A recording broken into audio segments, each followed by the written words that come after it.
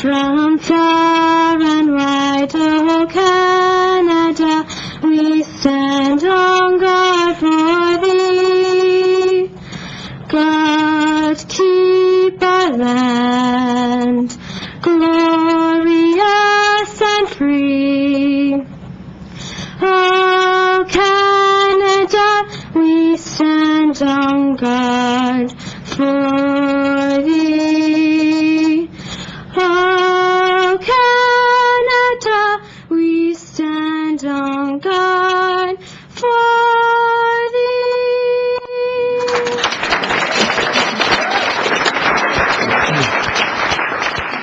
And on behalf of the members of council and all those present this evening, thank you very much for gracing us with your presentation. Appreciate you being here. Thank you.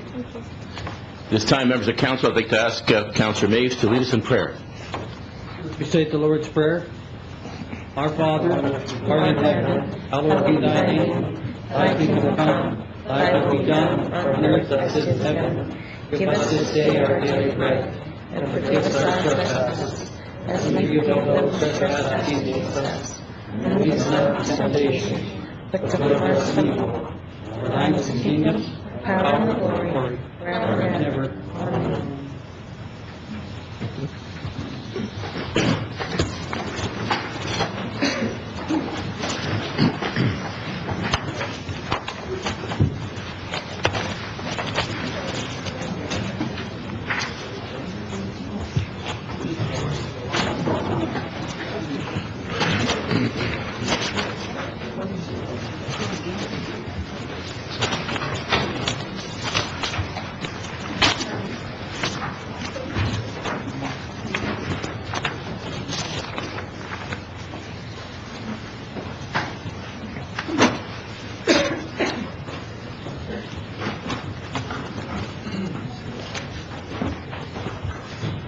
This time, members of council, I'd like to ask for a motion for the adoption or the approval of the adoption of the minutes of the council meeting of March 17th, 2008, as circulated and amended, with the addition that we received in our packages this evening.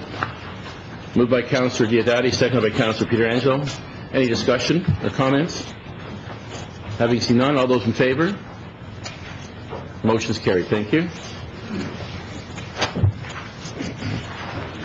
At this time, I'll ask for any disclosures of a pecuniary interest by any members of council. Councillor Carrion.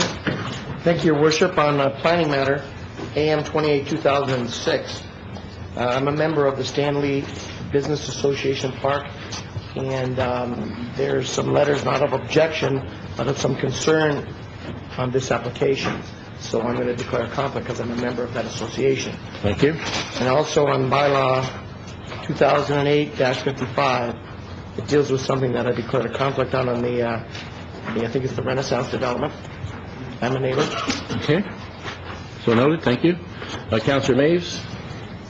I have a conflict on the, in the report section under the municipal alcohol risk management policy. Okay. Insurance is my form of income. Thank you. Councillor Thompson. Conflict bylaw 2008-55. So noted. Councillor Wing. I believe it's bylaws 2008-54 and 2008-55 involving properties owned by my spouse's employer. Okay, so noted. Thank you. Councillor Ionone. I have the same conflicts. Okay. So noted. For both of them as well. Yeah. I'll also declare 2008-54. It doesn't say what that is. Mr. Clerk. Yeah, just for clarification, 2008-54 is the zoning bylaw based on your approval last week on the Monticello application, and that second bylaw, 55, is actually the Section 37 agreement associated with that project. So, Thank you for clarification. Are there any other conflicts to be noted this evening? Okay, thank you very much, members of council. We'll move on to our deputations. Our first presentation this evening is by Mrs. Rennie Piscatelli and Inga Sikowski, who are here to inform council of the upcoming family literacy event being held on April 12th at the McBain Community Center. So I should say welcome to Rennie. Thank you, Rennie, for being here, and Inga.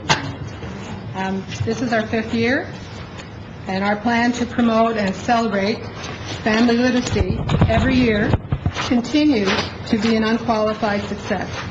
Your Worship, Mayor Salsi, members of council, staff of City Hall, ladies and gentlemen, we are here tonight to invite you and all children under the age of 8 and their families to our 5th annual celebration of family literacy. Our committee is hosting this event at the McBain Community Center from 9:30 a.m. to 1 p.m.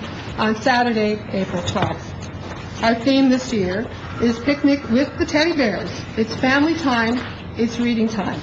And I see you have a display set up, so thank you very much. My name is Rennie Piscitelli. I serve as a volunteer from the board of the Public Library on the Family Literacy Event Committee. I'm here with another active member of our committee, Ingrid Sikowski, manager of Children's Services for the Niagara Falls Public Library.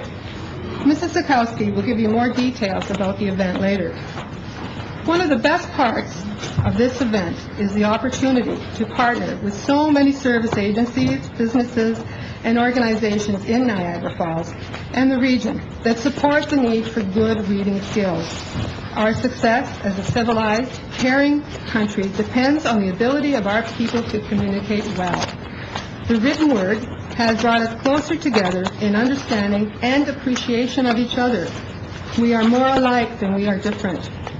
A literate community is a more informed and vibrant population. A DVD was put together to showcase last year's event. Now we can see and hear the action and adventure at last year's joyful celebration of reading.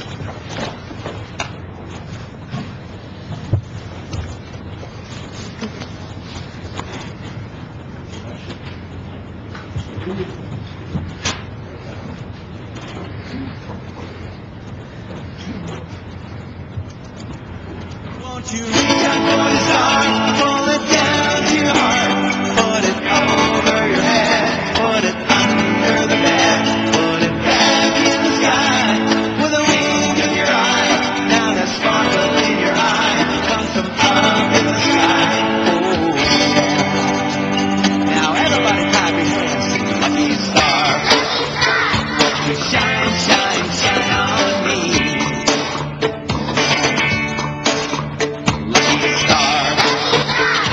Shine, shine, shine on me. Everybody has got a lucky star, yeah. And when you're lonely, it'll shine on you where you are, yeah. So won't you reach out for your star, pull it down to your heart, put it over your head, put it under the bed, put it back in the sky, with a wink of your eye, now that sparkle in your eye, comes from up in the sky, oh yeah. Now everybody clap your hands, sing Lucky Star, won't you shine, shine, shine on me. Lucky Star, won't you shine, shine, shine on me. So won't you reach out for your star, pull it down to your heart, put it over your head, put it under the bed, put it back in the sky, with a wink of your eye, now that sparkle.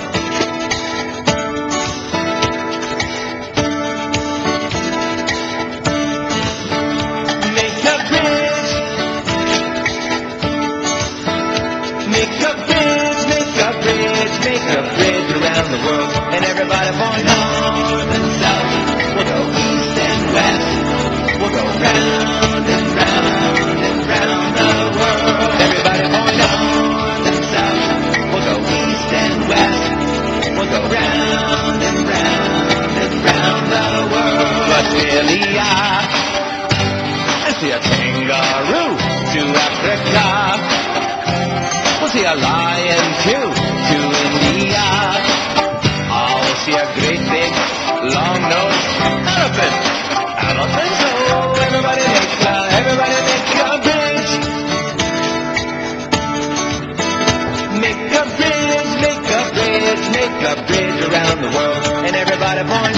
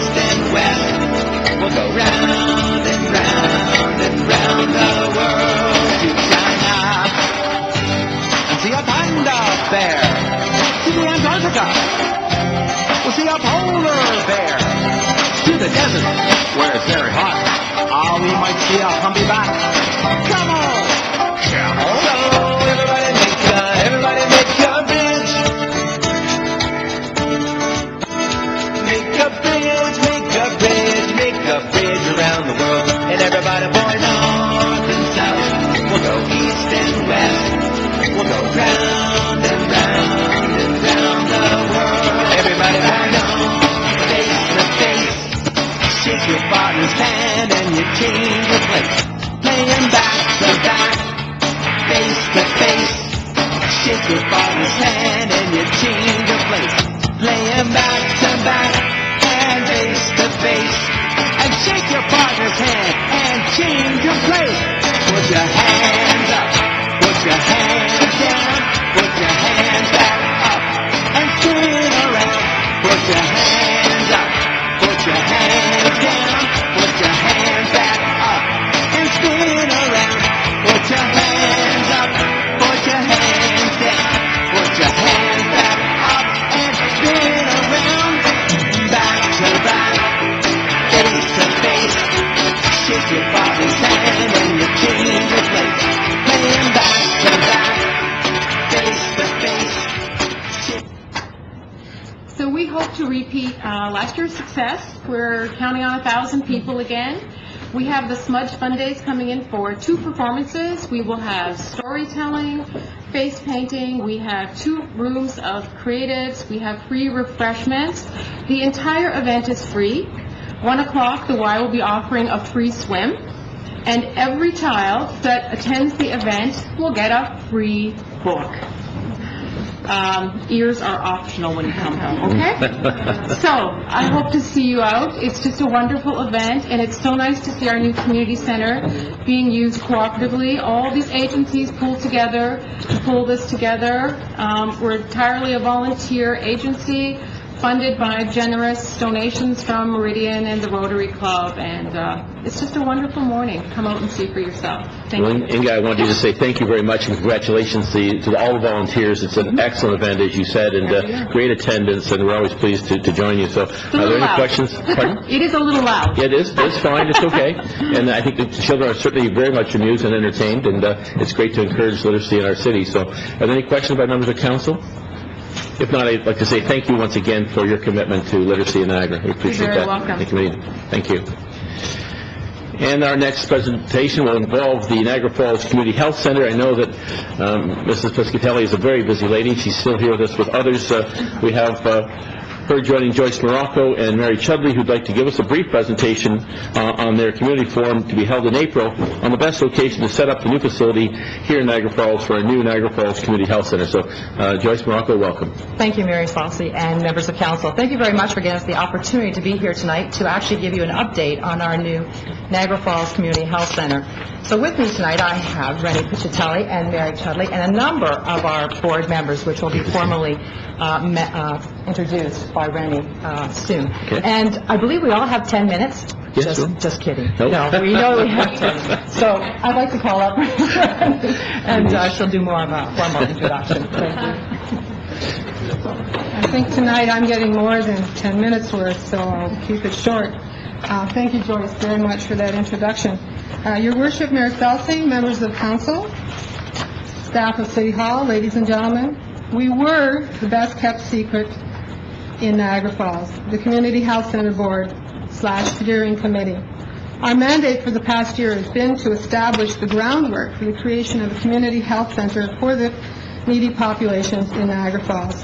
We are funded by the Ministry of Long-Term Health and Long-Term Care, and are working in partnership with the Local Health Integration Network, or LHIN. A healthier community is our primary aim in the creation of this health center. In November of 2007, a forum was held at the McBain Community Center to recruit a steering committee. 8 good women and men came forward to serve as the sponsoring organization.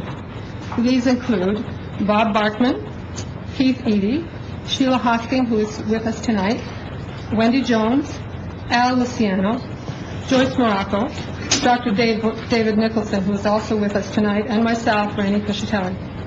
Each of us has brought many skills, talents, networks, and abilities to the task at hand, as well as a strong belief in the Ministry of Health vision, which seeks to uphold and promote healthy persons. Our own carefully crafted vision says it all: empowering individuals, strengthening community. Community health centers are proving to be an effective model of primary health care, meeting the complex medical and social needs of those most impacted by such barriers as physical disability, homelessness, poverty, chronic disease, language, and culture. We have been incorporated since April 12th of 2007 as a not-for-profit organization.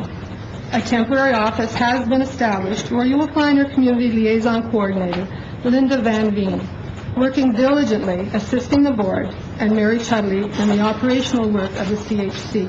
And I put small cards on your desks with the address, not the address, but the phone number and the web email of the site.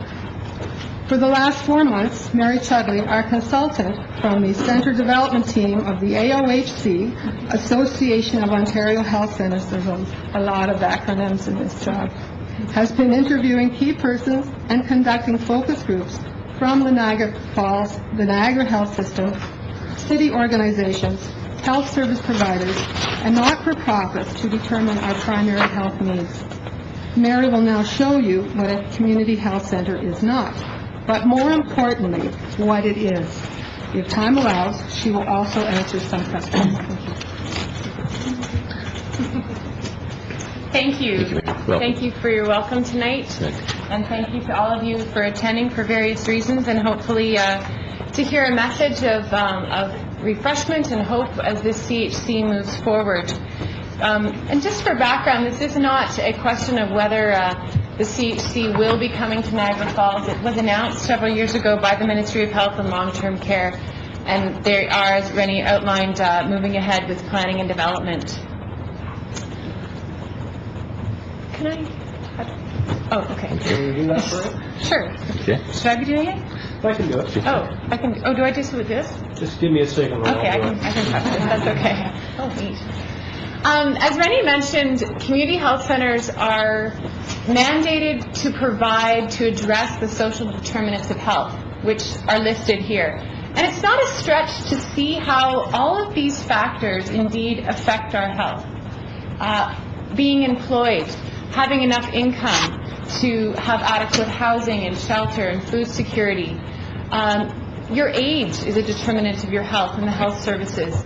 Stigma that is associated with different aspects of life all affect the kind of healthcare service you get, the immediacy of that healthcare service, and the ease at which you can access that healthcare service. So CHCs are designed to provide programs and services for individuals and communities who experience those barriers, who just have trouble getting access to healthcare. We're not, I shouldn't be in charge of this. I'll just say next slide. Perfect. We're not new, even though it is a new model for many people. It's because there are only 55 community health centers in the province at present, but we have been around for 30 years. 2 years ago, the largest ever increase in community health centers was announced with 22 new CHCs and 17 new satellites in late 2005, and Niagara Falls was one of those new CHCs. The same announcement brought a new CHC to Greater St. Catharines and Thorold, as well as to Fort Erie, Port Colborne. Next slide. This is a map of the existing satellites and existing community health centers in the province. In this area, and when we talk about areas now in the Ministry of Health, I don't work for the Ministry of Health, by the way. I work for an association that has member agencies of CHCs, but the Ministry of Health has been divided up into local health integration networks. And this area is the Hamilton, Niagara, Haldeman, Brant area. There are several CHCs in the region, and because of that closeness and proximity, a lot of linkages are already happening with the new community health centers and with the existing community health centers. Close by, there's a Centre de Santé in Welland, a community health center designed to meet the needs of Francophone population there, as well as a few in Hamilton and 2 Aboriginal health access centers in Hamilton and Brantford. And I've already mentioned the new community health centers in this region. Next slide. The basis of the model of care for CHCs are around these 4 service areas. I'm not sure it says 5. Sorry about that. Well, it is 5 because it starts with that primary clinical piece, a place where clients can go and access services that we traditionally would call a medical service, your doctor, your nurse practitioner. But beyond that, community health centers get into programming services that are focused on illness prevention and health promotion, keeping people well, education, peer support groups, all kinds of lifestyle programs. And then it goes into community capacity building through the community development initiatives that CHC is getting involved with other organizations. And service integration, a new buzz phrase these days, but really it just means that clients are given seamless care so that they are given the most appropriate care by the right provider at the right time. And because community health centers have this team of professionals working under one roof, as well as strong, active partnerships in the community, that service integration can occur. Just a comment around what I was saying as an enrolled client. The priority will be given for those that do not have a physician, but more importantly, beyond those that would just access, if you go to the community health center to see your doctor or your nurse practitioner, tens of thousands of more clients can access the programs and services at the CHC, even though they might be going to their doctor at another clinic because they already have a doctor.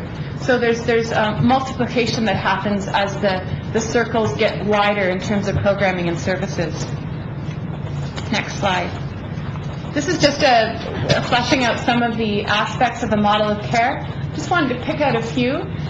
The fourth one down, the interdisciplinary team that is this team of professionals, that's really important because, as some of you may know, doctors play an extremely important role in our healthcare system, but too often doctors are having to run the business of healthcare, and we need doctors because of the shortage. We need doctors to do what doctors do best. And so on an interdisciplinary team, a doctor is on the same team as a nurse practitioner, mental health counselor, social worker, dietitian, nutritionist, chiropodist, and the list goes on and on. They all are on the same team, and they're all paid a salary. So we're really moving away from the fee-for-service model. If any of you are familiar with those kinds of compensation models, it makes a difference in the kind of care a patient can receive because a doctor can take the time rather than being a fee-for-service where they're paid per patient, they're paid a salary, period. And that makes a difference in the kind of care. And with the team approach, they are able to, again, provide the right care at the right time by the right provider. I already mentioned the social determinants of health, and also the community governed aspect. The board right now is made up of key providers and community members in Niagara Falls, and that will grow and change and add new board members, but it will always be a community governed volunteer board of directors. Sometimes, the next slide, sometimes it's helpful to explain what a community health center is not, to understand what it is. It's not a walk-in clinic in that care is available to members and clients on a 24-hour basis, but they are known to the CHC. It's not your local doctor's office because though it provides that care, it also provides so many other services for clients. And it is not an extension of an existing service or agency, and this is so important as a key message to tell the community. CHCs, though funded by the Ministry of Health and a new model of care perhaps, they are not duplicating. It's not that they just don't try to duplicate service, they do not duplicate service. And that is why this planning time is so essential, and the recommendations that come from it is so essential because we're providing information around key partnerships that are going to occur, co-programming or sharing of space, sharing of staff, sharing of resources, information referral, and those are the kinds of questions and conversations we're having right now with health and social service, but also right across all sectors in the community. Just a quick word on the next slide on how CHCs alleviate the burden on acute care. Primarily, CHCs provide care to populations who have trouble accessing the right and the comprehensive kind of care they need. But CHCs also facilitate that service integration piece because they get the right provider for that client need, and even if that might be outside of the actual building of the CHC. CHCs also have the opportunity to deliver provincial strategies. For example, there's a CHC in Ottawa that is the Diabetes Education Center for the entire capital region, for hospitals, for medical clinics, for CHCs, everything. So they're able to implement those kinds of strategies. And through all of these things, community capacity is renewed and sustained through empowered individuals, as the vision says for Niagara Falls CHC.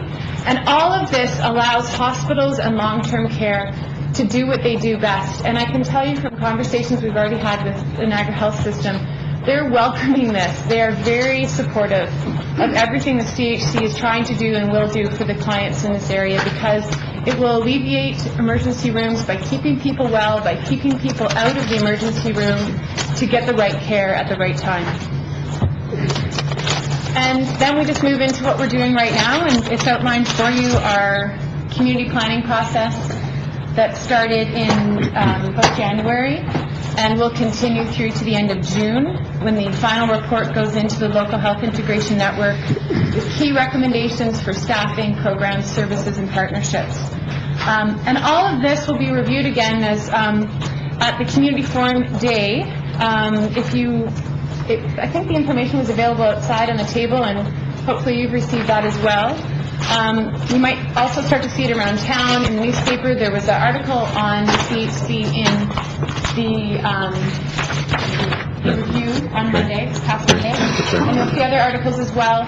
The Community Forum Day is April 17th. The afternoon session, evening session, same thing. Don't come to hear, or you might, well, you won't get bored, but you might hear a repeat. But please try to make one of those sessions. What it will be a reflection back of what we've found in this planning process, and more importantly, it will be asking the community to look at that snapshot of what we've found around recommendations for priority populations, to say, what's missing? Who do we still have to talk to? Who do we still need to connect with to find out what the priorities are for healthcare services in Niagara Falls? So please plan to attend. Tell your neighbors and your friends. It will be a wonderful time of community connectedness. Thank you, Ms. Shelley. There may be members of council who would have questions. Members of council, any questions of Ms. Shelley? Just to reiterate then, the community forum is going to be held on Thursday, April 17th at St. Andrew's United Church. There's an afternoon session from 1 to 4 and an evening session from 6 to 9 p.m., correct? Yes. Great. So thank you once again for explaining the purpose of community health centers, and hopefully enlightening our residents as well, and to the volunteers who are committed again to improving health care in Niagara Falls. We say sincere thank you very much. Thank you again. We appreciate it. Members of council, the next deputation is a great news story, and I'm pleased to welcome the members of the Arena Fundraising Task Force who are here with us. We're raising money on a capital campaign for our new four-pad facility called the Bob Gale Complex, and I have the chair, Mr. Mick Wolf, who would like to make a presentation. And Mick, would you come forward, please, and maybe introduce the members of your committee? Thank you.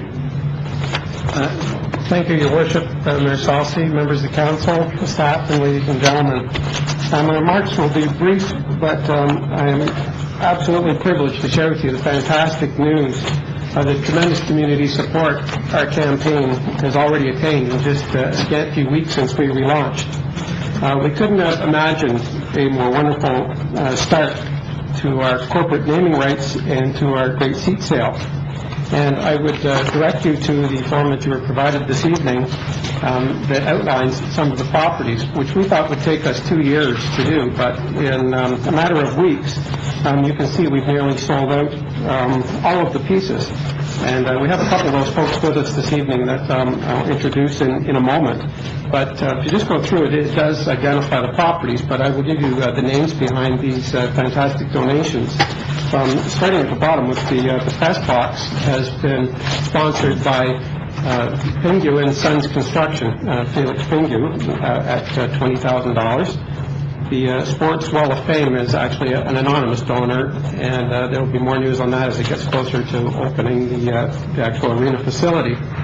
The Convener's Meeting Room at $30,000. We have been sponsored by the family of Mr. Sam Long, who is a longtime community volunteer and convener himself, so very appropriate.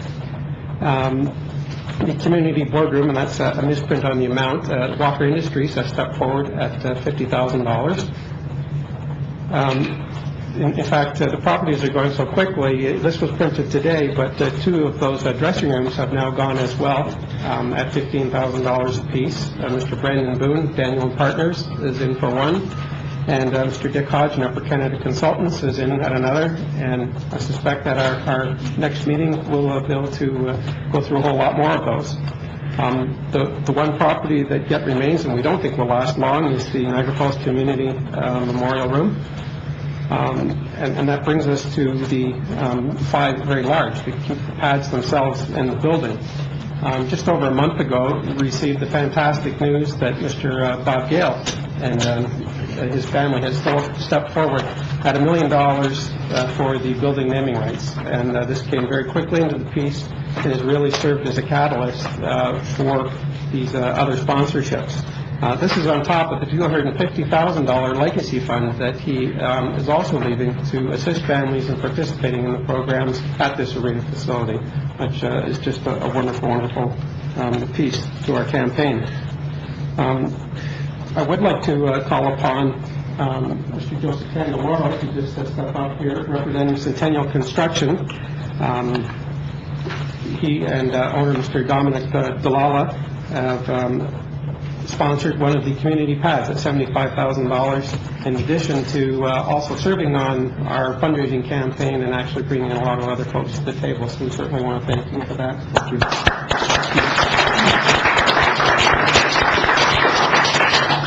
Unfortunately, 3 of actually these folks are away out of the country, but Mr. Al Filer and the Lifetime Financial Planning Group is also in on Pad 2 at $75,000, and we'd like to bring him in at a later time. Mr. Gale also happens to be out of the country. The stadium pad, the 2,000-seat main spectator bowl, which we had tagged at $150,000, has actually been sponsored at the $250,000 level by E.S. Fox, Mr. Spencer Fox, who unfortunately couldn't be here tonight. In addition to that, there'll also be a recognition on the main on the scoreboard clock, but I think it's just a fantastic piece. And lastly, in that group, I call on Mr. Tom Naylor of Meridian Credit Union to step forward, and he'd actually like to present you, Mayor Salsi, with the first big check, their first in with the money. So that's $100,000.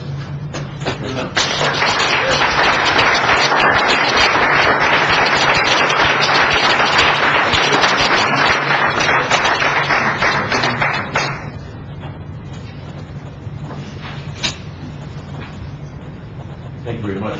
I just wanted to say, if I could, in particular, if you pass on my congratulations and thanks to Meridian, what great corporate sponsors they have been, but joining all these illustrious businesses in our city who support this endeavor is much appreciated by all of us in the city, and we hope that they'll leave a great legacy. So thank you very much. On behalf of members of the council, this has been just great news, and thanks to the fundraising committee, you're doing a great job putting yourself out of a job, but thank you very much for all the effort, and maybe you can have members of your committee stand as well, please. Finish very shortly, but also call on Mr. Don Jackson and Pat Mascarin, who are also with the fundraising committee and also volunteer their time with the recreation committee. The last piece is the seat sale, and there's a strategy behind that. We hope to be the only arena facility in all of Ontario, and to our knowledge all of Canada, that has every single seat sponsored. And we have a 20-month campaign leading up to the opening that is essentially 100 seats a month, and we're exactly on target for that as well. So, in each of the next months, we hope to sell 100 seats a month to that end. And so we think we're going to be sold out, and it's just a good news story, a lot of community support. Spectacular job. Thank you very much on behalf of all the members here today. Thank you. Members of council, do you have any questions of Mr. Wolf at all? Anything further by members of council? No? Well, thank you once again, and thanks to the committee for their hard work. Appreciate it. Yes, Councillor Ainoli? Thank you, Mr. Mayor. The second part of Mr. Gale's donation was the $250,000 for the foundation. Where are we with that? At this point, can we ask Mr. McDonald? Then fine. Yeah, we're just actually working out the details of that. The hope really is that we'll connect to the Niagara Foundation. And in fact, the funds will be run through the Niagara Foundation at meetings actually this week with them to work out the details. We also have a draft formal agreement with Mr. Gale for the donation, which we'll bring to the council sometime in the future. We've had numerous conversations, and we're working on these documents, and I would expect in the next month or so we'll have some kind of formal agreements on both of those particular initiatives. Thank you, because to me that was the most generous fund that he could put out there. If it's going to put kids into hockey that can't otherwise go, I think that was fantastic. And if they're looking for a council member to sit on that committee, I would certainly like to volunteer. We already have one on the, I guess you're on the campaign. Are you talking about the other committee? I'm more interested in it now. Okay. Mr. Conn? On that point, what will happen is there will be a separate committee that will really deal with the allocation of the proceeds of that fund as it gets rolling. And we're actually looking at the template that's been formed with Mr. Diodario from the Sleep Chief, and we've set up a design from that program, and we're looking at that to work a similar process. Great. And there will be a need for community members. Thank you. And members of council, we have before us a recommendation in the report that the donations for the naming opportunities for the four ice pads be received for information purposes, and that the updated list of the Arena Task Force fundraising volunteers be approved. So moved by Councillor Maves, a second by Councillor Wing. Any discussion of that motion? Having seen none, all those in favor? Motion is carried. Thank you very much. And thank you once again to members of the committee. Mr. Clerk, could you introduce the next item on the agenda, please?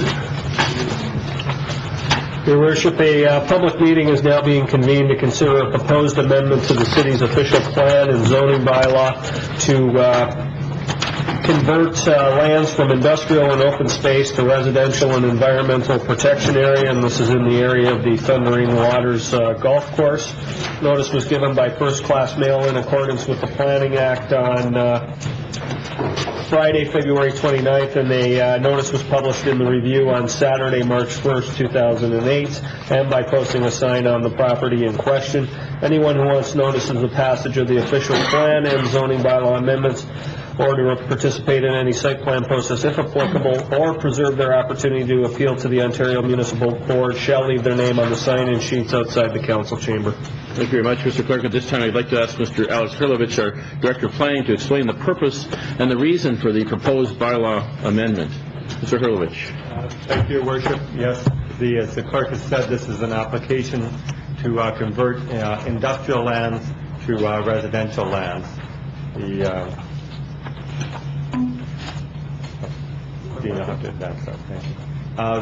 location map on the screen shows the property in question. The lands total 252 acres. That's in excess of 252 hectares. It's in excess of 600 acres of land. The lands are the south end of Drummond Road and the south end of Dorchester Road, south of approximately Oldfield Road. The lands are largely vacant with some wooded areas. There are a number of wetlands which are locally and provincially significant.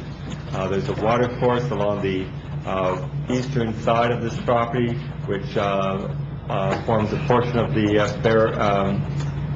boundary of this property, as well as the Thundering Water Golf Course forms part of the boundary on the east side. To the west is the Hydro Power Canal, as well as some industrial lands. To the south is the Welland River. The next slide, you can see this again in a little bit different context. The lands that are identified in green on the screen include lands that are currently wooded and include wetlands, both locally and provincially significant. The majority of the lands are locally significant wetlands. There is a small pocket of provincially significant wetlands just above the Chippewa Creek Parkway and right next to the Welland River. The balance of the lands are locally significant wetlands. The lands, again, that are in white but within the red boundaries would be changed to residential purposes. The lands in green would be retained as environmental protection lands, with the exception of this woodlot here, a wetland which is somewhat compromised. The developer, in fact, proposes that this woodlot would be substituted with a expanded woodlot in this particular area and wetland that would function to improve the environmental aspects of this area. I'll speak a little bit more about that in a few minutes. The next slide. The background behind this application is an application by Thundering Waters Development Incorporated. As I mentioned, it's 252 acres, or hectares rather, 622 acres. The application is to change the lands from an industrial and open space to residential and environmental protection, two existing designations within the city's official plan.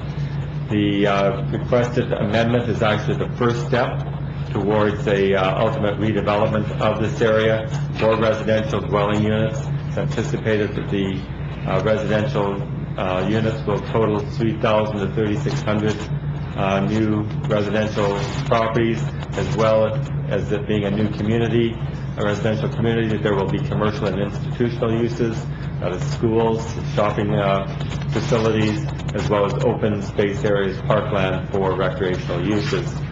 Prior to any development, this will have to go all through a secondary plan process. The secondary plan process will provide for the actual phasing of development, the protection of natural areas, the detailed land uses, those are the ones I mentioned just a minute ago, the commercial, residential, open space areas would all be part of that secondary plan. As well, there will be urban design requirements and development density targets. This application is similar to the one that Council dealt with last meeting for the Warren Woods area, the area southeast or southwest of Niagara Square. The consideration of the amendment for the conversion of industrial lands will provide the city to withhold any development approval until the actual secondary plan process is complete. In doing our planning analysis on the next slide, the city had regard to, or city staff had regard to the provincial policy statements and the provincial growth plan. The municipal council must be consistent with these planning documents of the province, and both of those documents require that the city protect its employment lands, that is largely its industrial lands, for current and future economic opportunities. It also requires that the city maintain its environmental areas, and the documents also allow for the conversion of employment lands where there has been a municipally initiated comprehensive review of employment lands. The city undertook such a study last year. In fact, we're just finishing up the phase 2 of that. The phase 1 report, the comprehensive review of employment and residential lands, was completed and presented to the city in October of 2007, that is last fall. And that study concluded that based on population projections for the city, that the city will have a undersupply of residential lands and therefore needs additional residential lands to meet future growth. And they also found that the city's employment sector is moving towards a service sector type economy and away from heavy manufacturing, and as a result the city has an oversupply of vacant industrial lands. Therefore, if we go to the next slide, the Urban Metrics report actually provides and concluded that the lands of the Thundering Waters Development Company is suited for residential conversion in compliance with the comprehensive review as well as the provincial policy statements. Our official plan as well provides guidance to this council for the future residential development, and it requires that it occur in a manner which is compatible with the surrounding neighborhood. That means the residential neighborhood to the north, means the industrial neighborhood to the east, as well as having regard to the environmental conditions of the property. The proposed residential uses of the land will be a continuation of the residential area which already exists south of McLeod Road, south of the hydro corridor that separates the current residential area from the industrial area. The applicants have submitted a proposal for a mix of single and multiple family housing, and that mix would actually be determined through the secondary plan process, which is the next phase. As I've mentioned, it's a two-phase process. If you look at the next slide, the official plan also provides guidance with respect to industrial compatibility, and the city is bound to follow the Ministry of the Environment guidelines. These are D6 guidelines, referred to as D6 guidelines, which separate sensitive land uses from industrial facilities, sensitive land uses being largely residential activities from industrial activities. And it depends on the nature of, or the class of industrial uses as to what that distance separation would be. So Class 1 lands would be set back 20 meters, approximately 66, 70 feet. Class 3 lands, which are the heaviest industrial, would be set back 300 meters. It's not on this slide. Class 2 lands would have a separation distance of approximately 70 meters. The applicants have submitted that the types of industrial uses that currently exist east of this site, which includes the Stanley Industrial or Business Park, are largely Class 1 and Class 2 industries, and therefore the 70-meter separation distance between industrial uses and residential uses would apply. The secondary plan process, however, will be the process by which we'll set out the details of those distance separations, and it'll also be the area in which we address the impacts of those residential uses on existing industrial and future industrial uses. Certainly we don't want to have our industries closing because of the proximity of residential to them. The official plan also has policies with respect to natural areas. As well, we have to comply with the provincial policy statements, the region's policy plan, as well as our own official plan, which all stress the importance of preserving our natural environment. And I mentioned in the earlier slide the local and provincially significant wetlands and woodlands that would have to be protected. The environmental constraints analysis is also required when the area is identified as a wetland, and so these areas would also have to be protected from development impacts. As well, I've mentioned that the applicant is seeking to provide some mitigation by allowing development of a wetland on the north area. This is the area behind Pelfinger, which is currently a locally significant wetland, and the developer proposes to relocate the wetland to the south of the Conrail ditch to connect with the provincially significant wetlands to provide a ecological and hydrological function which would match the function that already is found on that site. The Niagara Peninsula Conservation Authority has required that there be a feasibility study before any of those wetlands could actually be altered. There's, in addition, a woodlot management plan that was prepared by the developer, which suggests that the woodlot features of the site should also be protected. An environmental impact study will be required for the environmental analysis of the site. These are existing site conditions because of the former industrial nature of these lands. The official plan requires that these studies be done before any development occurs. Again, this would be part of the secondary plan process requirements. Looking at the next slide, the official plan requires that there be adequate services and facilities to accommodate the transportation necessary for this. The proposed development will have an impact on the existing road system. We're already aware of that. As I mentioned, this is an area for 3,000 to 3,600 new dwelling units, so that a road design and transportation analysis will be done. That, again, will be part of the secondary plan process. The transportation plan will also be integrated in with the city's transportation master plan, which is about to start this year, and we will be asking that they identify any improvements which would include additional road connections either across the Hydro Canal linking to Oldfield Road to the west of the property, or a southern linkage across the Welland River, which would connect to Rexenger Road and ultimately to the interchange at Lion Street in the QEW. So either one of those being a possible secondary connection rather than all the traffic feeding north to McLeod Road.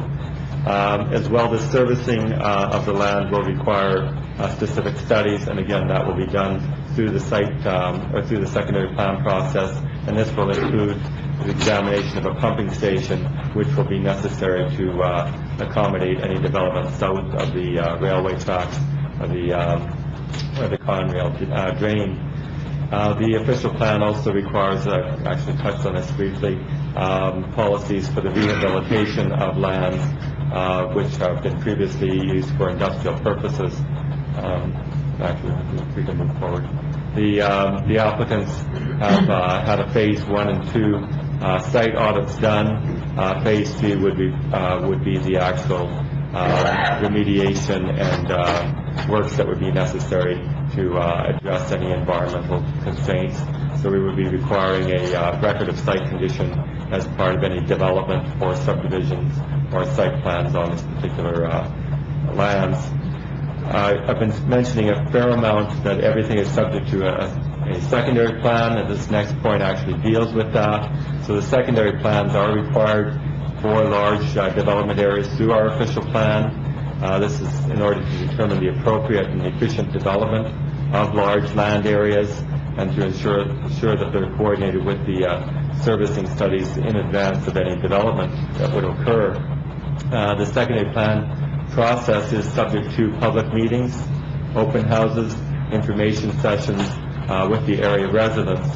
So if council supports the recommendation of this application tonight, our office would be setting up the initial meetings with the stakeholders. That would be the industrialists in the area, the residential properties in the area, as well as the golf course operator and Ontario Hydro, the Conservation Authority. All of those people will be part of that stakeholders group meetings. The design of the development will be in conformity with the density targets that are set out through the provincial growth plan. Our office has been reporting to council on this and the requirement of the province that we continue intensification efforts such that we have 60% single and two-family homes in new subdivisions and 40% multiple family homes in the form of townhouses and apartments. Again, those will be worked out through a secondary plan process, and those will be all part of those public meetings and open house sessions. The requested amendment to facilitate the conversion of these industrial lands is, as I said, the first step in the process, and the amendment will be written such that it will restrict any residential development or any alteration of the environmental protection areas until the secondary plan process is complete. The zoning of the land is currently general industrial and light industrial, as well as some open space, which affects a portion of the golf course lands. I've already mentioned that a portion of these lands are provincially significant wetlands, as well as the locally significant wetlands. None of these lands are currently recognized as either hazard or environmental protection lands. The proposed official plan amendment would contain clauses that would subject the whole property to a development holding zone, that is to prohibit any development from occurring until such a time as the completion of the secondary plan. The zoning change would then be removed following the secondary plan so that the appropriate residential zones would be introduced to correspond with the land use distribution that would be identified in the second phase. So the conclusion of this application is that we do support the residential use of this subject land, subject to conditions in this report. The application represents the first step, as I've mentioned. It is also designed to protect residential development, protect the natural features of this area. The official plan has a number of requirements that various studies be completed before the secondary plan can be approved. This would include policies that would provide for the appropriate separation and buffering of sensitive land uses from industrial uses, as I've already mentioned. That also includes urban design guidelines, lot size variety, neighborhood interfaces, streetscaping, sidewalks. There are also requirements that would address the engineering services, population capacity of the area, location of community uses, that would be the shopping, schools, open space areas. So all of these will be studies that will be required as part of the official plan amendment, and therefore we're recommending that this application be supported by council as outlined in this report. Thank you. Well, thank you very much, Mr. Hurlovich. And once again, members of the public are advised that failure to make an oral or written submission at this public meeting will result in the Ontario Municipal Board dismissing any referral it receives. Failure to sign the sign-in sheets will result in staff rejecting an appeal as per Section 17, subsection 24 of the Planning Act. At this time, council will hear from anyone other than the applicant who wishes to speak to the proposed bylaw amendment. We just ask, please, that you'd be kind enough to state your name and address and limit your comments, if you would, to 10 minutes. Anyone other than the applicant wish to speak? Good evening, welcome.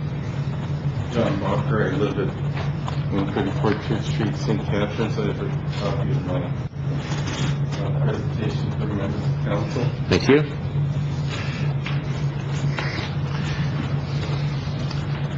At the outset, I would like to say that I regret not being involved in this matter 2 years ago when the first environmental impact statement was prepared, because I think this is one of the most significant issues you'll deal with in your lifetime as municipal politicians. As soon as I did become informed of it, however, I did attempt to influence staff before the preparation of their report, and was unfortunately totally unsuccessful. Now, Mr. Hurlovich addressed the issue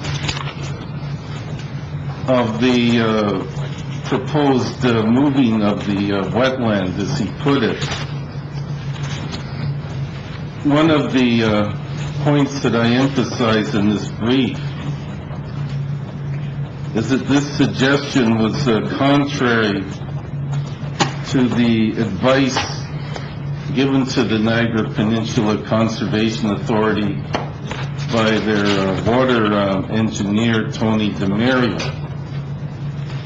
And his letter, which is not, unfortunately, in your package, is contained as an appendix to my brief. It is dated February 14th. And what I think is very significant, if you turn to the second page of that letter, MPCA staff believe large-scale wetland relocation to accommodate major development proposals is outside the parameters of this policy. What follows afterwards is, if you reject our advice, this is the way you should do it. It's clear that the staff of the Conservation Authority regard this as a violation of their land use plan.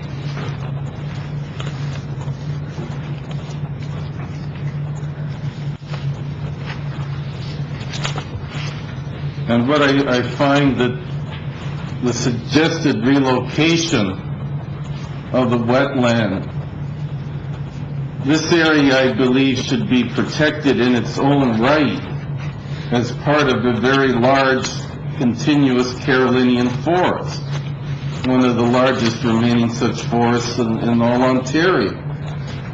Should not be protected as being proposed as a way to relocate a wetland. Now, I wrote my report, which you had probably read before the meeting because it was included in the staff report. And then I had an opportunity to look at the site from the roads like Dorchester, Chippewa Parkway, and Oldfield Road. And what really struck upon me, and then was, I think, reinforced by then looking at the aerial photographs was the extent of forest in this site is much larger than I think is indicated in what you saw tonight. It appears that most of the site that is south of Oldfield Road is forest that would meet the definition of forest under the regional tree bylaw. There has to be a canopy and the trees have to be of a certain diameter and this sort of thing. Of course, we have no objection to designating land residential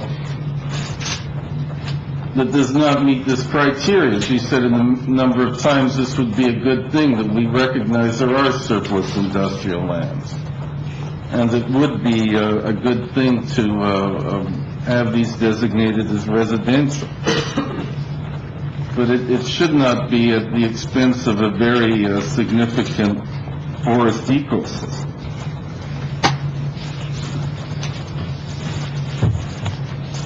One of the matters that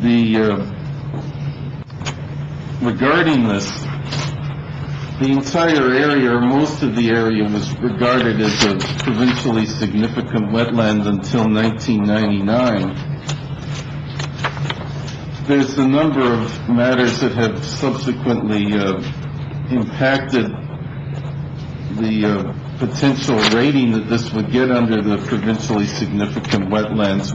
That the status of greenbrier has been upgraded to a threatened species.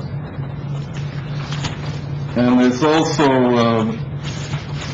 the significance of the pin oak community is of such that it may rank a far larger area being designated as a provincially significant wetland. And I'd like to read to you from page 12 of the environmental assessment. It is noted that there is high potential that this wetland area may be classified as provincially significant if reevaluated by Ministry of Natural Resources due to the presence of rare vegetation species such as pin oak. These pin oak swamp communities are recognized internationally as rare and endangered ecosystems. Also, in our comments, which are at the last document in my appendix, they recognize the site as a deer wintering yard. A number of rare species. To protect the function of a deer wintering yard, I believe, would require the protection of the entire forest area. What we have not heard about tonight from the planning staff report is the province's policies for significant forests. Now, what is really quite remarkable, way back in 1990, this area was identified as in an environmental study by the Niagara region that looked at various environmentally sensitive areas. They identified then as 180 hectare forest on this site. That's a lot more than that small ESA. Those are not 180 hectares. And since 1990, the forest has actually gotten bigger. There's been, 28 years of growth, of tree growth. There hasn't, to my knowledge, I may be wrong, any clear cutting. The forest should be larger than 180 hectares. Now, the province's policy on significant woodlands, they have a term called uncommon woodlands. for any woodland that is larger than 100 hectares. And this would clearly fall within this parameter as a provincially significant forest. And the provincial policy gives a lot of reasons why it's important to protect these forests. Larger woodlands are more likely to contain a greater diversity of plant and animal species and communities than smaller woodlands, and are better buffered against the harmful edge effects of agricultural or urban activities than smaller areas. Larger woodlands are more likely to maintain fuller, more resilient nutrient cycles and food webs, and to be large enough to permit the different and important successional stages to coexist on the site, while small isolated woodlands are more susceptible to blow-down, drought, disease, and insect infestations and invasions by predators and non-indigenous plants. So there's very sound scientific reasons why you should protect intact large forests such as the ones that exist on the site. Excuse me, so Mr. Barker, you have 1 minute. Also, we've had many times where the notion of the power of zoning to protect lands have been challenged. That was recently clearly established in an Ontario Municipal Board hearing in the case of Oakville, where forests such as this were clearly protected despite what the existing zoning was. And in conclusion, I would ask you to only expand those environmental protection areas to include the entire area of contiguous forest, and to request that the Ministry of Natural Resources conduct a wetland evaluation of the forested area. Thank you very much, Mr. Barker. We do have your presentation as well. Thank you. Is there anyone else other than the applicant who wishes to speak? Please come forward. Can I raise a question? No, if you have a question, you can certainly come to the podium, but we'll have an order if you'd like to come up. You're welcome to do so. I'm a little nervous. It's okay. I'm not a politician or a public speaker, but No problem.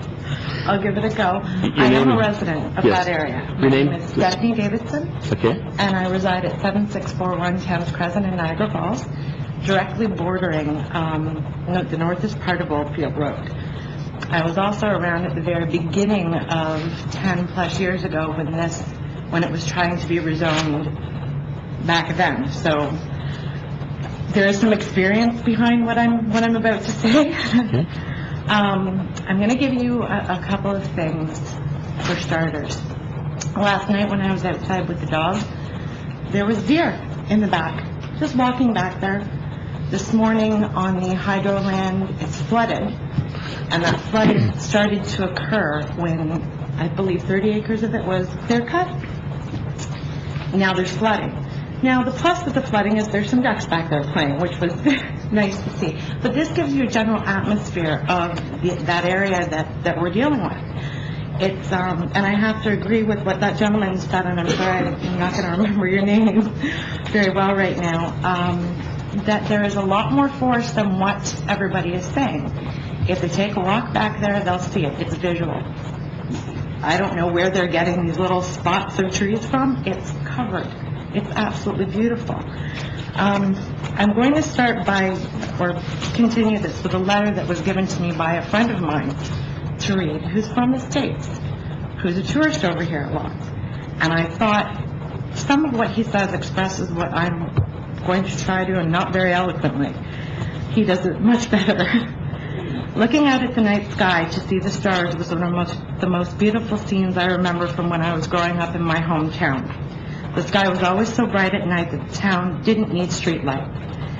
And if the power happened to go out in the middle of the night, you didn't need a flashlight. All you needed was to open the shades on your window to find your way around. Sadly, that same night sky I remember so well is never to be seen again. You see, up until 1990, the population stayed well below an average level. However, in just 10 years, the population skyrocketed. By then, the sky has started to fade, and very noticeably. You couldn't make out any of the constellations at all, and once the count hit 50,000, the stars that only remained in the sky were the airplanes flying overhead. Myself, at least, I know that whenever someone mentions the most beautiful scenes in North America, two things come immediately to mind: the Grand Canyon and Niagara Falls. If it came down to picking between the two, I would have to go with the Falls without contest. You are sitting on what is far most beautiful area that many people will ever see in their lifetime. To lose any part of that city and create it into something it shouldn't be would be a tragedy far beyond words that I can express. Now, you might be just saying to yourself, but we're not touching the Falls. But can you really say that when you know that those stars might be a little bit more faded from this expansion? This area was fought for before, and it shouldn't have to be fought for again. You might not think much of it, but by going into this area, you told yourself so long ago that you wouldn't touch. You're pushing a line further and further. And that line will soon disappear, and you'll never see those stars again. This is a very slippery path, and one I've seen personally the consequence of. But the difference is that in the grand scheme of things, my little town doesn't mean very much to the world, but Niagara Falls does. Now that's in part, we're a community. We've got some of the most beautiful land in the world, and we keep expanding it. And although there's nothing wrong with the growth of the city, I think we're treading on some very dangerous ground when we start developing it. For example, anyone's driven down McLeod Road lately to the new developments. We have houses that belong in Toronto on postage-sized lots with no yards for the kids, nowhere for them to play. You know, I grew up with a huge backyard. You know, these things are important to our kids, our grandkids. We're dealing with light pollution now for a city. We're not Toronto. We are a beautiful city, and we should keep as much of that land as we can.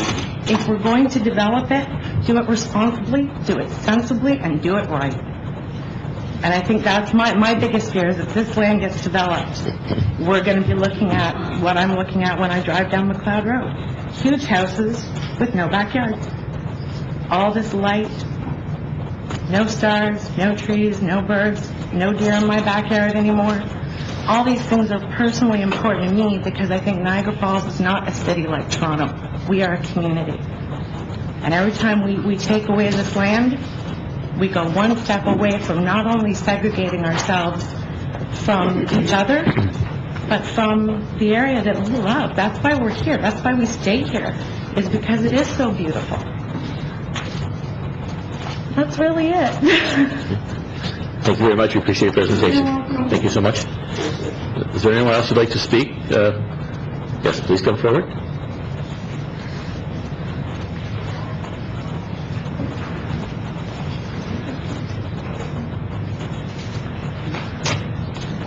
I too have a letter, but much shorter than John's.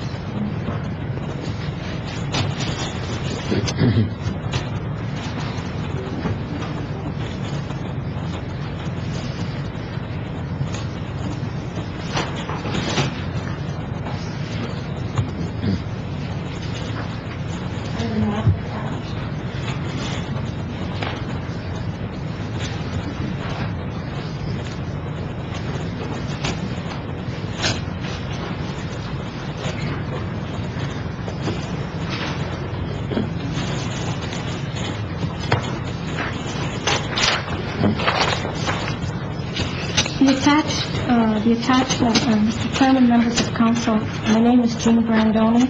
I live at Rural Route 1, Garner Road, Niagara Falls. The attached map is from the city's own, there's 2 volumes, Urban Wooded and Treed Inventory and Assessment Study done in 1993 by Trees Unlimited. And part of that has been incorporated into the developer's own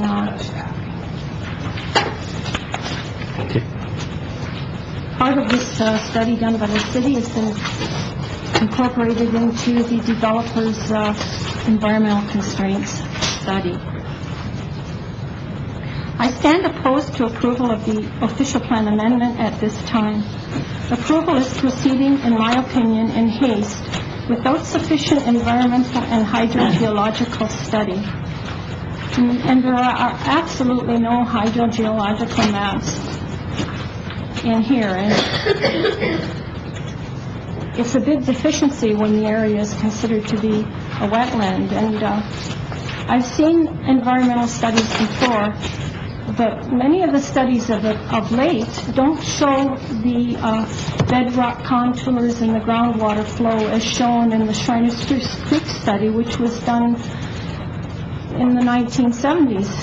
So it seems we're going backwards here instead of forward in our environmental analysis. Any studies that have been done are deficient. The entire area appears forested, especially north of the rail line, but is not shown as such in developers' environmental maps.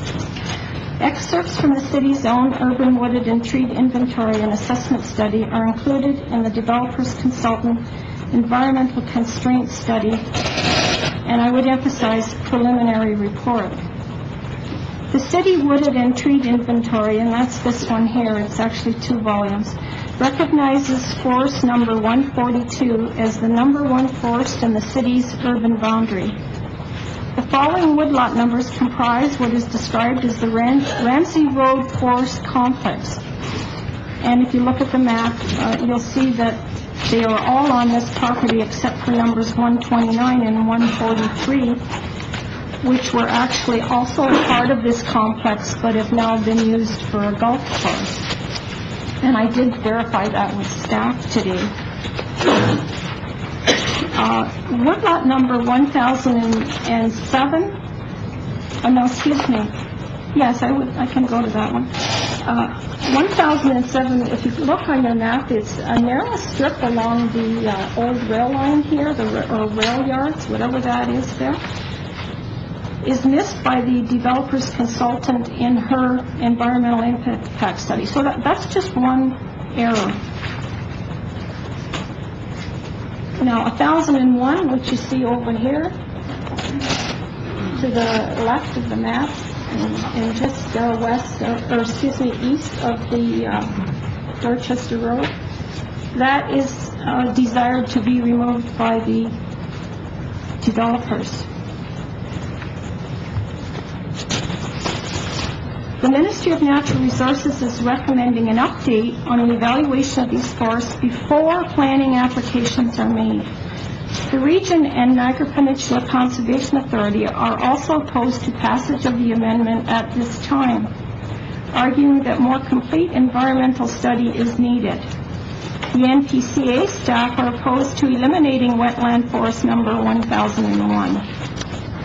And I believe the region and Conservation Authority are in agreement with what's being said by the public tonight, that the OP is premature, and that when you do pass the OP, it should show the protected areas that exist there, not something that's just on a map. Once again, the city's own forest study mentioned above, done in 1993, recommends a large area here for forest expansion, not development. And I do have the larger map here, from which this is an excerpt, and all of the pink lines going this way, the diagonal ones, those are recommended for forest expansion. And much of that, since that study was done in 93, in the past 15 years, has already taken place. And that's why it looks like it's all covered in forest.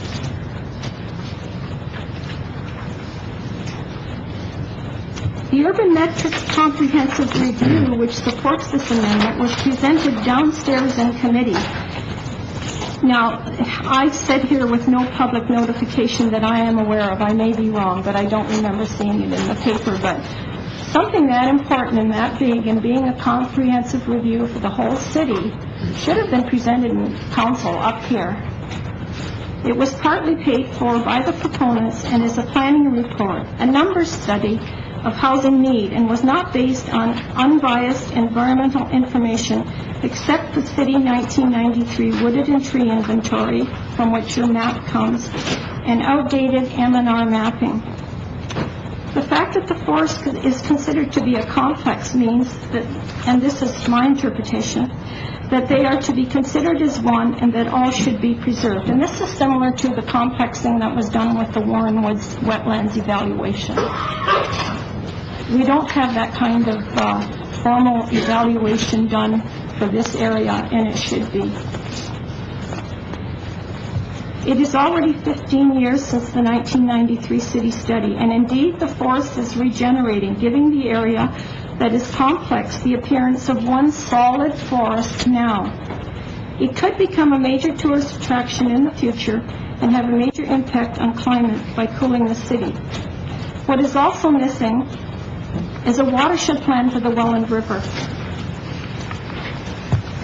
Now, I have some questions, if I may, Mr. Chairman, to the planner, I suppose. I was wondering on this, the change from open space to residential. I have your OT map here,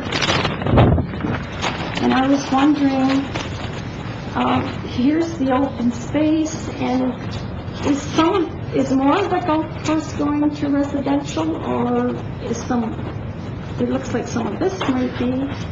Exactly what's being taken out of open space? Mr. Hilovich, can you attempt to answer those questions? Yes, Your Worship. A portion of the lands along the railway tracks are to be part of open space. If you look at the map on the screen, Ms. Grandoni, compared to the one in your hand, you can see there's a red line on the right side that extends south from Oldfield Road, and that crosses basically the railway tracks, and then it follows along the south side of the railway tracks. Those lands in your map are open space. On this plan, those would become part of residential. I think that's the lands you're referring to. Okay, so it looks like it might be including that little forest, 1007, that was left out off of the consultants. Looking at the map you supplied with council, that forest would be in this area, correct? Be converted to residential, and it was also left out of the consultant's report.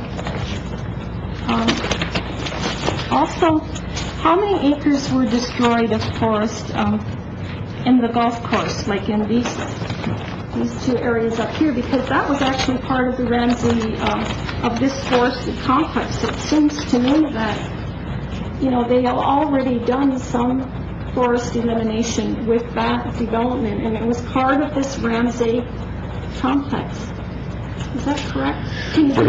Your Worship, again, the developer did, at the time the golf course was developed, provided a woodlot study, which basically provided for the removal of a portion of those woodlots and for the fairways and greens, and then a portion of that was to be retained, and there's an official plan policy to that effect. Again, those were some of those lands for the greens were now converted to residential properties as part of Thundering Waters Village. That's outside of this actual application area, but there was a study done for that as part of that development a couple of years ago.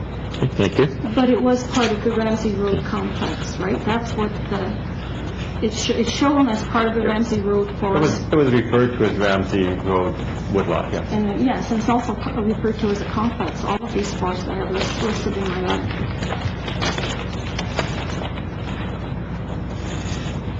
Now, the area of the new wetland where they say they want to create a new wetland to the south, I'm wondering, is that going to form part of their stormwater management as well?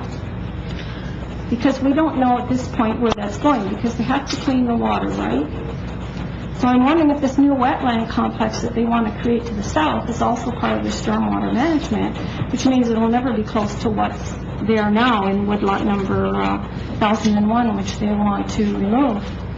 Okay. Mr. Hurwitz, can you answer that question? Your Worship, the Conservation Authority is asking for a feasibility study, and you'll recall that there were some words up on the screen that said it would have to functionally match the wetland system that is there now. The wetland system that's there now does not provide a stormwater management function, and so therefore my belief would be that it would not. But again, until that feasibility study is done, that would actually address it, and that's the Conservation Authority is maintaining control over that, so they won't release the alteration of the woodlot and wetland until that feasibility study is done. So if they're going to try and use it for stormwater management, I think the Conservation Authority would have a position on that. Okay, thank you. Ms. Grandoni, is there anything else you have a question on? Maybe just a couple more comments. That this appears to be the same problem that we had with procedure with Fernwood. You want to proceed with an amendment, but all of the facts aren't there on the environment, and the region objected, we objected, and it went to OMB, and we were proven right on that one. But we lost a significant forest complex, swamp in the process. The frog calls on that forest are now about 1/3 of what they used to be. There was a lot of life disturbed here. And again, as I've said before, on forests and wetlands, result of wetland development, wet basements, cracked basement walls, sinking sewers, flooded basements, raw sewage overflows, hardly in keeping with regional water strategy and source protection. That concludes my presentation. Thank you very much for your presentation. Is there anyone else other than the proponent who'd like to make comment? Please come forward.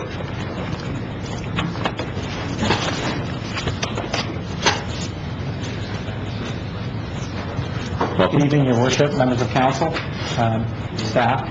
My name is Dave Allen. I'm a business owner in the Stanley Avenue Industrial Business Park, adjacent to the lands in question.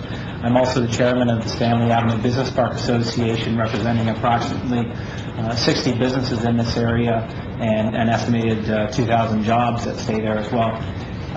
The reason I'm here is to express concern, not for the ultimate conversion to residential land, but the lack of consultation and notification to our membership, who are long-standing existing industrial taxpayers within the city.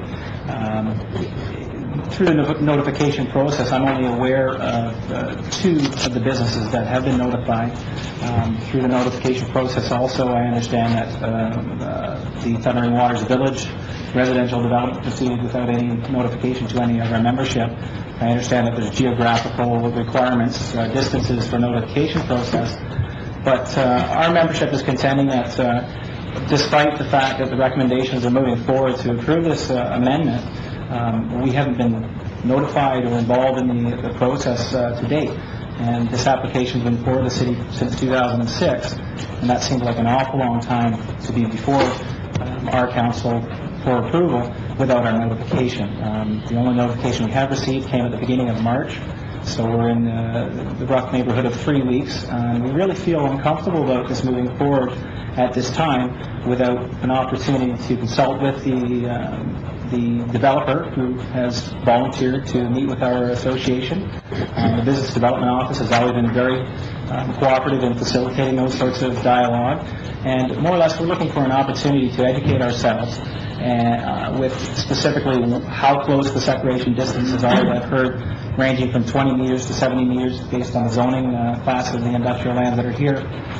And we just don't want to end up with a situation such as exists with Hodgson Custom Rolling on Taylor Road. I'm sure we're all familiar with the impact of the residential development on a long-standing industrial business.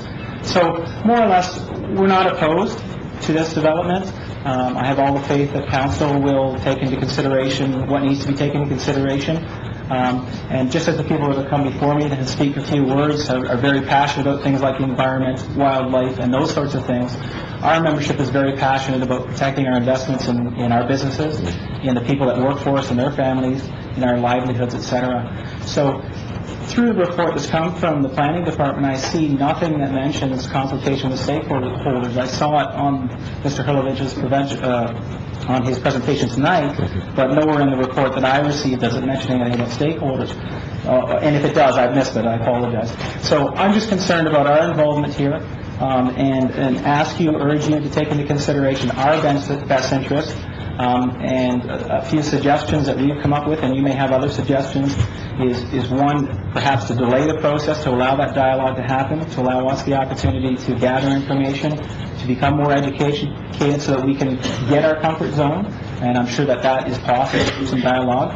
or if the decision is to move forward tonight and move these lands into the holding zone, to at least formally write into that approval process that there will be considerations not from the Ministry of Environment, not from other regulatory bodies like the region with separation distances, but more specifically, our membership will have some sort of input to that planning process so that we can say, hey, I feel comfortable with what's going on.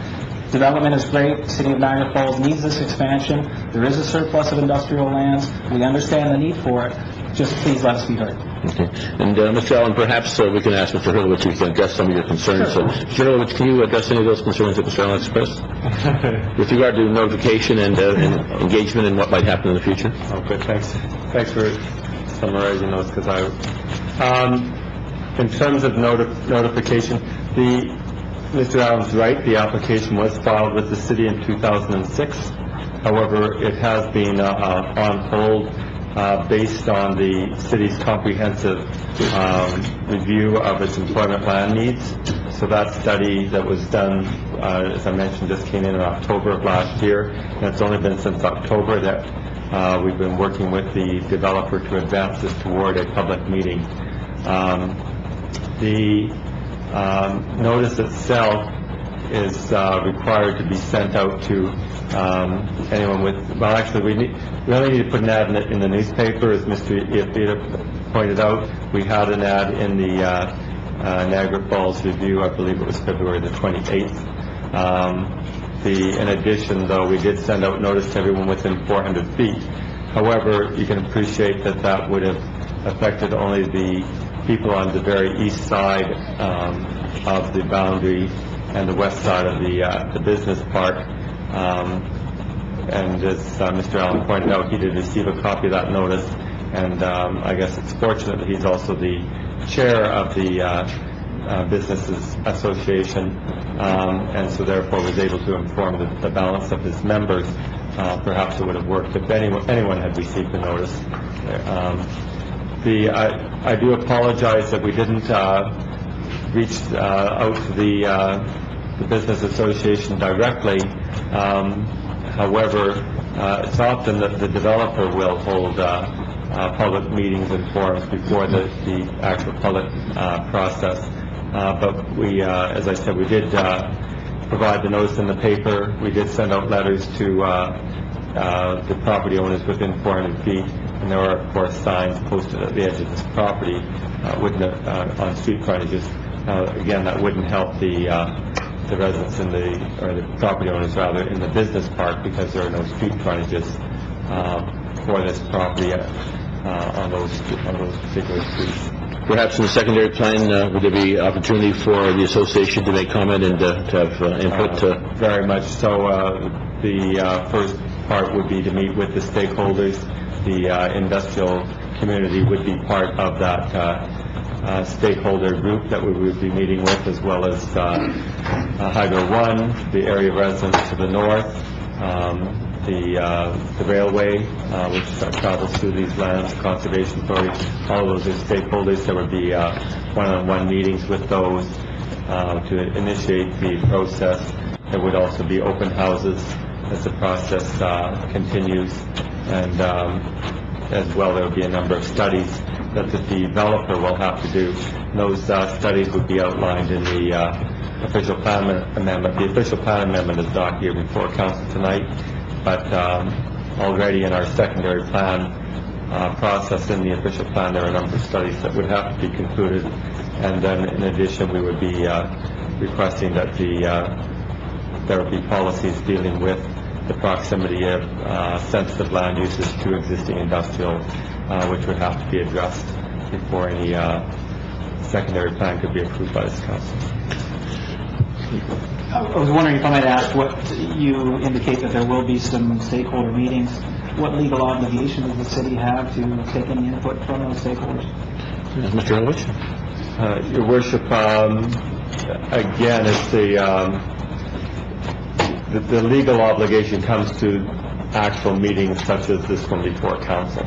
But certainly the MOE guidelines basically set out those provisions. I mentioned those, the 20-meter and 70-meter distance separations from Class one in Class 2 industrial lands, and then any requirements that we would have beyond those 70 meters. So there could be requirements, for instance, I mentioned there's a creek system that runs between the lands that we designated residential and the industrial lands that are currently developed, so as part of the Stanley Industrial Park. So that would form part of that buffer area, but maybe that the buffer would it be extended beyond that, although most of that buffer would be caught within those environmental lands. John, is that... It just seems to me there is no legal protection for us. There's no obligation here for our opinions and our needs and on the issue to be heard and taken into consideration. I appreciate being heard tonight. And at the end of the day, I don't think 70 meters is appropriate for 60 businesses of industrial use. That's going to be appropriate to prevent noise complaints, to prevent odor complaints, and although the Ministry of Environment set those sorts of guidelines out and distances, it just is not an adequate buffer. And there's a lot of money invested, a lot of time invested, and a lot of jobs invested in this area. And I hate to think that any of our business owners have to be answerable to 3,000 homeowners when they want to have a change of operations 5 years from now. Good. I appreciate your comments. We have a couple of councillors that would like to make comment. Councillor Wing and Councillor Fisher. Thank you. These are very serious concerns for me. I did have some dialogue with the Chamber of Commerce today, and I was asked to try and have this deferred until all businesses in the industrial park have received notification about this development and have had a chance to comment. And Mr. Allen, I noticed that earlier, you were asking also for deferral of this application to allow information exchange and meetings with stakeholders. Absolutely. And I think it is. You're saying that you want to be formally assured that your business interests will be protected and this development isn't going to have any negative effects on existing or future operations. And I think if this council is serious about retaining and attracting industry, we have to be very responsive to concerns such as these. This is 2,000 jobs we're talking about. These are industrial jobs. So I don't see any need to rush with this application at all, and when the time comes, I will move deferral for this reason. I also have a lot of concerns about the environmental aspects as well, but I'll speak to those later. Thank you. Councillor Fisher. Thank you. Good evening, Dave. I've had the privilege of sitting at your meetings for many years, and I know the struggle that you've had out there with many reasons, and I know what would we do without you. I have no idea. And you have asked for a deferral just for a short term so that you have more input as to what is going on. You're very supportive of the project, but you still would like to have better information. So when the time comes, if the motion is for deferral, I would be happy to second that. Are there any other concerns at this point, Mr. Allen? I believe that concludes my concerns. Thank you very much. The opportunity to bring this forward. Thank you very much. Thank you. Appreciate that. Is there anyone else other than the applicant who wishes to speak?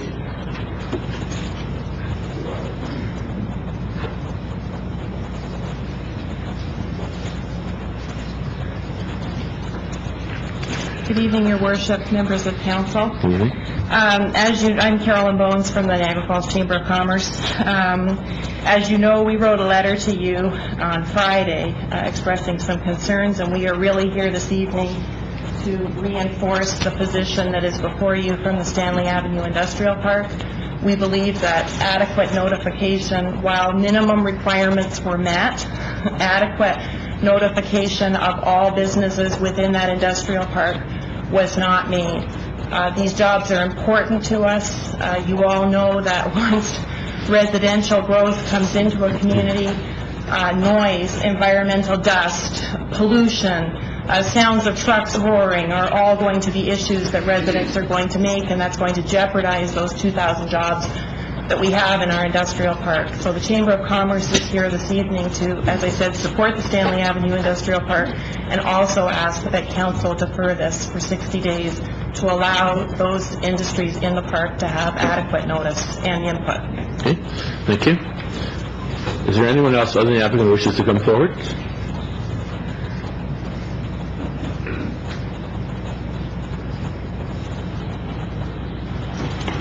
Good evening, Your Worship, members of council. My name is Larry Vaughn, and I represent a company in Niagara Falls called Ground Rail Maintenance Services. We have two properties in the industrial park, both which are outside of the notification area.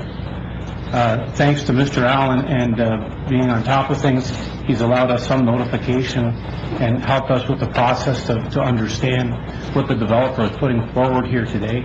I agree with Mr. Allen that this is a good project. I understand the people involved with it and respect what they're doing. However, excuse me, I would like the opportunity to better educate myself on behalf of our company and our investment out there to ensure that adequate buffers are put in place and that the developer has a true sense for the type of industries that are in operation out there. As we all know, we've all been awoken or have risen to the sounds of backup alarms and dump truck boxes smashing closed. And these, over the course of time, although through the development process, won't mean much, but in 10 or 15 years from now, will cause a great nuisance to the residents that are backing up there. At present, and I recognize that it's going to go into a holding process and inter-secondary development, and through that process, once this process is done, we are left with a lot of unsatisfied residents that are going to be neighbors to this industrial park. If there are 3,500 residents, approximately 7,000 votes, you only have a small number of us in chambers today. Once those residents become mutually annoyed with that industrial park, I'm sure there won't be room in these chambers, at which time we'll have no other alternative but to face the same problems that Hodgson Rolling is right now. Just wanted to bring those points forward to you. Thanks for your time and for hearing us this evening. Thank you very much, Mr. Vaughn. Is there anyone else other than the applicant who wishes to speak? Please come forward.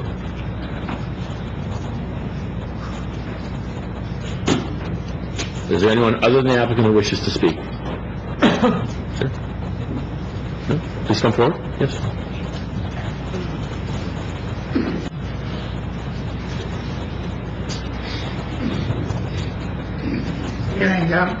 My name is Ray Cadden. I'm a resident of Wilson Crescent, and I'd like to thank Mr. Ehrlich for his outline to the official plan.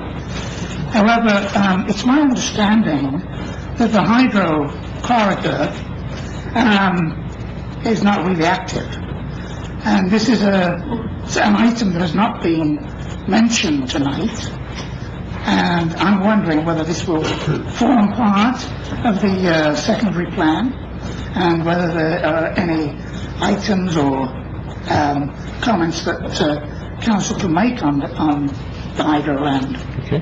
That's my question. Is that your question? Sure. Let's see if we can get that answer for you. Mr. Hurwitz, are you able to answer that question? Your Worship, it's outside of the secondary plan process. The hydro corridor is actually to the north of the red line. It's at the top of the map that you have in front of you. Okay. Does that answer your question, sir? Did you? Yes, it does for now, yes. I mean, so it's outside of the plan. Right. Do I take that to mean that there's no change? Is that fair to say, Mr. Hurwitz? Or could it be rezoned?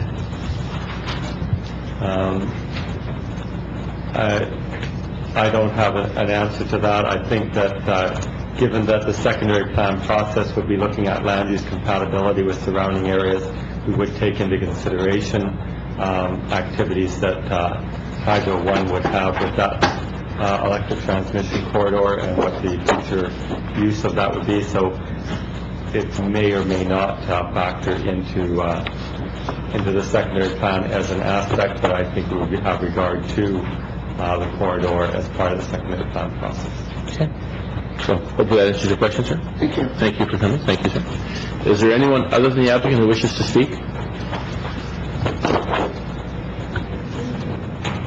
Once again, is there anyone other than the applicant who wishes to speak? No? At this time, then, members of council will ask the applicant or his representative to come forward.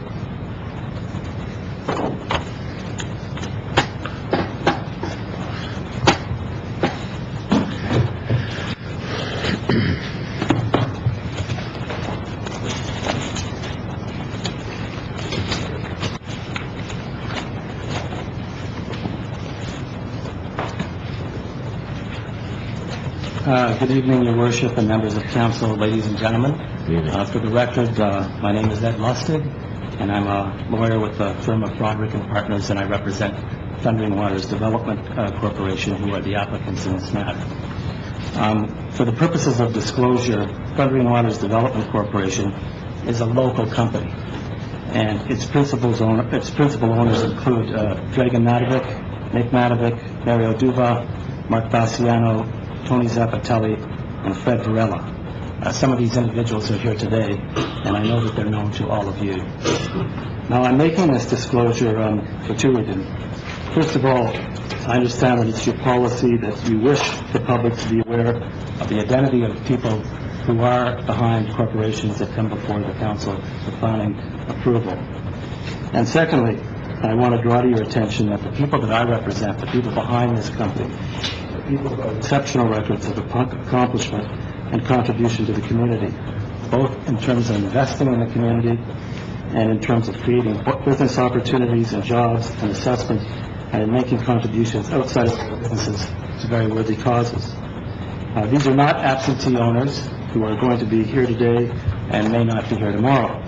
They're local people with successful track records in business and in other fields, and they're people of the highest integrity. Now, this is particularly important given the fact that the report that you have today, which we fully support and endorse in all respects, including all of the conditions, describes the official plan amendment before you as being an initial step in the development process for these lands, and subject to, and we require many further steps to be undertaken by the applicant before development occurs.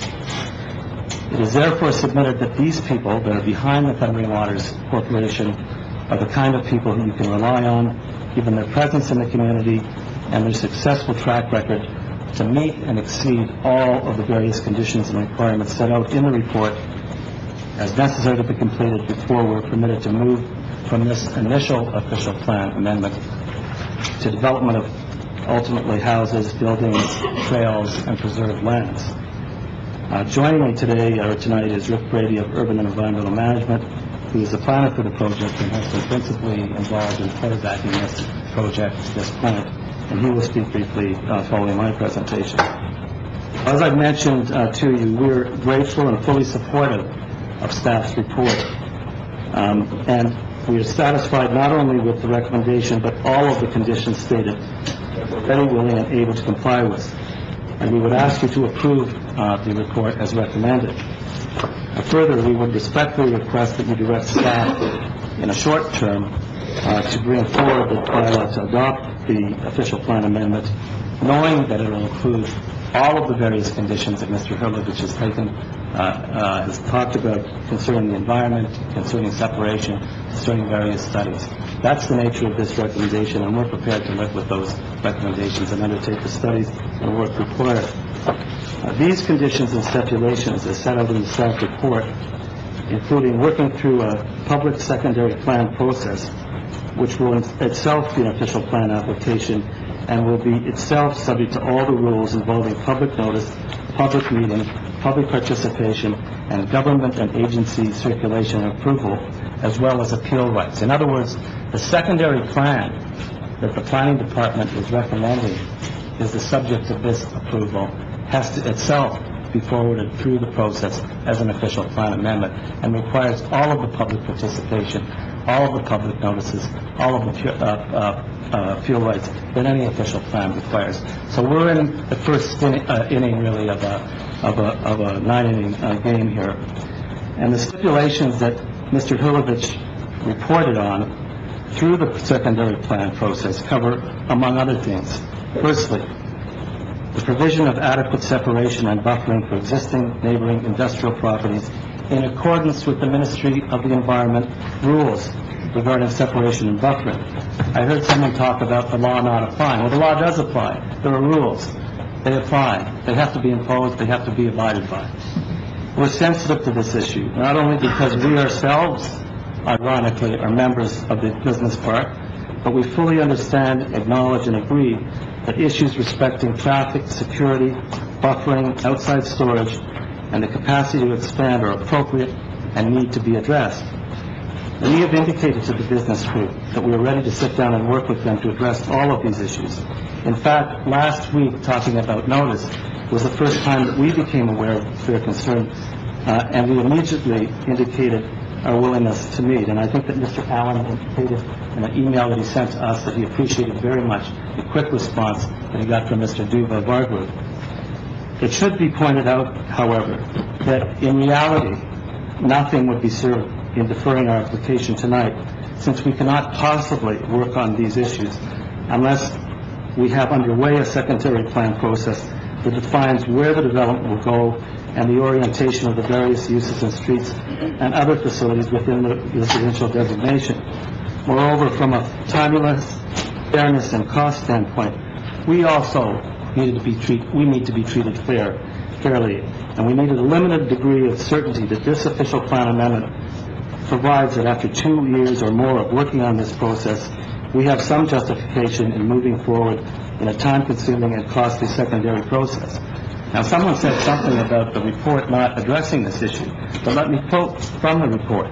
The report says specifically, through the secondary plan process, a more detailed review of the configuration of land uses will allow the appropriate setback distances to be established and to mitigate any impact that the residential uses may have on existing or future industrial uses, including the concerns raised by the Stanley Avenue Business Park Association.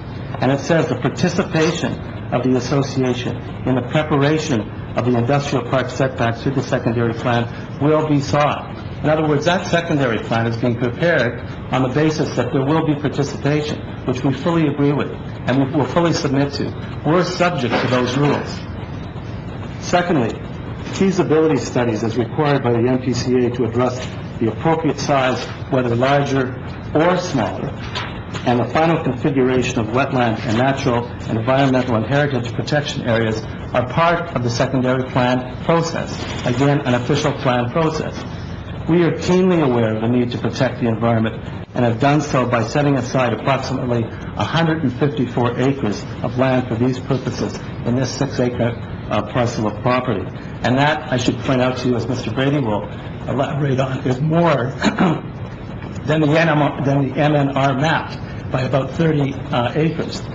It's important to understand that the current industrial designation that you currently have in your official plan and your zoning bylaws, except for the one area that is deemed to be provincially significant wetland, all of the other lands are designated as locally significant. And arguably, and I'm not going to take a position firmly on this, but arguably could be developed without protection if we were to develop them as industrial lands as they're currently zoned and designated. We met with the NPCA, and we've had various discussions with their staff. We're aware of the letter that Mr. Backer brought to our attention. But the truth is that we took this position forward to the authority itself, to the people who have the power to make decisions. And the staff of that organization produced a report that gave us the opportunity to put our case before that authority. And that authority unanimously accepted our presentation, our science, our argument, that it was a legitimate exercise to, in essence, exchange part of the wetlands, not all of the wetlands, obviously, but part of the wetlands in the northwest quadrant for lands to the south.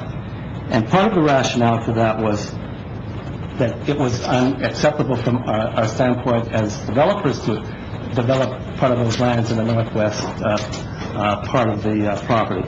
But more importantly, that the science supported our position. We had Lisa Campbell's report.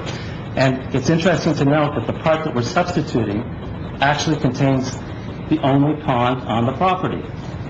Moreover, its exchange for the lands in the north and the west would actually provide a corridor, a continuous corridor between two designated sensitive lands, so that you would have a fulsome treatment of the sensitive lands in the south that would be connected. We're prepared to go through the series of reports and feasibility studies that the NPCA, the authority itself, made their decision subject to. They made a decision. They asked us to abide by conditions. Those conditions require us to go through feasibility studies, and those feasibility studies, Mr. Hurlovich has pointed out, are going to be part of the secondary plan process. Thirdly, detailed land use designation phasing of development, servicing including sewage and transportation studies, road patterns, urban design, and development densities will also be addressed through the secondary plan and through subsequent planning processes, including subdivision and condominium plans and various agreements required, as well as the zoning bylaw itself. In other words, you people know what the process is. You know what's required in the way of public process when you go through a rezoning, when you go through another official plan approval, and when you subject development to the various agreements that I've mentioned. They're all part of the public process. They all require public notice. They all engage the public in discussion. They're all transparent, and we're prepared to submit ourselves to that process. We've agreed to submit ourselves to records of site condition where applicable, and transitional land use policies to phase in development where appropriate to provide for development holding zones. You have so much control over this property by the various tools that you have between holding zone, between zoning, between all the processes that you have to follow, including the secondary plan. No development can take place without a complete, fulsome engagement of the public in this process, which we entirely support. And we intend to preserve the trees and enhance the natural heritage corridors that will be the subject of the feasibility studies that we've agreed to as part of the official plan.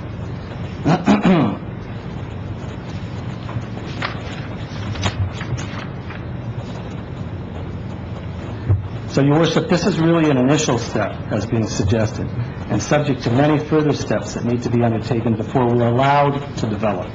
But it should not prevent us from obtaining approval from you this evening for this initial official plan amendment step, subject to the conditions described in the report that we agree with, and effectively prevent us from building anything before they're fully met. As stated, it would be pointless to put this matter over, since we're not able to address the issues of separation from industrial sites, for example, unless we actually engage in the secondary plan process. We won't know what those setbacks are until we do the secondary process.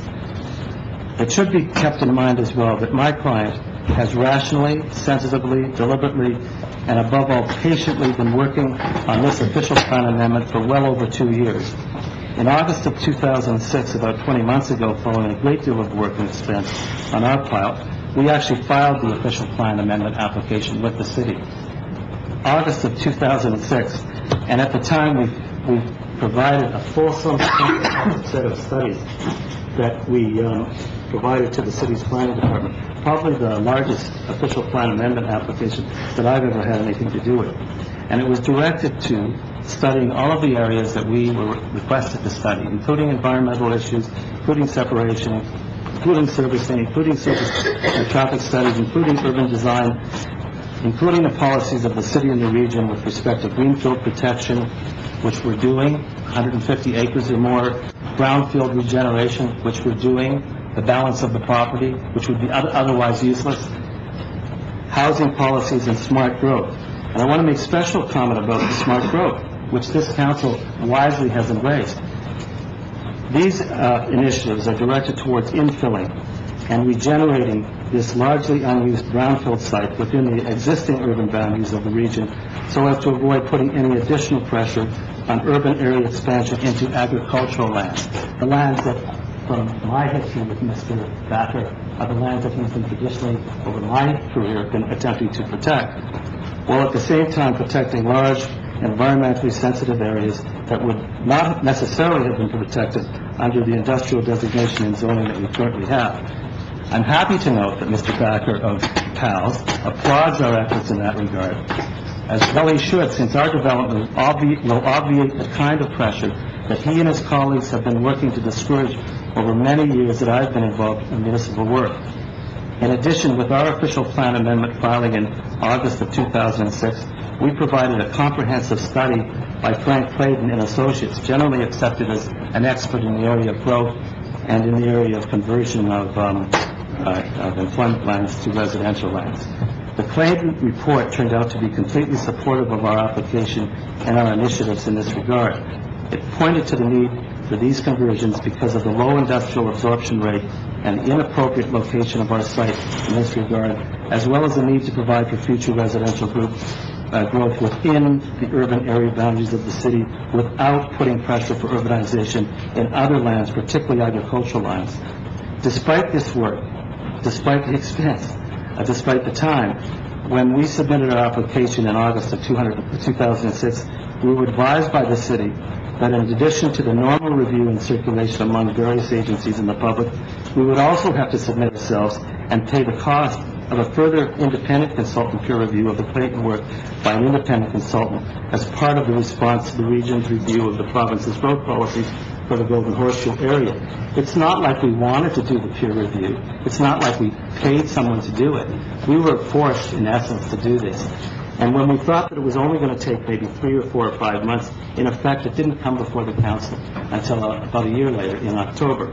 And at that time, you know, because you sat there in committee room 2 below here, the support of the report that Urban Metrics prepared on your behalf completely vindicated, completely supported, completely complied with the work that we had done to refine Clayton. And in fact, if you read the report carefully and the recommendations, it actually anticipated that we would move directly to an official plan amendment, the kind of amendment that we're talking about tonight. But following the adoption of the Urban Metrics report, I believe we could have requested council to immediately consider our official plan amendment, since it was clearly anticipated in the Urban Metrics report, and the Urban Metrics report specifically talked about the need for secondary planning, which we're going to do.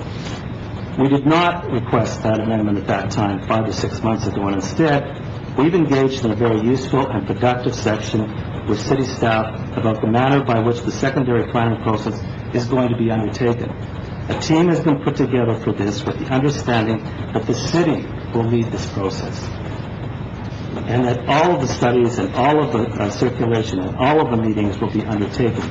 As well as we noted, or as I noted earlier, we appeared before the Niagara Peninsula Conservation Authority, the authority itself, not the staff, the authority itself, who have the jurisdiction over environmental and heritage protection areas, including the wetlands that are the subject of this discussion.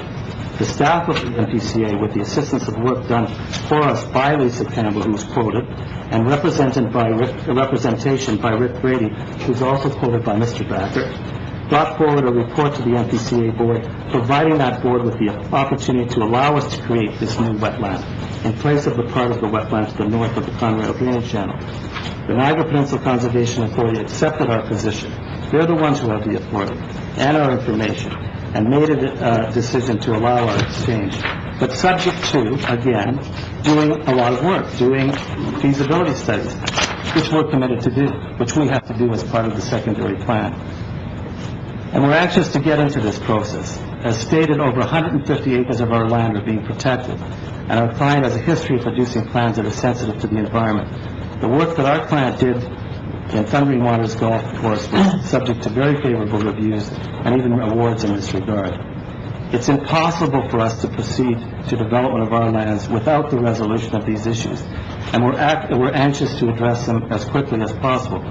As mentioned, the lands that we are now incorporating into the protected areas have the only pond on the property, and are arguably more suitable in terms of their connectivity to 2 other parcels of land that are protected, as well as to viable development. So, to conclude, Your Worship and members of council, this application, I would submit to you, is clearly a good news story. First of all, the people who are involved with this project are well-known developers and individuals in the community who do good work and can be relied on to carry out the conditions and this development in a first-class manner. They have every intention to engage the people in the industrial park, the people in the residential area, and the people with respect to the environmental issues that have been raised. And they're required to do so, and will be required to do so by the secondary plan. This particular application, secondly, will save and protect over 150 acres of green fields, much of which might not have been protected under the industrial official plan designation. Thirdly, most of the balance of 600 acres that is going to be designated primarily for residential and related uses involves the regeneration of brownfields, something that this council agrees with. Fourthly, the development of these lands for residential purposes within the urban area boundaries of the region would reduce the pressures otherwise being brought to bear on the expansion of the urban area boundaries into agricultural lands, another policy that this council completely agrees with. The development of these lands ultimately for residential and related purposes, fifthly, will create economic activity, not such a bad thing, including building and other development, resulting in the creation of jobs and assessment, something that I think you also agree with. Sixthly, policies and practices will be imposed that will properly protect the existing industrial uses on the neighboring properties in a way that will provide appropriate buffering and separation and protection for expansion, security, transportation, and service. You have our word that we'll do that. Housing policies, servicing plans, transportation plans, phasing strategies will all be put into place as this project proceeds through the various development phases that all require further and full participation so that a first-class development result that everyone in Niagara Falls can be proud of. As I say, we're just in the first inning. This is just the first approval, and we're subject to all kinds of conditions that prevent us from going any further in development without satisfying those conditions. So for all these reasons, Your Worship, we would respectfully request that this council supports the recommendation before you this evening and it directs staff to bring forward an implementing bylaw at a meeting. I'll turn things over to Mr. Moody to make a few comments, and after that, we'll be pleased to answer your questions. Mr. Lustig, there are some questions from members of council, but thank you for your very comprehensive explanation of the process, and Councilor Peter Angel has a request to make comment. Your Worship, and through yourself to Mr. Lustig, did I understand you correctly when you said that deferring this motion would not be able to solve anything because any of the setbacks would only be able to be dealt with at the secondary plan stage? Exactly. I mean, tomorrow, if we meet, what are we going to meet about? We don't have those secondary plan drawings to show where the buildings are. We're obliged, and you've heard this from several speakers, we're obliged legally to follow the rules that the Ministry of the Environment sets down with respect to separation. And if we end up with a Class 3 building, that means 300 meters. We don't have any choice. We have to abide by that. So we can have a discussion tomorrow, we can have a discussion next week, but without the plans, the secondary plans, showing where those lands are going to be located. As your planning department points out, I mean, it's a nice gesture, but it's not going to mean a heck of a lot. Can I just, Your Worship, and not to diminish the presentation made by Mr. Lustig, but ask our Director of Planning, Mr. Hurlovich, to comment on it? Sure. Mr. Hurlovich? Well, I guess I echo Mr. Lustig's comments, and that is the secondary plan process is going to address that. What the council doesn't have in front of it tonight is the official plan amendment, the words that would implement the recommendation that's before this council tonight, and those policies that actually would require that there be appropriate separation and buffering of sensitive land uses from the industrial facilities and industrial lands in accordance with the provincial and regional policies. That's one of the policies that would be adopted by this council as a subsequent action of falling out of a decision that tonight's council. And it is, much as Mr. Lustig says, until we actually determine the location of residential uses, and I spoke with Mr. Vaughn on the phone this afternoon, the actual land uses that would be determined if we're dealing with multiple family development afford certain mitigation measures such as noise walls, land use buffers, and so on, which would be different than, say, single-family houses. So sitting down together through the secondary plan process to determine which type of housing should be located where would be part and parcel of that secondary plan process. And then, as Mr. Lustig is saying, or said just a minute ago, then through that we can determine separation distances. So it's a bit of a hand-in-glove situation. Councilor Peter Angel? Thank you, Your Worship. And I mean, definitely, I don't think any of us around the table really want to diminish the concerns of the industrial park. I think all that they really want to do is operate the exact same way that they do right now and continue to do so in the future. I guess, and I can ask our Director of Planning once again, are we in a situation where, in order to solve some of these issues, we need to move forward? Mr. Hurlovich, can you answer that, please? My short answer is yes. This is I call it a two-step process. Mr. Lustig has said it's the first inning in multiple innings. Yeah, thank you. Councilor Peter Hinkle? Okay. Councilor Diodati? Thank you, Your Worship. So just to Mr. Hurlovich, if we move forward with tonight's proposal to move to a secondary plan, is the rights of the industrial park to appeal diminished in any way? Have they lost any rights in the appeal process? Mr. Hurlovich? Well, they would have a right to appeal once the council adopts this amendment, assuming the council adopts the amendment. And then the whole secondary plan process is a official plan amendment process, and therefore there's another mechanism for appeals through that. But there's a long process of participation before we get to that state. Mr. Lustig, you want to make a comment to that point as well? I'm sure a very poor phrase, you've got us tied up 6 ways to Sunday here. You can not only appeal this official plan amendment when it comes forward, or they can not only appeal that, but they can also appeal the secondary official plan amendment when it comes forward, and they can appeal the zoning bylaw when it comes forward. So there are so many levers here that they have all kinds of rights. But we know the people in the industrial park, and I know Larry and his sons very well. In fact, I think I developed a lot of the lands in that subdivision when I was sitting solicitor. These are very, very responsible people, and we take their issues very, very seriously. And I know that my client is absolutely committed to make sure that they're not prejudiced in any way, because it cuts 2 ways. It's not just their businesses that would be impacted, it's the houses that would be impacted. It's no good to start building houses that are going to have problems with industries either. So they have every reason, the developer that is, to make sure that those separations are completely complied with. There's nothing in it for them to fudge anything. This has to be a transparent project, and to their credit, the whole group of people, Mr. Allen and others, if you read their material, they've said over and over again that they're actually supportive of what we're trying to do. They just want to make sure they have a forum, and what I'm telling you is they will have a forum, guaranteed. Okay. Councilor Diodati? Okay. All right. Would you like to make the rest of your presentation? If that's your questions. Is Councilor Mays? I have some few observations and some questions. First of all, Your Worship, I think we've got to change this 400-foot notice rule that we have in council.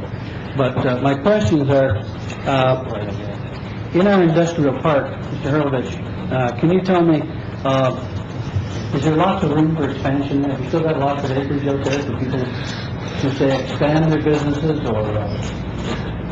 Mr. Hurlovich? Yeah, Your Worship, largely the industrial park have businesses on each of the parcels.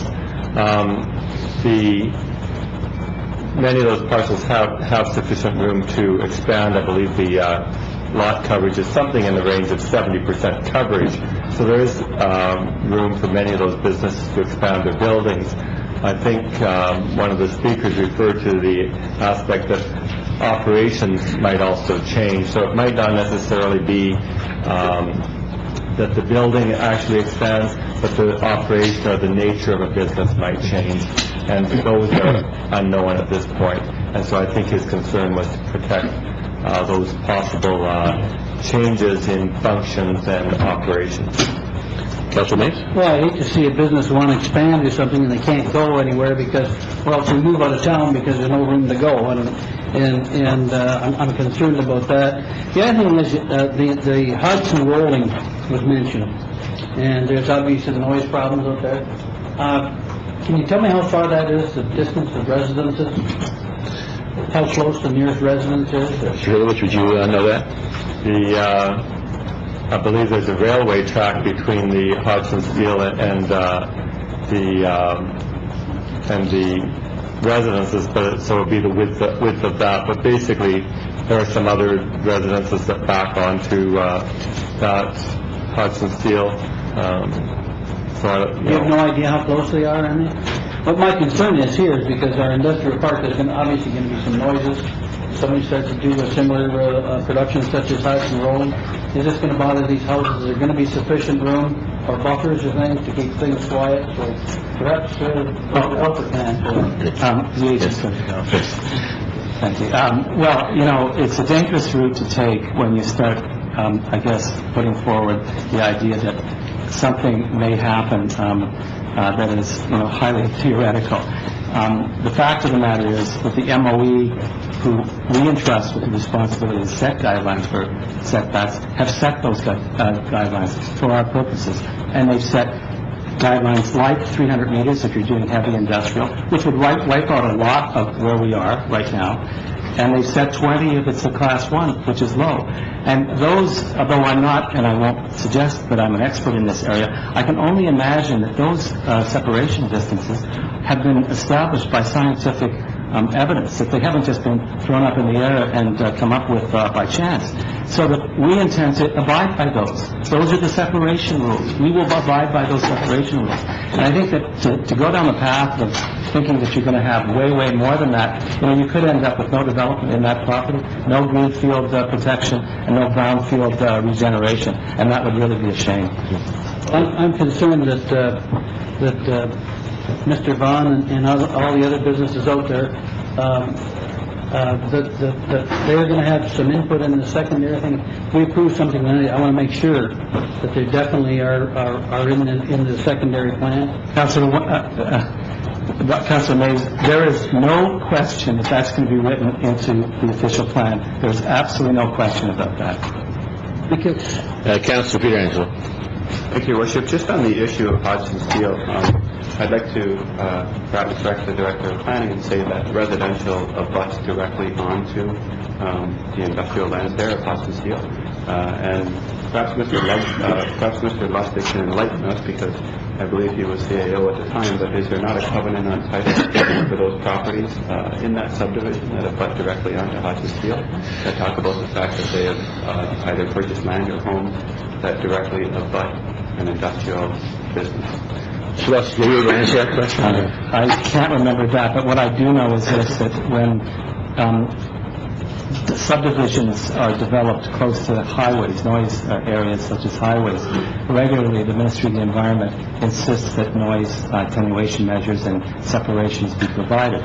And one thing that I mentioned earlier, at some point in the process, call it the 7th inning, subdivision plans are going to be put forward with condominium plans as well, and they'll be subject to the Ministry of Environment review with respect to that kind of thing. And there may be covenants put into deeds and required to be put into deeds in sales of any lots in this or those subdivisions. But I don't know about that. Maybe Mr. McDonald does. Okay. We can bring that back, Mr. McDonald, suggesting if Councilor Peter Angelo, that's your request. Okay. Can we proceed with the presentation, please? Thank you very much, Mr. Bird.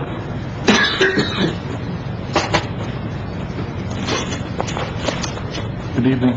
I have 5 very specific points, and they only address the natural area comments that have been made. I think the business comments have already been accommodated.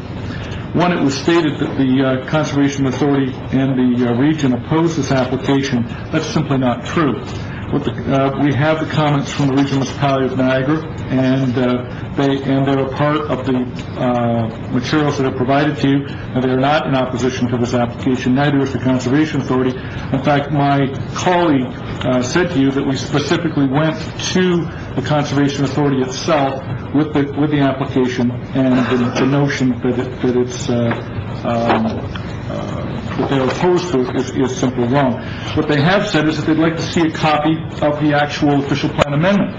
And they will have that opportunity to receive a copy of the official plan amendment, because the official plan amendment, once it's passed by this council, has to go to the Regional Municipality of Niagara for passage because of the scale and magnitude of the particular development that we have in place. And the Conservation Authority acts as an agent for the Regional Municipality of Niagara. So therefore, their issue associated with commenting on the OPA is covered by that particular matter.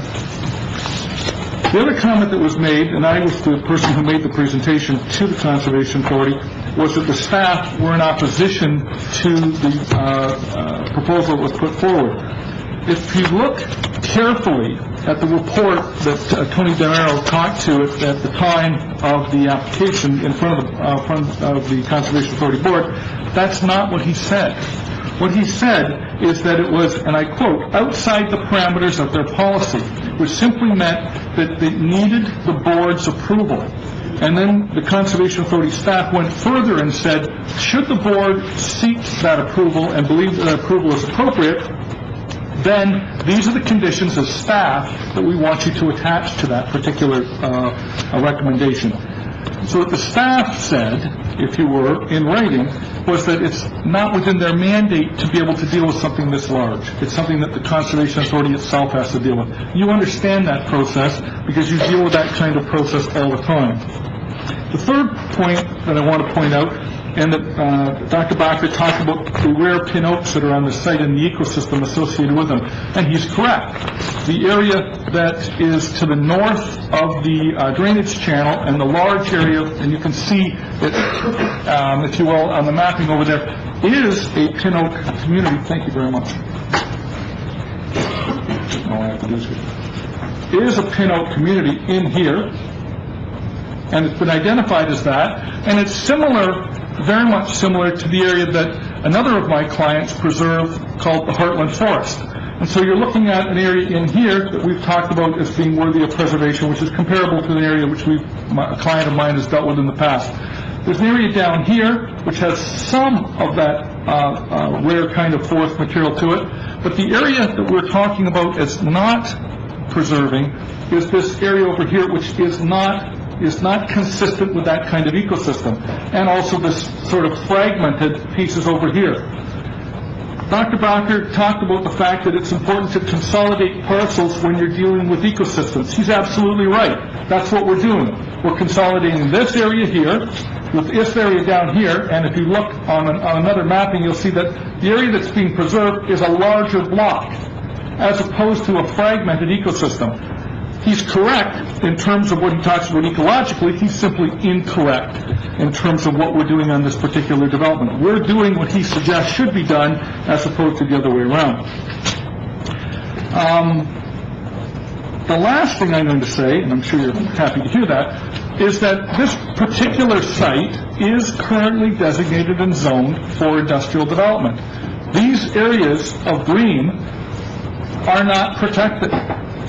And therefore, if you pass the OPA this evening or give preliminary approval to it, and then bring back the OPA, which Mr. Hurlovich has talked about, which has all of the comments and the recommendations within it, what that does is it removes, if you will, those areas from development, so that this official plan amendment is providing for a significant area, about 150 acres, which is currently open to development, to not being open to development. And it goes further than that. It also says that all the rest of this area that we're identifying as residential is lands which will also not be able to have any development on it until that secondary plan is in place.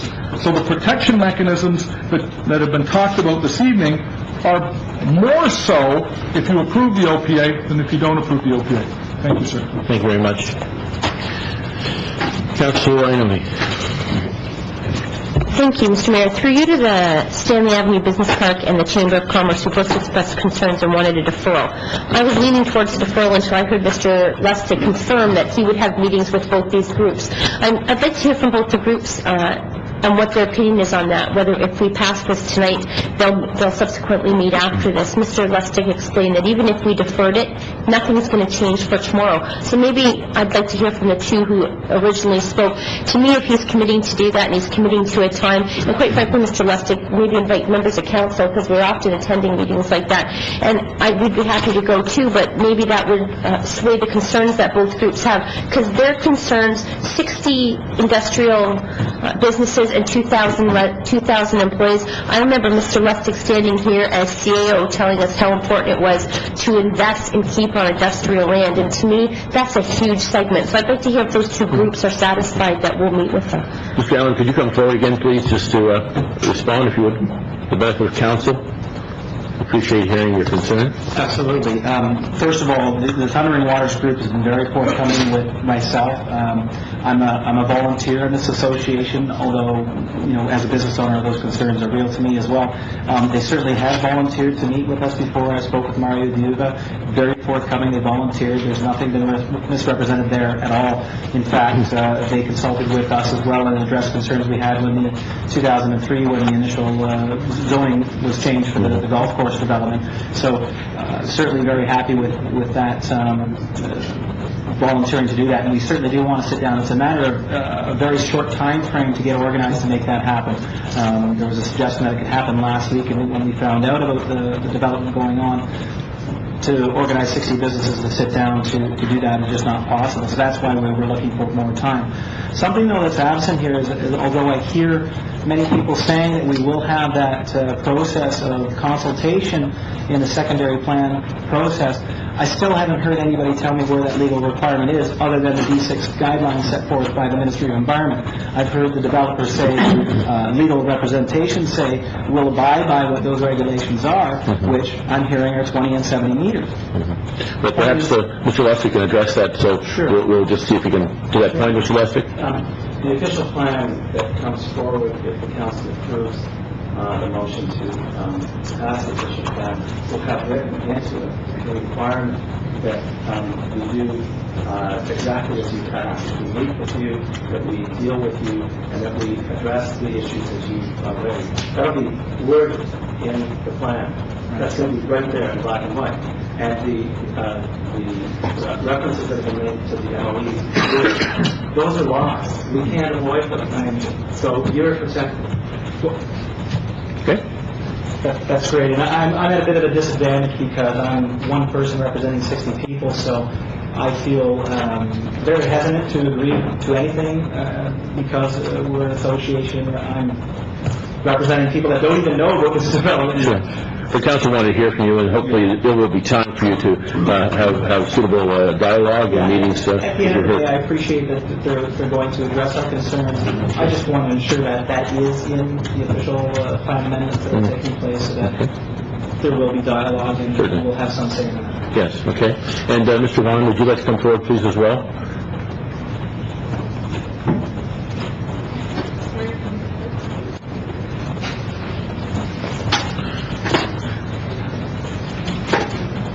Just to the same point, if we could, just to make sure you are satisfied that you have the ability to express your concerns. Yeah, I recognize where the developer's representative has said that we're going to be available to that secondary process, and we'll have the chance to appeal it. I think that our main concern being in front of you this evening was that given the short notice that we've had, the documents went out, we received them, or Mr. Allen received them about the 3rd. By the time he got in touch with us, it was towards the end of that week. We really haven't had a chance to sit down or have any dialogue amongst our businesses that are in place there now.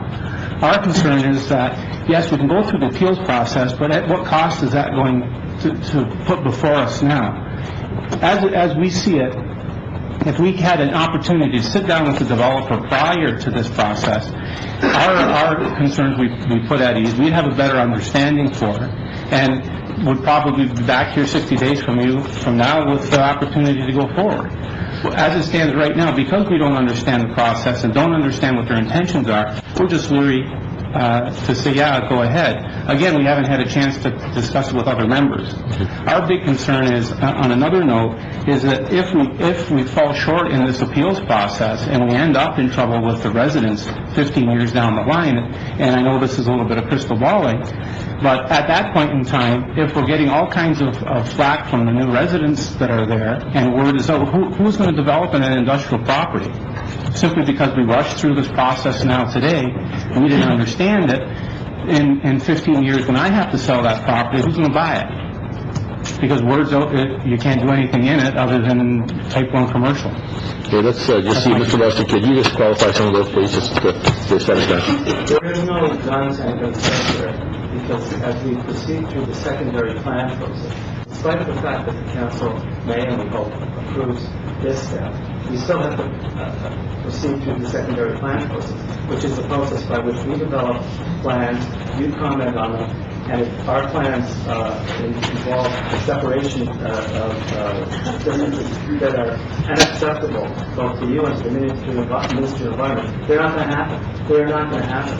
And so there's no big rush in that sense. We're going to get into a secondary plan process, but it's going to take some time. It's not going to be done next week or the week after. It's going to take some time. And so those appeal rights don't arise immediately. You have the appeal right necessary to appeal a secondary plan that you're unhappy with. But we'll work through that secondary plan with you. And while I'm on my feet, that hopefully answers your question, one of my comments brought to my attention a point that I want to relate to you, and that is that through the, and it isn't directly related to this question, but nonetheless, through the approval process, we're going to have to do studies related to noise and to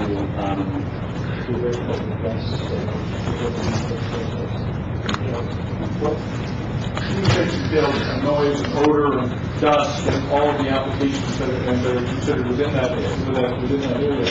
We've started to look at that, and we want to talk to the business park. What I think the confusion is that the business parks see what we're doing tonight as a fait accompli, and what we're trying to make them understand is that that's not the case. What we're doing tonight is we're setting the stage for the discussion. If we meet with the business park tomorrow, we have a discussion, and they say, okay, well, we're happy with it as long as you implement a 100-meter buffer. We say, fair enough, but there's no mechanism to do that at this time. There's a mechanism to do that through the secondary plan. It won't be implemented through the official plan amendment that's in front of you, because the official plan amendment simply sets the stage. And I think that it's that lack of understanding of the process that is causing the problem. Thank you. Mr. Ron, does that help? Yes, it does to some degree, but at the same process, I mean, if we had the opportunity to sit down with the developers over a period of time and understand their full intentions as how they were going to develop that border property, we probably wouldn't be here at all tonight. But because we haven't had that opportunity and we've been short on notice, we end up being in front of you. Well, it sounds like you will certainly have a lot of opportunity there, as you heard, so the process is just beginning, so that's where we're at, and I think you've heard that, you confirmed it a few times, so hopefully that will give you an opportunity to discuss and have any dialogue with your own members and others, and you can sit together, so hopefully that will be the answer that you can achieve your objective you'd like to achieve. Okay, thank you. Yes, Councilor Ioannoni? I guess through you to Mr. Vaughn, are you happy with that? At the end of the day, I really can't say, ask me in 15 years. Well, yeah. You know what I mean? Like, until if we could sit down today and come up with some ideas to how we're going to protect that buffer zone to make sure that it's broad enough. We've talked about MOE criteria. Keep in mind that criteria that the ministry sets out as minimum requirements, not maximum. So if it's 70 meters, that's 210 feet. How satisfied would you be living with a residential background 200 feet away from a cement factory or from a manufacturing plant? Okay. On that, I'm sorry if I may, that particular example... Mr. Lustig, they can't hear you at home, so if you could just go to the podium a bit. Up until what you just said, I was okay, but a cement factory and a heavy manufacturing facility is not subject to a 20-meter setback. It's subject to a 300-meter setback. And that's why there are different classes, and that's why the ministry sets different distances based upon the class of use. And a cement factory, I know for a fact, is 300 meters. So then come on back up, please. I recognize that, and I still question, at this point in time, the ministry's numbers to say, yes, they are the minimum standards that are set out regardless of the class of the property that's being developed. If it's 300 meters for a Class 2 or Class 3 property, does that provide those residents with enough of a buffer zone that in a period of time they don't become annoyed with the development that's going on or the production that's going on as it changes, because we don't know what's going to be in those plants, in those properties in a period of time. My concern is just that we have that dialogue prior to this going through tonight, and chances are we'll be satisfied. As Mr. Lustig points out, we all know the people that are involved here. They are top-notch people. I can't see why it would be a problem. We're just looking to have that dialogue beforehand. Thank you. Thank you. Okay. Councilor Ray? Thank you. It's my recollection that when we went into a very similar discussion last week with regard to Warren Woods, we went into it with a buffer zone between SciTech and the residential lands already negotiated. Mr. Lustig spoke about in reality. Well, just as we learned that the notification requirements in reality fall somewhat short of what is really desirable, in reality we may find that the Ministry of the Environment distance separation rules are inadequate to ensure the future viability of this industrial park. I think we need to be going into this with the buffer zone already negotiated, just as we did last week, and I will reserve the rest of my comments until you close the public meeting. Okay. I'm going to ask the proponent just to answer that question. Mr. Lustig, if you could come forward again, is it possible even to determine that? You did elaborate on how the ministry has guidelines established, and I don't know the science behind that. I'm not sure if you do either. I'm not a scientist. But I know what your concern is, Councillor Wayne. And the concern is the control. And what I'm saying to you is that if through the secondary planning process you don't get the kinds of separations that you're satisfied with, guess what? You don't approve that secondary plan. So you do have the control. And that secondary plan has yet to be negotiated because we don't know the configuration of where the roads are going to go, where the houses are going to go, and therefore what the appropriate distances are going to be. But you have the hammer. Are there any further questions by members of council or those present? Ms. Grandoni, please come forward. Yes, I didn't know if we'll just qualify that. Please come forward. Sure. Yes, I'd just like to respond to Mr. Brady's comments. He's saying that the region and the NPCA are in favor of this. If you read in the reports, they're actually opposing the procedure. It's a procedural issue. And it was with Fernwood as well. And they are opposed to this procedure. And I'm surprised that the council doesn't understand the procedure around here yet. And it's probably because it's been deviated from so many times. You have a question, fine. Mr. Brady, can you answer that question for Ms. Grandoni?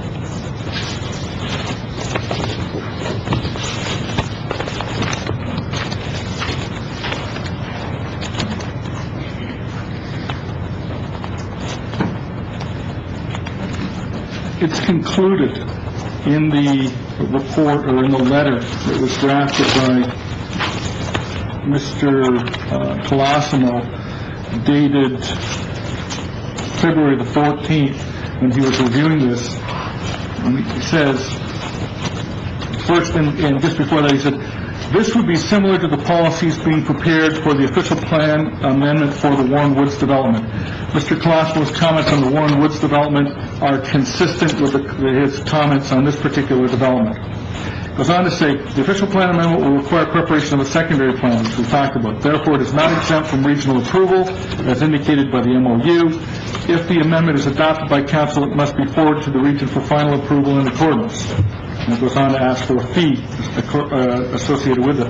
As previously mentioned, however, we will recommend that the draft amendment, including the proposed land use schedule, be proposed to regional planning staff in the NPCA for review prior to it being presented to council for its adoption.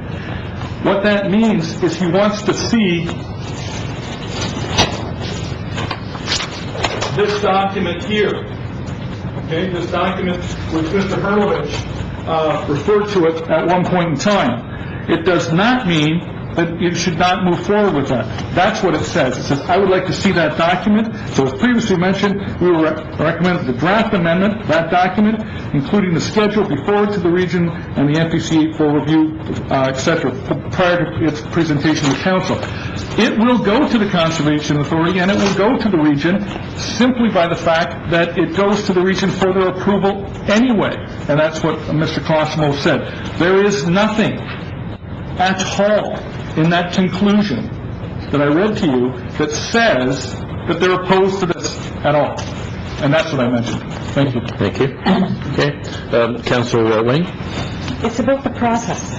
The region has clearly stated that their preference is that the secondary plan be completed first, before the OPA comes forward. And the Conservation Authority says it is unclear how this can be properly, they want more studies here. It's unclear how this can be properly addressed in a site-specific OPA, which is what we have before us, before the feasibility work and the secondary plan are actually completed. just like Warren Woods last week, where the region and the Conservation Authority both said complete the secondary plan first. This is the same thing again this week. We're doing it backwards. We need to do the secondary plan and then the OPA follow, instead of the way we're trying to do it right now. Mr. Hurwitz, is that correct? Your Worship, I'm just looking at the wording. There are two possible processes. One is to do with the method that the applicant has presented here in his application, and the one that the staff is supporting, and that is the approach to say, let's take these lands and identify them for residential purposes, set out enough safeguards so that we can do the studies and report back to this council, having gone through a public consultation mechanism. The other process is that we leave it industrial and we take the next 12 to 18 months to develop a secondary plan and bring that forward. There are two different mechanisms to the same end. Okay, thank you. Councilor, does that answer your question, Councilor? Well, Councilor Wing. It wasn't a question, it was a statement. Yes, okay. To the point? On that point, Your Worship, I'm trying to find where the regional comments suggest that the secondary plan be done before the approval plan. Can anybody answer that question? Councilor Wing, you wish to? Yeah, the quickest way to find it is the staff summary of the region's comments on page 2 of your report. It says, circulation comments, regional municipality of Niagara. It is preferred that the amendment be concurrent with the secondary plan for the broader neighborhood.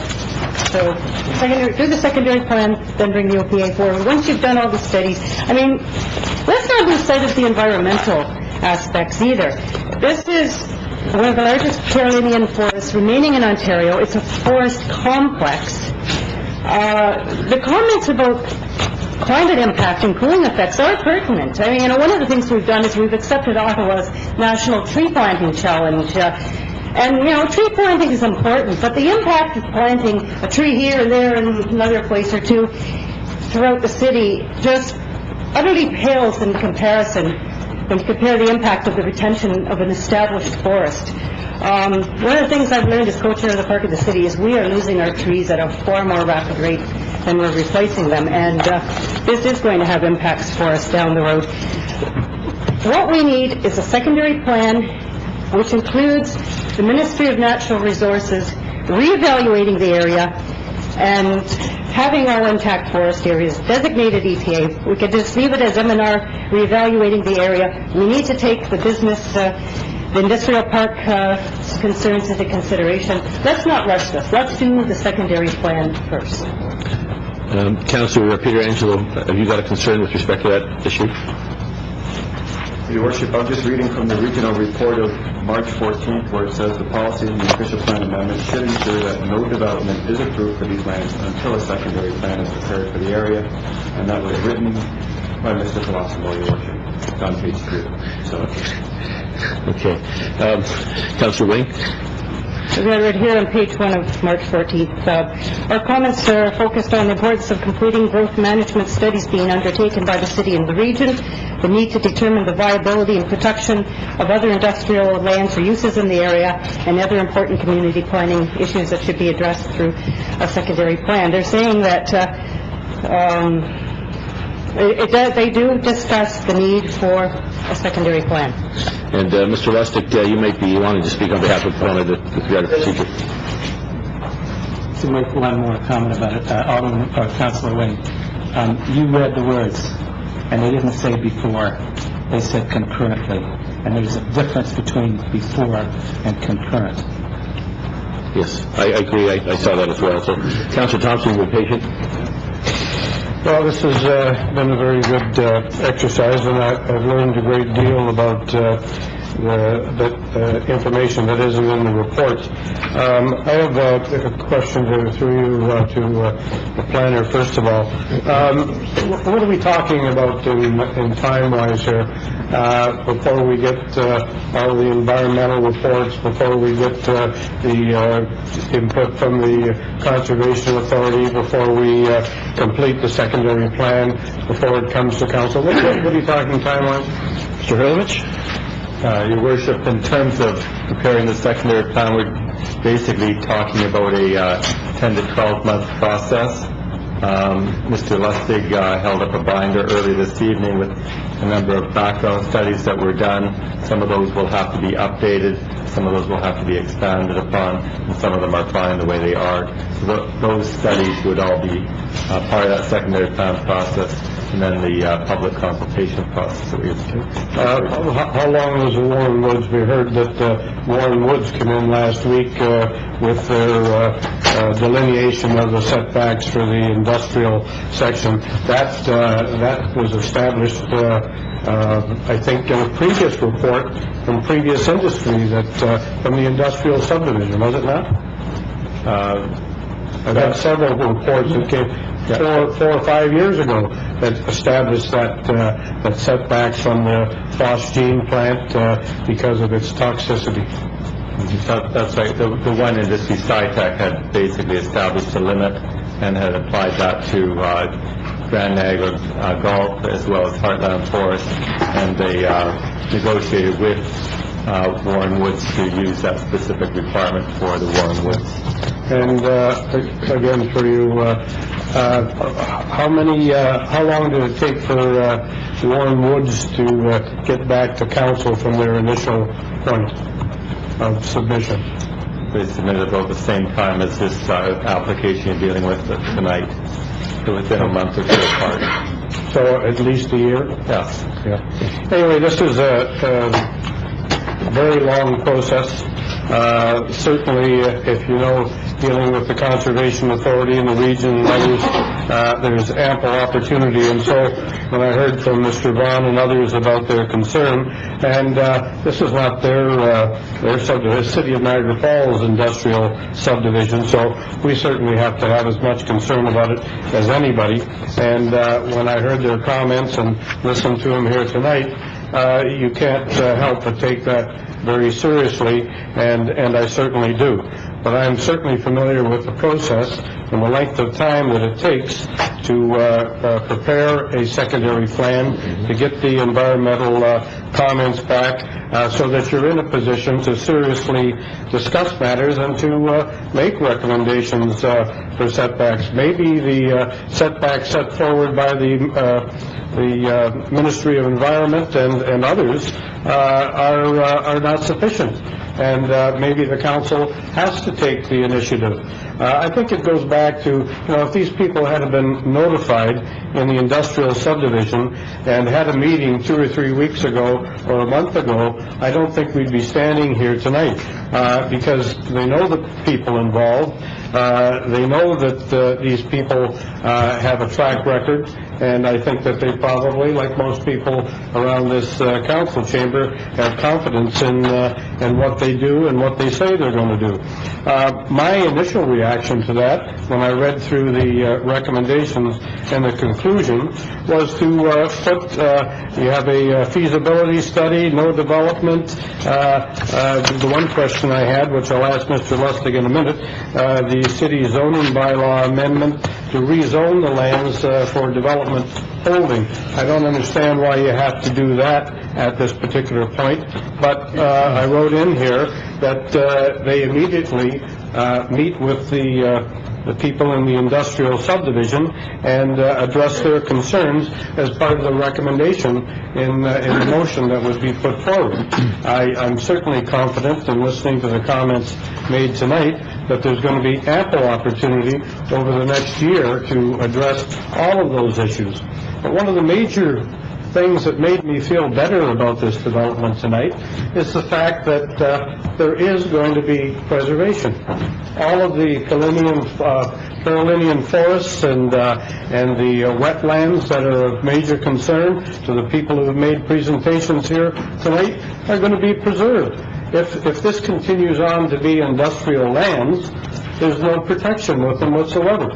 And regardless of all of the comments here tonight, people can come in here and develop this land industrially, which are going to have, not only we had a comment from an individual about concern about residential subdivision. Well, I'm sure there'd be a great deal of concern if there was a large industrial development behind the residential properties without proper controls.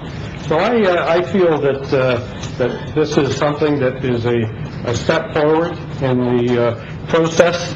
I don't know whether it has to be a rezoning of development. The holding zone protects it anyway, so I don't think that's a problem. But I see this as a positive thing that is going to provide some protection for the woodlands and the wetlands, and still permitting some residential development rather than industrial development, which, if I was in that area, I'd certainly favor.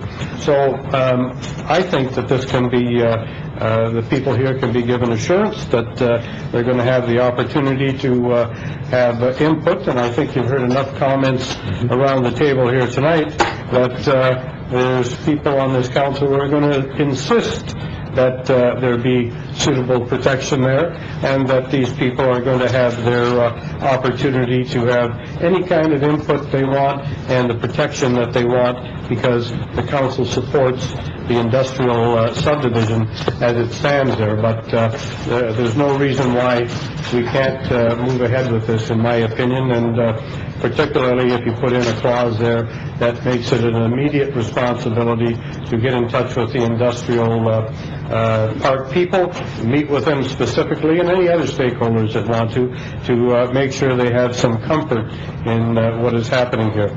Positive development, positive for environmentalists, and positive for the community. Thank you.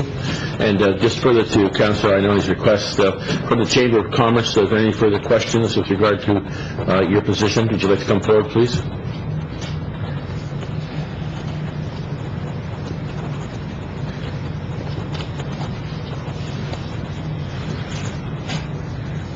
Thank you, Your Worship, and members of Council as well. From the Chamber's perspective, as I indicated earlier, we're here this evening to support the Stanley Avenue Industrial Park, but I've listened to the conversation, and MOE minimums have been discussed, but perhaps if meetings had taken place with the businesses in the Stanley Avenue Industrial Park prior to this evening, you could have learned what acceptable setbacks would be for them, what sort of development they can abide by that would be so close to their properties, and the whole conversation that we spent a couple of hours here this evening could have been avoided had that discussion taken place. The Chamber supports this development. We're just concerned about competing land uses and making both of those competing land uses as happy as possible. Thank you. Well, ladies and gentlemen, members of council, we've had sufficient dialogue on this matter, and unless there's anybody else who has a question, either from council or member of the public, Councillor Thompson. Yes, I'd just like Mr. Lustig maybe could comment on the, if it's necessary to rezone for industrial purposes. Is that a necessity at this particular point? No, the zoning bylaw is one of the last steps. This is the official plan amendment. Okay. Councillor Ioannoni. To Mr. Lustig and Mr. Brady, how fast are you going to pull that meeting together with the industrial park and the Chamber? Mr. Brady? Mr. Duva has already discussed setting up a meeting with Mr. Allen, and I had actually hoped that it would happen last Friday. I can assure you that there will be a phone call tomorrow morning setting up a meeting. Thank you. Okay, thank you. So, ladies and gentlemen, I think we've had... Yes, is there still a question? Please come forward. Let's... I just wanted to know if it was also going to include the residents of the area to point. go over other zones and not just. Okay, Excellent. that's fine. Mr. Brady, could you just qualify that, please? To be absolutely certain, what we'll do is the meeting that will be set up with the industrial people will be set up immediately. There will be other open houses and meetings to which a wider discussion will be held in terms of the public. I think, and I stand to be corrected on this, I think that the industrial group would like to talk to the developers privately, and I think that will be held in that fashion, but there will certainly be ample opportunity for the public to be involved in public all the issues that are involved with this. Thank you for that. Good. Well, ladies and gentlemen, then the public meeting with respect to the proposed official plan and zoning bylaw amendment is now concluded, and the pleasure of council. Councilor Wayne. I said earlier today that I would, not just this evening, but in an email earlier today, that I would make the motion for deferral this evening. So my motion is deferral for 60 days to give an opportunity for all businesses in the industrial park to receive notification and have the opportunity for an information exchange. Is there a seconder to that motion? Is there a seconder to that motion? I'll just speak. Well, are you seconding the motion? No, I was going to second it, but since they have agreed to meet immediately, I will not. There's no seconder to the motion, then the motion fails. Further action by council?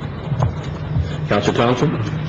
Yes, I would move in the conclusion, the feasibility studies, no development or site alterations, and the meetings with the public and the industrial land people meet immediately to discuss the development and the setbacks and protection of their land. Are you moving the recommendation as well? Recommendation, yes. Okay, that's clear.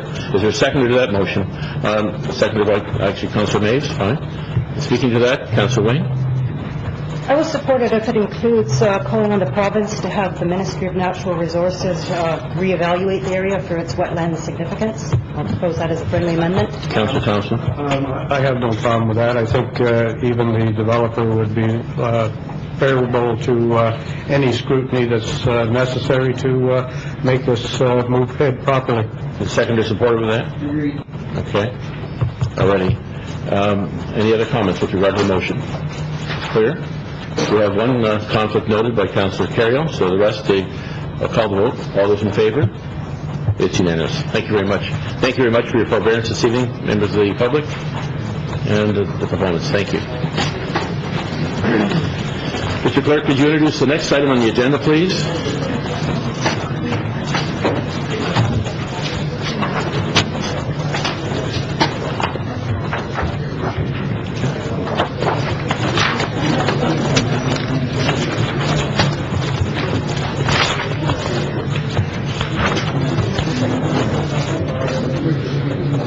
A public meeting is now being convened to consider a proposed amendment to the city's zoning bylaw to permit the Fernwood Phase 2 draft plan of subdivision. Notice was given by first-class mail in accordance with the Planning Act on Friday, February 29th, 2008, and by posting a sign on the property in question. Anyone who wants notice of the passage of the zoning bylaw amendment to participate in any site plan process if applicable, or preserve their opportunity to appeal to the Ontario Municipal Board shall leave their name on the sign-in sheets outside the council chamber. Thank you, Mr. Clerk. And once again, I'm going to ask the Director of Planning to explain the purpose and the reason for the proposed bylaw amendment. Mr. Hurlovich? Thank you, Your Worship. Yes, this development involves a block of land consisting of approximately 13 hectares or 32 acres of land. This is a draft plan of subdivision and a rezoning application considered together. If we look at the next slide, you can see the location of the property is to the west of Garner Road and north of Lundy's Lane. It's immediately west of a draft plan of subdivision, Fernwood Phase 1, on the west side of Garner Road, which is already approved by the Ontario Municipal Board following a hearing to consider the possible development of these lands. The lands to the east then are part of the Phase 1 residential subdivision. To the south is the railway tracks. South of that is industrial operation and a campground. To the west of the property is the urban boundary and agricultural lands. And to the north is some additional land owned by the applicant, which also contain a right-of-way that's controlled by the Ministry of Transportation for a possible future extension of the Highway 420 alignment. If you look at the site plan, this is the actual subdivision layout that's being proposed by the developer. It involves an extension of Hendershot Drive or Boulevard, which is the primary east-west road through this subdivision, entering and exiting onto Garner Road. The development consists of single-family houses, which are shown in yellow. It has a series of street townhouse blocks that are shown in orange, and there's a second townhouse block which would develop as a condominium block of houses off of a new street to be constructed to the north. There's an apartment block which is shown in brown on the plan in the southwest corner of this property, and through that brown area as well would be a emergency access route that would connect to Lundy's Lane, quite near the railway tracks, and extend up to connect with Hendershot Boulevard. Planning is supporting a alignment closest to, and I mention at this point because the map's in front of you, so an alignment for that emergency access that would be closest to the edge of the right edge of the block, so that it could provide some access to the natural corridor which is going to develop adjacent to the railway lands. The application, as I mentioned, is an extension of the draft plan of subdivision approved by the Ontario Municipal Board. Involves 13.3 hectares, 112 lots for single-family houses, 36 on-street townhouses, 39 townhouses in a block of development, and then 43 apartment units. The request is to change the land from development holding to an R1E and a zone to and an R4 zone to accommodate the mixed use and single-family housing. The application, and looking at the official plan, the lands are designated residential on the next slide, and under special policy area number 44, this is the amendment that was dealt with by the Ontario Municipal Board. Special policy 44 requires that there be an integrated mix of housing throughout this subdivision, and that density be at 14 units a hectare or 6 units an acre. It's a relatively low density area. The overall density that's proposed by the plan that's being submitted to council this evening is 15 units a hectare or 6.1 units an acre. And approximately 51% of the Phase 2 plan would be multiple unit housing. The subdivision design itself, I've already mentioned, it's an extension of Phase 1. Phase 1, just for the background of council, would provide for a stormwater pond next to the railway line that runs along the south side of this property. And that facility would also carry the stormwater pond, a recreational trail, a berm and fence for noise between the railway lands and industrial operations to the south, as well. Phase 1 would also provide the transfer of the woodlot in the northeast corner to the city. I mentioned that there's an emergency access required for this property from Hendershot Boulevard to Lundy's Lane, and that emergency access would act as the construction route during the Phase 1 of this development.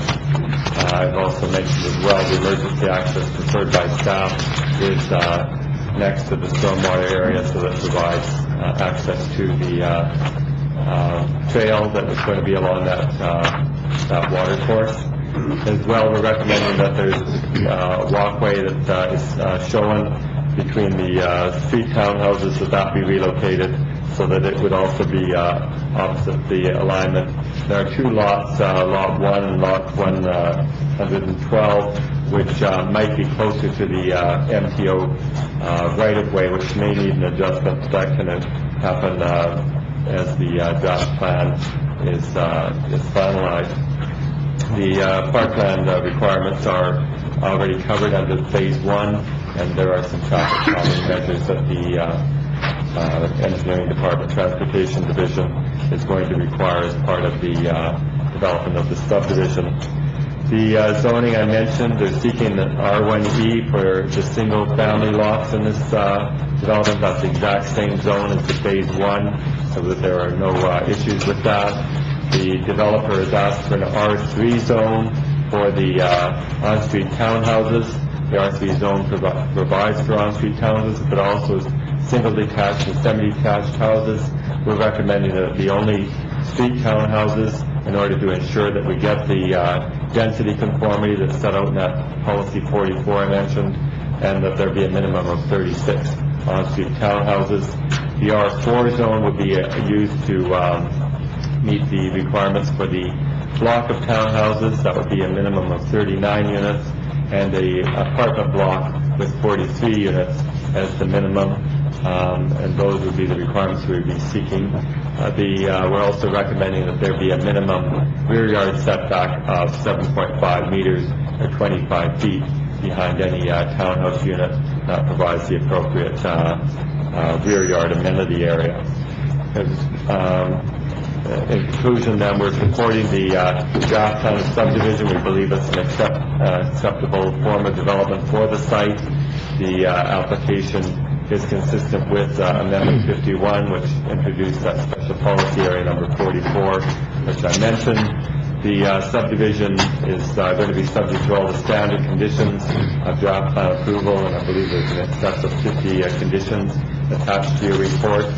The zoning is also suitable for this development, and I mentioned the restrictions on the minimum number of units for the multiple unit blocks to achieve the densities. Therefore, we're recommending development or the approval of this subdivision, and that the mayor be authorized to sign the draft plan within 20 days of council giving its notice, provided there are no appeals, that the draft plan approval be for a 3-year period, and that the application to change the zoning as outlined in the report is also suitable. Those are the highlights of this report. Thank you very much, Mr. Hurlovich. And once again, members of the public are advised that failure to make an oral or written submission at this public meeting will result in the Interior Municipal Board dismissing any referral it receives. Failure to sign the sign-in sheets will result in staff rejecting an appeal as per Section 34, subsection 19 of the Planning Act. At this time, council will hear from anyone other than the applicant who wishes to speak to the proposed bylaw amendment. I'd like to ask you to come forward, please, to state your name and your address, and if you just abide by the 10-minute rule, please. Thank you. I have a short letter here, Mr. Chairman.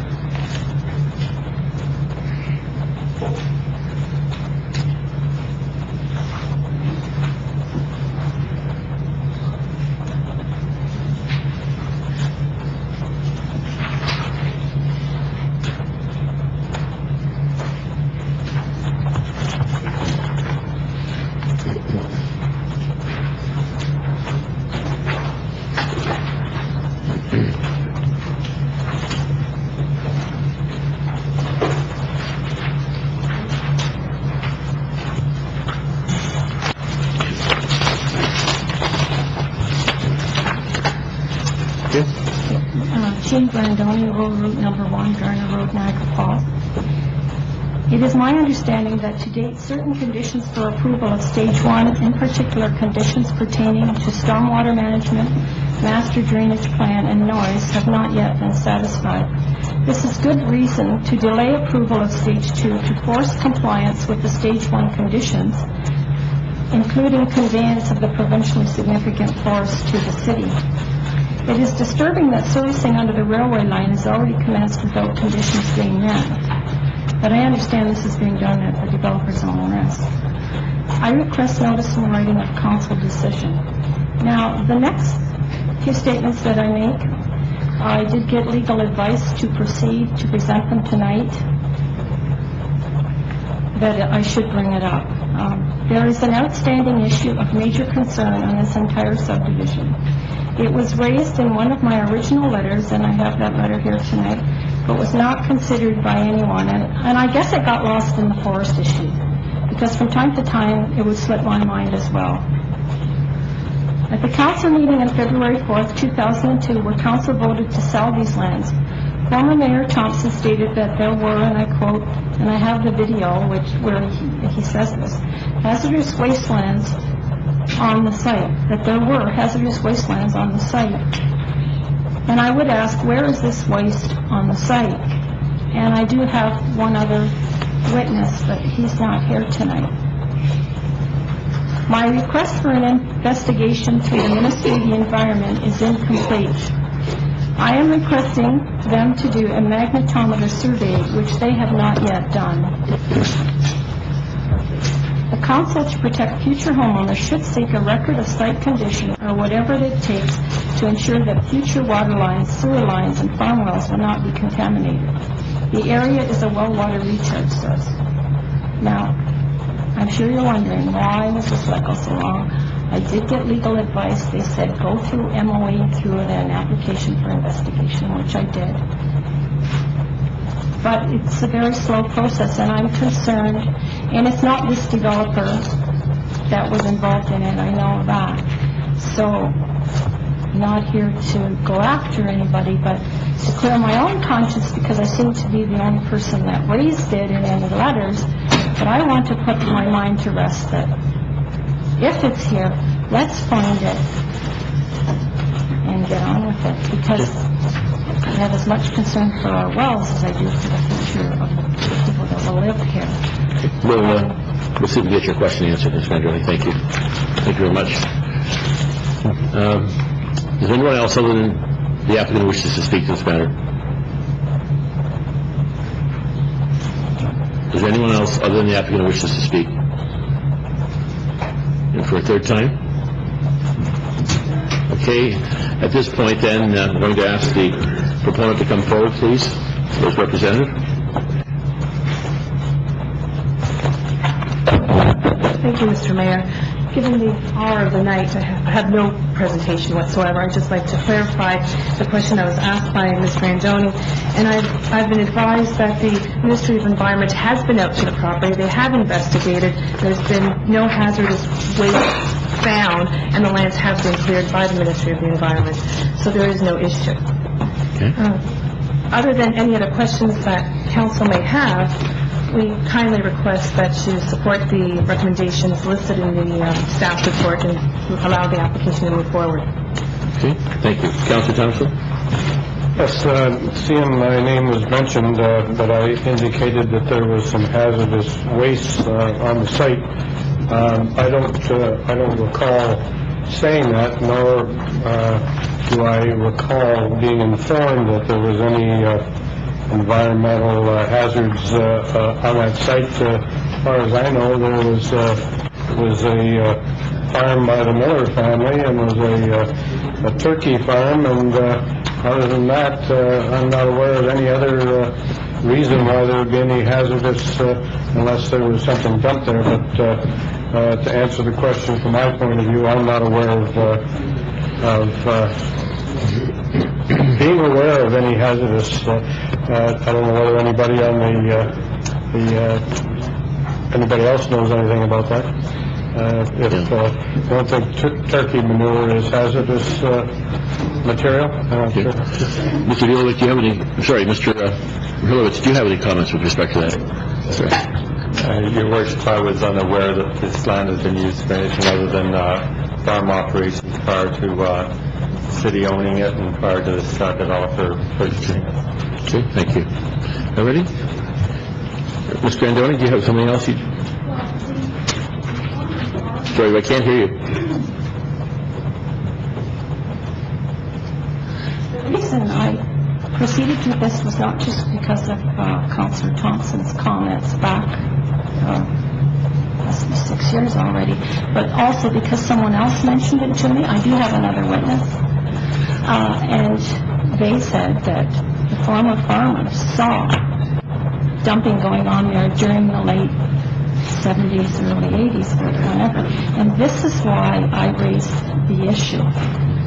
But we don't have any evidence of that this evening, so... But this is why I'm asking, Solicitor Gilberti is saying that MOE has settled it, but they didn't do a magnetometer survey, and that's the only way you can detect, say, something like buried barrels. That has not been done.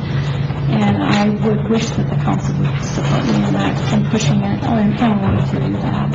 Thank you very much. Are there any questions from either members of the council or persons present as well with respect to the clarification of the proposed application? Okay, if not, then the public meeting with respect to the proposed zoning bylaw amendment is now concluded, and the pleasure of council. Councilor Maves? I believe that's the old Miller farm, and I remember as a child there was pictures of, it was either a cattle farm or a dairy farm, and to my belief, there's nothing on there but either, as Councilor Thompson said, roosters or turkeys or cattle. I move the recommendation. Moved by Councilor Maves, seconded by Councilor Fisher. Any further discussion by members of council? Having seen none, all those in favor? The motion is carried unanimously. Thank you very much. Thank you again for your patience. Mr. Clerk, could you introduce the next item on the agenda, please? A public meeting is now being convened to consider a proposed amendment to the city zoning bylaw to permit a semi-detached dwelling at 4680 Dorchester Road. Notice was given by first-class mail in accordance with the Planning Act on Friday, March 7th, 2008, and by posting a sign on the property in question. Anyone who wants notice of the passage of the zoning bylaw amendment to participate in any site plan process, if applicable, or preserve their opportunity to appeal to the Ontario Municipal Board shall leave their name on the sign-in sheets outside the council chamber. Thank you very much, Mr. Clerk. And once again, we're going to ask the Director of Planning to explain the purpose and the reason for the proposed bylaw amendment. Mr. Hurlovich. Thank you, Your Worship. This application is to rezone the land to allow a semi-detached house to be built on the property. If we look at the location map, we'll see that the property is located at the northeast corner of Dorchester Road and Pinedale Drive. Immediately to the north and east of this property are detached single-family houses. To the south is commercial development. In fact, there's a Tim Hortons restaurant to the south of this property. To the southwest is the Optimist Club property, and to the west of this property are single-family houses and a semi-detached house that's been there for some number of years. The site plan shows how a semi-detached house would fit onto this particular property. The frontage of the property is 21.8 meters or 71 feet on Dorchester Road. The developer shows a 7-meter setback between the front lot line and the garages at the front of this particular house. The property has sufficient area to accommodate the 2 housing units. The official plan policies, let's get I think I've basically covered that. The official plan policies for this particular area designate the land as residential. The residential designation permits a mix of single, semi-detached, and triplex dwellings as predominant land use. The infill development is allowed, provided that it's compatible in terms of density, massing, setbacks, and appearance. The subject property is at the edge of a residential area. It's adjacent to a major commercial area, as I mentioned. The semi-detached dwelling represents a form and intensity of development that we would anticipate in this area, and it actually forms an appropriate transitional use between the commercial area to the south and the low-density residential to the north. There's a semi-detached house already in the area. The dwelling will have a similar appearance and massing to the existing dwellings in the area as well. The one thing that we did note was that the front yard setbacks of most of the dwellings on the east side of Dorchester Road are set back 9 to 10 meters, whereas the developer is showing a 7-meter setback. So we're recommending that the 9-meter setback be used so that it preserves the existing street line. The zoning of the property is currently R1C. The applicant has asked for an R2 zone, which is the single-family and two-family zone. The applicant is proposing to construct in accordance with these standards. In fact, we are asking for the additional setback of 9 meters. There's sufficient room to locate the dwelling on the property and still provide for this setback. So therefore, we are in support of the application. We find that it conforms with the official plan, maintains the character of the residential area. It's an appropriate transitional use, and we think that the 9-meter setback from Dorchester Road would be appropriate. Therefore, we're recommending approval of the R2 zone for this property with a front yard depth of 9 meters. Thank you very much, Mr. Hurlovich. And once again, members of the public are advised that failure to make an oral written submission at this public meeting will result in the Ontario Municipal Board dismissing any referral it receives. Failure to sign the sign-in sheets will result in staff rejecting an appeal as per Section 34, subsection 19 of the Planning Act. At this time, Council will hear from anyone other than the applicant who wishes to speak to the proposed bylaw amendment. Is there anyone present other than the applicant who wishes to speak to this proposed bylaw amendment? And for the third time, is there anyone present other than the applicant who wishes to speak to the proposed bylaw amendment? Having seen none, at this time we'll call the applicant or his representative to come forward, please.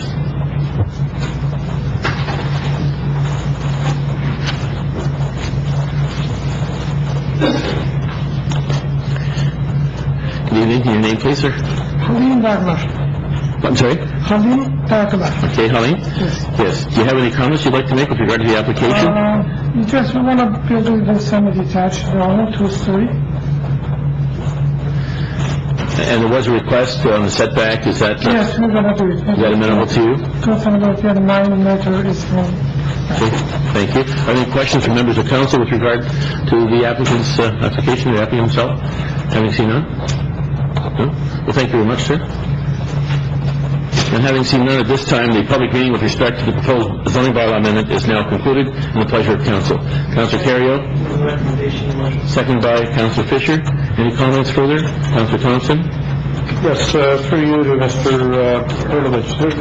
I had a couple of calls on this from adjacent properties. There was no letters or any concerns expressed with respect to it? Mr. Hurlovich? Your Worship, we did have a couple of calls early on when the notice first went out, but we did not receive any letters or follow-up on that. Okay, and this is going to be a 2-story development. Is that that'll be the only one in that particular area? All single family the rest of the way? There are 1-story and split levels to the north. The semi-detached house on the west side is actually a 2-story building. One. Yes. Yeah. Okay. Why everybody's got 10-meter setback and this is 9? Why do we lose a meter? We're kind of guesstimating there, but if you want it to be 10, make it 10. Okay, well, it's really not compatible. I think it fits in with, because of the commercial development next door, but if it was anywhere within the block, then I would very much oppose it. But there are some concerns on the area there. We do have a motion on the table, on the floor, I should say. Is there any further comments? Yes, Councilor Wing? I think it's a nice example of intensification. What was once one family residence will become 2. It's intensification without unduly impacting the surrounding neighborhood. Thank you. Having seen no further comments, we'll call the vote. All those in favor?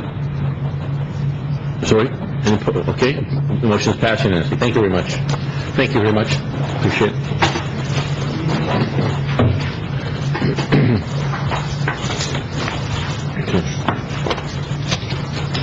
I'd like to begin this evening by offering my condolences, our condolences, to Mr. Todd Harrison on the passing of his mother-in-law, Rosemary Linz. And Todd, our thoughts and prayers are with you and your family at this time, so our condolences. I have some information as well that I'd like to share with members of council and the public this evening. I would like to draw council's attention to the letter I received from Provincial Minister of Tourism, Mr. Peter Fonseca. I'm pleased to report that the province is forwarding their second installment of $17,500,000 to the municipality for use in the construction of the Niagara Convention and Civic Center project. We are very pleased to have these forthcoming monies forthcoming, and I would like to thank the province of Ontario for their contribution to this exciting project. We look forward to seeing the convention center begin to take shape in the months ahead. I'd also like to inform members of council and residents that at the urging of our local MPP, Mr. Kim Crater, and the provincial Minister of Citizenship and Immigration, Mr. Michael Chan, I've been asked to accept an invitation to the International Mayors Forum on Tourism being held in Zhengzhou, China in April. This Mayors Conference is being sponsored by the China National Tourism Administration, and I will be attending as their guest at their expense. Therefore, I'd be out of my office for 4 days attending the conference there, beginning on April 8th. And I'm pleased to have been asked to be involved in these important discussions that directly affect the city of Niagara Falls and our tourism industry here, as we are the gateway to Ontario and Canada for many throughout the world. I believe that we will be able to work, we need to work with China to develop and strengthen our relationship and to grow tourism partners for our city. This is a significant opportunity to do just that.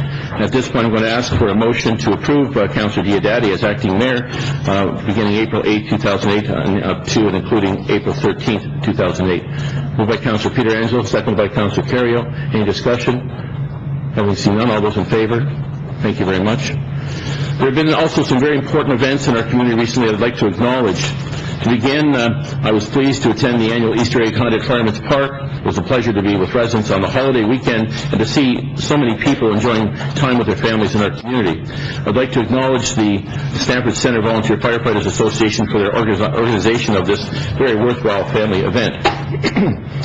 I'd also like to point out the three stuffed bears in front of me, Horseshoe on my right, and the groom and bride bear. And I was happy to attend the grand opening of the Build-A-Bear workshop on Victoria Avenue on Saturday.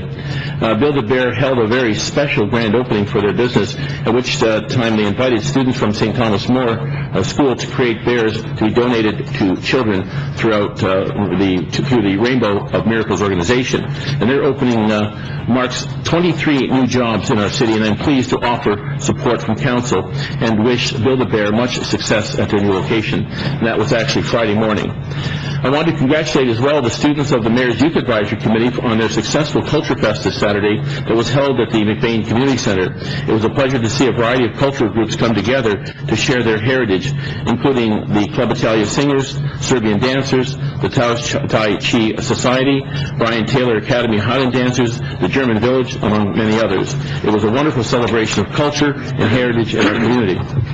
I'd also like to mention some current events that will be of interest to members of council and residents.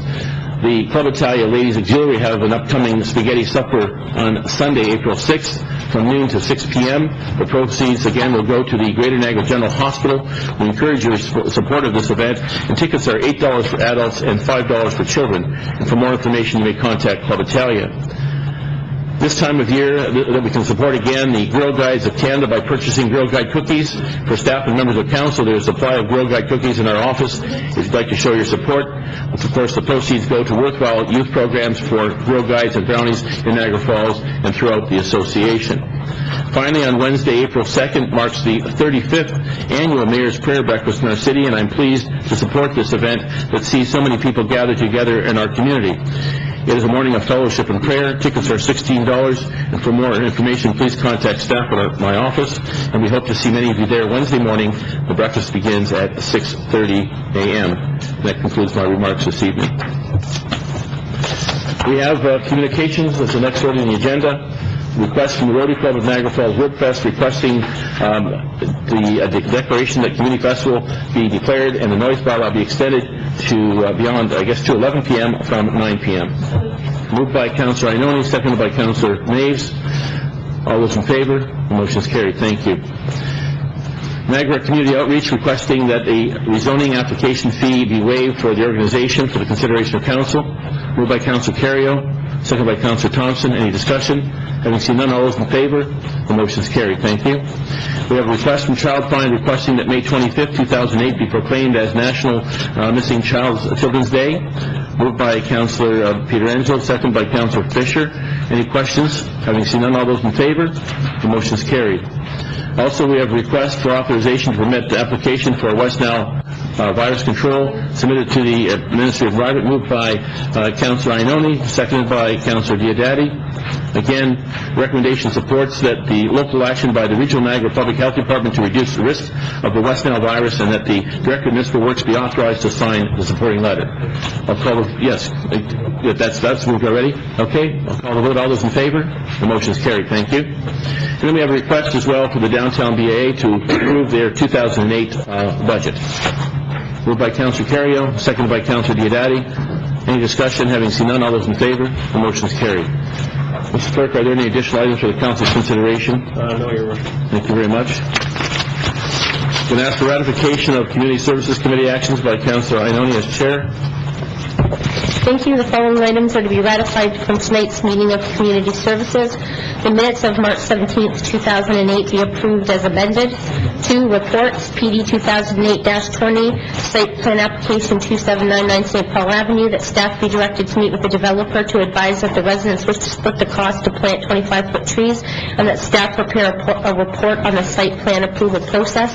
R 2008-12, request to rename Fern Park, E.E. Mitchelson Park, or Kaler Park, that council approve the recommendation of the Recreation Committee to not rename Fir Park or E.E. Mitchelson Park and Kaler Road Park. TS 2008-04, Bella Senior Care parking concerns, that council approve a 25-meter extension of the permissible parking area on Willoughby Drive adjacent to the Bella Senior Care residence. Under new business, that staff proceed with the pre-hearing consultation, and that staff request a Conservation Review Board hearing be delayed pending the Supreme Court ruling with respect to ownership of parish property. And I so move. Moved by Councillor Ioannoni, seconded by Councillor Diodati. Any questions or comments? Having seen none, I'll call the vote. All those in favor? The motion is carried. Thank you. There's no requirement for in-camera ratification, so we'll move on to the consent agenda. Are there any items that members of council wish to remove from the consent agenda? Councillor Ioannoni? Community 2008-03, Mr. Mayor. Okay. Anything else? Councillor Peter Angelo? Okay. Anything else? Moved by Councillor Carrio, seconded by Councillor Ioannoni. Any questions or comments? Having seen none, all those in favor? Motion is carried. Thank you. We'll deal with the first item, the CD 2008-03, closed meeting investigation, etc. Councillor Ioannoni. Thank you, Mr. Mayor. My first question through you to Mr. McDonald. Mr. McDonald, when was this report commissioned? Mr. McDonald? I'm not sure I understand the question. When it was commissioned? Yeah, when did Mr. Arafita be asked to create this report? Mr. Arafita and I spoke about this report early last week, and felt it would be helpful, based on the communication between council, to bring an information report like this. So it was last week commissioned. I'm not sure. Well, I guess I gave direction to have this information report ready for council, and I did that last week. Was this before or after senior staff? Because I sat in the senior staff meeting and this was not on the agenda. That's correct. It was after senior staff. I find that interesting.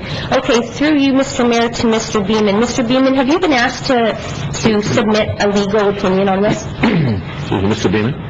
No. Thank you. Okay, now I'd like to have the discussion. First of all, I want to correct something in the review, because the review writes what the review wants to write, and you know what? You're at the mercy of the press, so you take what you get. Where angry councillors have made point, official complaint not necessary. And the bottom line of the editorial, and I hope the editor's watching, it seems like a waste of time and effort, not to mention money, to have an outside body investigate this complaint. Agreed. I tried to have that reconsidered. It didn't go through. But his final thing is, doesn't the city have a lawyer on staff who can report on the situation and offer an opinion? And I will state, every email that I sent was copied to every member of this council. And on the Tuesday following that council meeting, I asked for a legal opinion. And just so the editor who's watching knows, it is 2 weeks later tomorrow, and I still don't have a legal opinion. So it wasn't through lack of asking for it, Mr. Mayor. So KFCA wishes to make a comment. Mr. McDonald. Just to clarify, there were various communications going back and forth on this item, and staff actually, through the clerk's office, provided as much information as we could on it. We don't normally respond to provide legal opinions because an individual counselor asks for it, and that's why there wasn't a legal opinion. If the council had asked for a legal opinion, it would be a different reaction. So I'm only clarifying it because I don't want councilors to be surprised if they ask for a legal opinion from the legal office as an individual counselor and don't receive it. Okay, I understand that. And Mr. Mayor, we also received a correspondence from Mr. McDonald after Mr. Ayurveda's 8-page, whatever you want to call it. And Mr. McDonald responded, there will not be any more reports to council unless a motion to council has been made. There was no motion to council to create this report in this document. So, I mean, you can stand here and we can go back and forth on who made a motion to do what, who told who to do what. But I'm saying, we all got the same email that said there'll be no more correspondence, no more communications, no more reports, no nothing unless there's a motion of council. And there was no motion to council for this document that's in front of us. And I'm even more human to think that I had the ability to be the one at senior staff the Wednesday following this problem, and this wasn't in a senior staff meeting. But I'm going to go on. We have to start at the beginning, because to me there's always the politics behind the politics. And this started, the problem with passing this report in camera, and the report's been ratified, so it's now public, it's a public document. The report that was before us in camera was a 4-page report to not only appoint staff, but it was a 4-page report in regards to organizational review and a number of different things. It was dealt with in camera. We dealt with another issue in camera till 5 to 7. At 5 to 7, we started discussing this document. I laid out to this council something that needs to go back in camera, that I had concerns with a number of issues. I told the truth to the council down there as to what my concerns were in regards to passing this report. I didn't make anything up. I said, look, here's my concerns. I don't have time to go into the whole thing. It's 5 to 7. And I want to be clear for the residents because I made the motion to defer. The motion to defer was to defer to this council meeting's in-camera session. I made it, Councillor Fisher seconded it, 5 of us voted on it. There's no confusion on the deferral. I made the deferral. And my notes are my deferral. Here's my copy from that evening. When we look at process and we look at procedure, and people wonder, well, what's the big deal? I have 2 big deals. One is process. That motion for deferral passed 4 to 4. Councillor Thompson broke the vote. Motion for deferral went through. The comment after that was from our CAO, who did not leave that deferral motion alone. And let's be clear. Do you remember, Mr. Mayor, and I'm going to ask you, what was the reason why that deferral was not to be adhered to? Do you remember the answer given to us downstairs why he didn't want that deferred? Mm-hmm. What was the reason? He directed the comments to the staff concerns that the matter would be postponed. His comments verbatim were, this will send a bad message to staff. Now, I don't know about you, but last time I checked, I got almost 11,000 votes to stand here. And I would think that the message that he sent the members of council around that table, and I'm speaking for myself because I made the motion, was that the concerns I put on the table were absolutely insignificant. And quite frankly, I had a chance to talk to a member of this report that I had concerns with to find out my concerns were valid, just so that everybody around the table knows. And the concerns that I put on that floor, the answer given to me was, we will deal with that after this report. Well, if I have a problem with the report before me, and I'm expressing concerns about the report before me, and I'm asking for the respect and the time for council to listen to that in a thought-out, drawn-out matter, so that I could put my points on the table and prove I'm telling you the truth, which is really out of line that I have to do that. I don't understand how later on you could say procedurally that the motion to I don't even know what you'd call it, to reconvene afterwards to discuss the same motion can be passed without, even if I read this discombobulated thing that we got the day after, and this report, which I call a cover your butt report, which is all that it is. I want to know how you can go to a motion to reconsider or a motion to defer to after the meeting without two members of the first motion for deferral in that meeting. Now, the chair was Councillor Thompson. In the first correspondence to us, Mr. Iorfita states he had concerns if the chair wasn't there. I have concerns for the fact that none of us were there when you made your motion to reconvene at 2 o'clock or after the council meeting.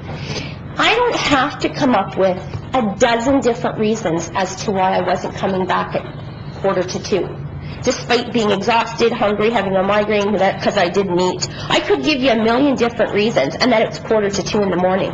But I don't have to, because my deferral to move that subject to tonight's in-camera session passed. So I'm concerned on listening to comments in the newspaper. It's political. It's not political. I'm going to tell council how I personally feel. You took my vote. You made my vote for deferral and my vote to support it not count. You took the fundamental rules by which we work with, and then you had a staff member criticize them in a subsequent report. And that's the way we've worked here the whole 10 years I've been here. So I'd like to know if I was out of line in camera through you to Councillor Thompson, who was the chair. Did I put my motion on the floor properly? Was I out of line, and did it pass? Councillor Thompson. Did you just want me to respond, or can I have the floor? No, just respond, because I promised you have the floor. Did we follow process in camera on that motion? I believe we followed process fairly and according to procedure to have the first deferral motion, and it was handled properly. Thank you. Now, when you voted for the motion to come back at 1:45 or whatever time it ended up being, you didn't take into any account the 5 of us who voted for deferral and why. And I asked Councillor Terrio, who went back and voted, did you have any discussion? You had none. So you had a number of people raise points in camera in regards to this report. No time to discuss the report, but you didn't take 1 ounce of consideration into the fact that 5 of us were concerned enough to want to have a full discussion tonight, which we were fully prepared to do. But now that it's a public document, I want to go on to highlight the concerns that I raised in camera, because I hate being called a liar. I seriously hate the fact that I come to this council doing my homework every council meeting. As a matter of fact, even get, I would say, complimented occasionally from staff who say, you know, you always do your homework and you always have your facts behind you. And this whole problem started on February 25th when we passed the capital budget. Or we didn't. We deferred the capital budget. And that deferral stopped. I'm really pleased on that. But we passed the operational budget and we discussed the capital budget. And I asked 2 questions that night in regards to the capital budget. And it was in regards to a municipal works document in our capital budget that highlighted 2 expenditures. And one was the Garner South Sewer Area, Garner Southwest application. And it was a $7.2 million debenture, eligible for $7.2 million in development charges if available. I then took council to page 52, and if I'm not mistaken, Councillor Pietrangelo was the chair at the time. And I highlighted, and they're beeping me now, and I highlighted that on page 52, under Grassy Brook West Area Sanitary Sewer System, there was $6,955,088 eligible for the same amount in development charges. And I said in the council chamber to the members of council that night that I was extremely concerned with this because I'd had a conversation with Mr. Burden, and Mr. Burden's comments to me were that he had problems with that the capital budget was late coming to us because he wasn't going to put his name to it without the addendum in here that those monies would be reimbursed if they were available to us from development charges. Mr. Burden, am I lying anywhere here? Excuse me, Councilor, you should... Through the chair to Mr. Burden. Through the chair, in that discussion, we talked about what was the meaning of the statement that was in brackets on those particular pages, and we talked about the fact that in previous reports, the funding was being showed as coming from development charges. On those updated pages, which would be for this capital year, it was being shown as debentured. In brackets, it was being shown that the debentures were being taken out, but that the debentures would be paid back through the use of development charges. Did you explain to me on that phone that the reason we didn't have it was because you were highly concerned with the risk in allocating that kind of debt? Through the chair, yes. We knew that the risk element is there. The actual cash balances in development charges were not sufficient to actually fully fund the expenditures as of that date.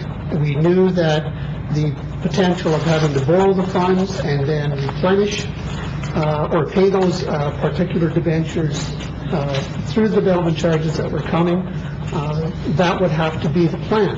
And we put in there the words, if available, because we understood that although development charges are coming, we couldn't actually predict what those cash flows would be, and it would be our best estimate that there would be sufficient future cash flows through development charges to pay the debenture payments. That was not, and I agree, that's what we had conversation had on the phone. That was not what was conveyed that night.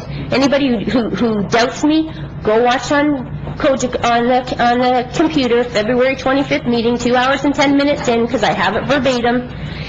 And I'm going to go on to what gets even more problematic. That wasn't the answer given to me that night. That's the answer given now.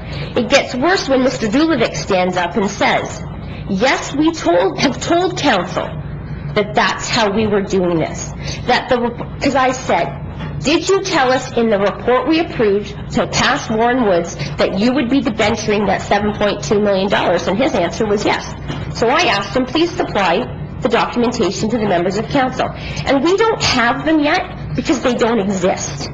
I had my own documents. I've gone through everything I have at home from Warren Woods. I don't have anything like that. I went back and I asked Mr. Burden the same day that I was in the senior staff meeting, and he said, I can't find them because they don't exist.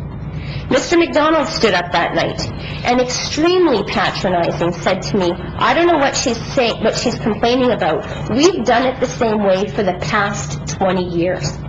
Well, I'm telling council, they didn't. On that point, yes. You can watch your own tape. I think just to clarify, and it's difficult when everybody doesn't have the documents here, but what I referenced is what we did for the last 20 years is when we identify the funding sources for the capital budget, we identify various sources, contribution to capital, we identify development charges.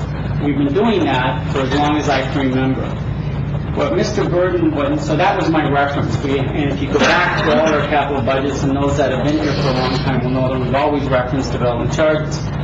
What Mr. Burden is referring to, and he articulated it a bit differently this year relative to the fact that, relating really to our cash flow.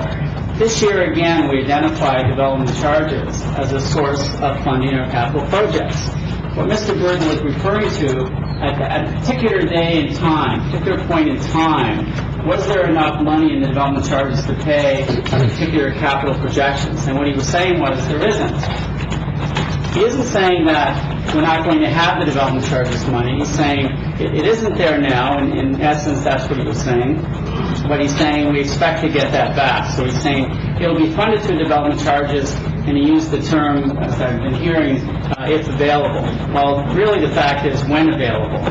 Because as we do municipal financing, and we've talked about this many times, development happens, money comes in, money goes out. It happens all the time. Any one day, those balances fluctuate a lot. We also use tax-based money to fund many of our projects. There are certain days when we don't have tax-based money in the bank. In fact, we go to a line of credit, just like any other business goes to a line of credit. And we don't suggest that, in fact, we're going to pay for this if we get the tax money in. The fact is, we're going to pay for it with tax money when we get it in, because we know we're going to get it in. And that's how anybody that's involved in business deals with the business. You have this cash flow you deal with. We use bankers' acceptance notes, we use a line of credit, and it moves that way. So it wasn't suggesting that Mr. Burden thought we're never going to have the money to pay for that project. The fact is, at that point in time, development charges money wasn't available, and his choice of words were, if available. Well, that was... Are you presuming you know our conversation? That was his choice of words that he used here. We've talked about it. Mr. Burden is very familiar with the process, and the intent was really to say there isn't money there right now, but that's where, in fact, in the end, we might borrow money to fund it today, and eventually we pay it back to development charges. That was the intent in referencing the development charges differently than we've done it before. We've always referenced development charges money. That was my comment relative to 20 years. Councilor Inoue? Thank you. I don't trust a word he says. So you can allow him to stand up here to debate. I don't think it's in order to challenge the integrity of the staff.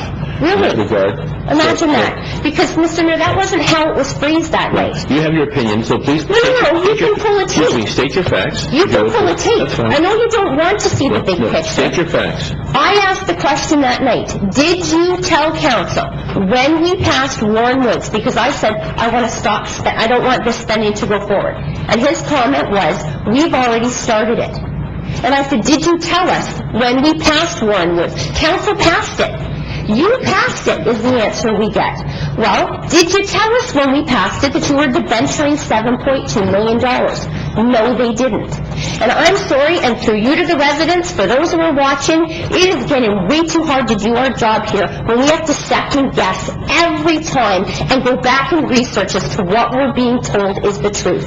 And just to highlight to you even more, see, you got it. His job is not to debate council. Please be seated.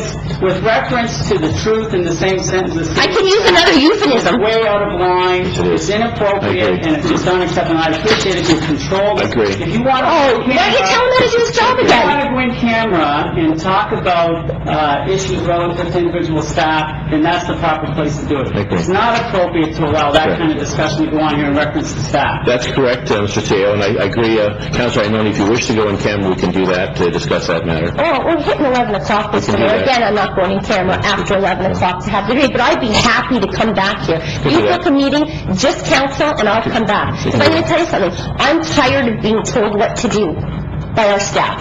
I'm particularly tired after you get a report from Mr. Iafita that says it is not staff's job to tell council what to do or how to do it, and we're forever being told what to do and how to do it. And I'm going to take it one step further. You go to page 52, and it says, Grassy Brook West Sanitary Sewer Area, $6.995 million eligible for development charges if available. I asked Mr. Burden today, do we run the risk of not getting that back for years? Yes. It could be years till those development charges come back to us. But even more so, I'm a member of council. I vote here. I should vote informed. I don't know how many times I have to ask for that. But $6.5 million of that $6.9 has already been borrowed in short-term lending. And I'm sorry, when I passed that report, nobody told me that we were going to be borrowing. I'd have voted against it. So I guess my question to you, Mr. Mayor, is, as a member of council, do I not deserve to have that information before me when I vote? Or do I have to hunt it back later after somebody here tells me I have it when I didn't? If you went and looked up the same information I have, you'd find the exact same facts. When did we approve $6.5 million in borrowing? Because I can pull there's two of you didn't. 7 of us who ran on an anti-debt campaign. And for you to say that we supported that application when we didn't know those monies would be short-term debenture, and I understand they're going to be long-term debentured as indicated in this report, who told us?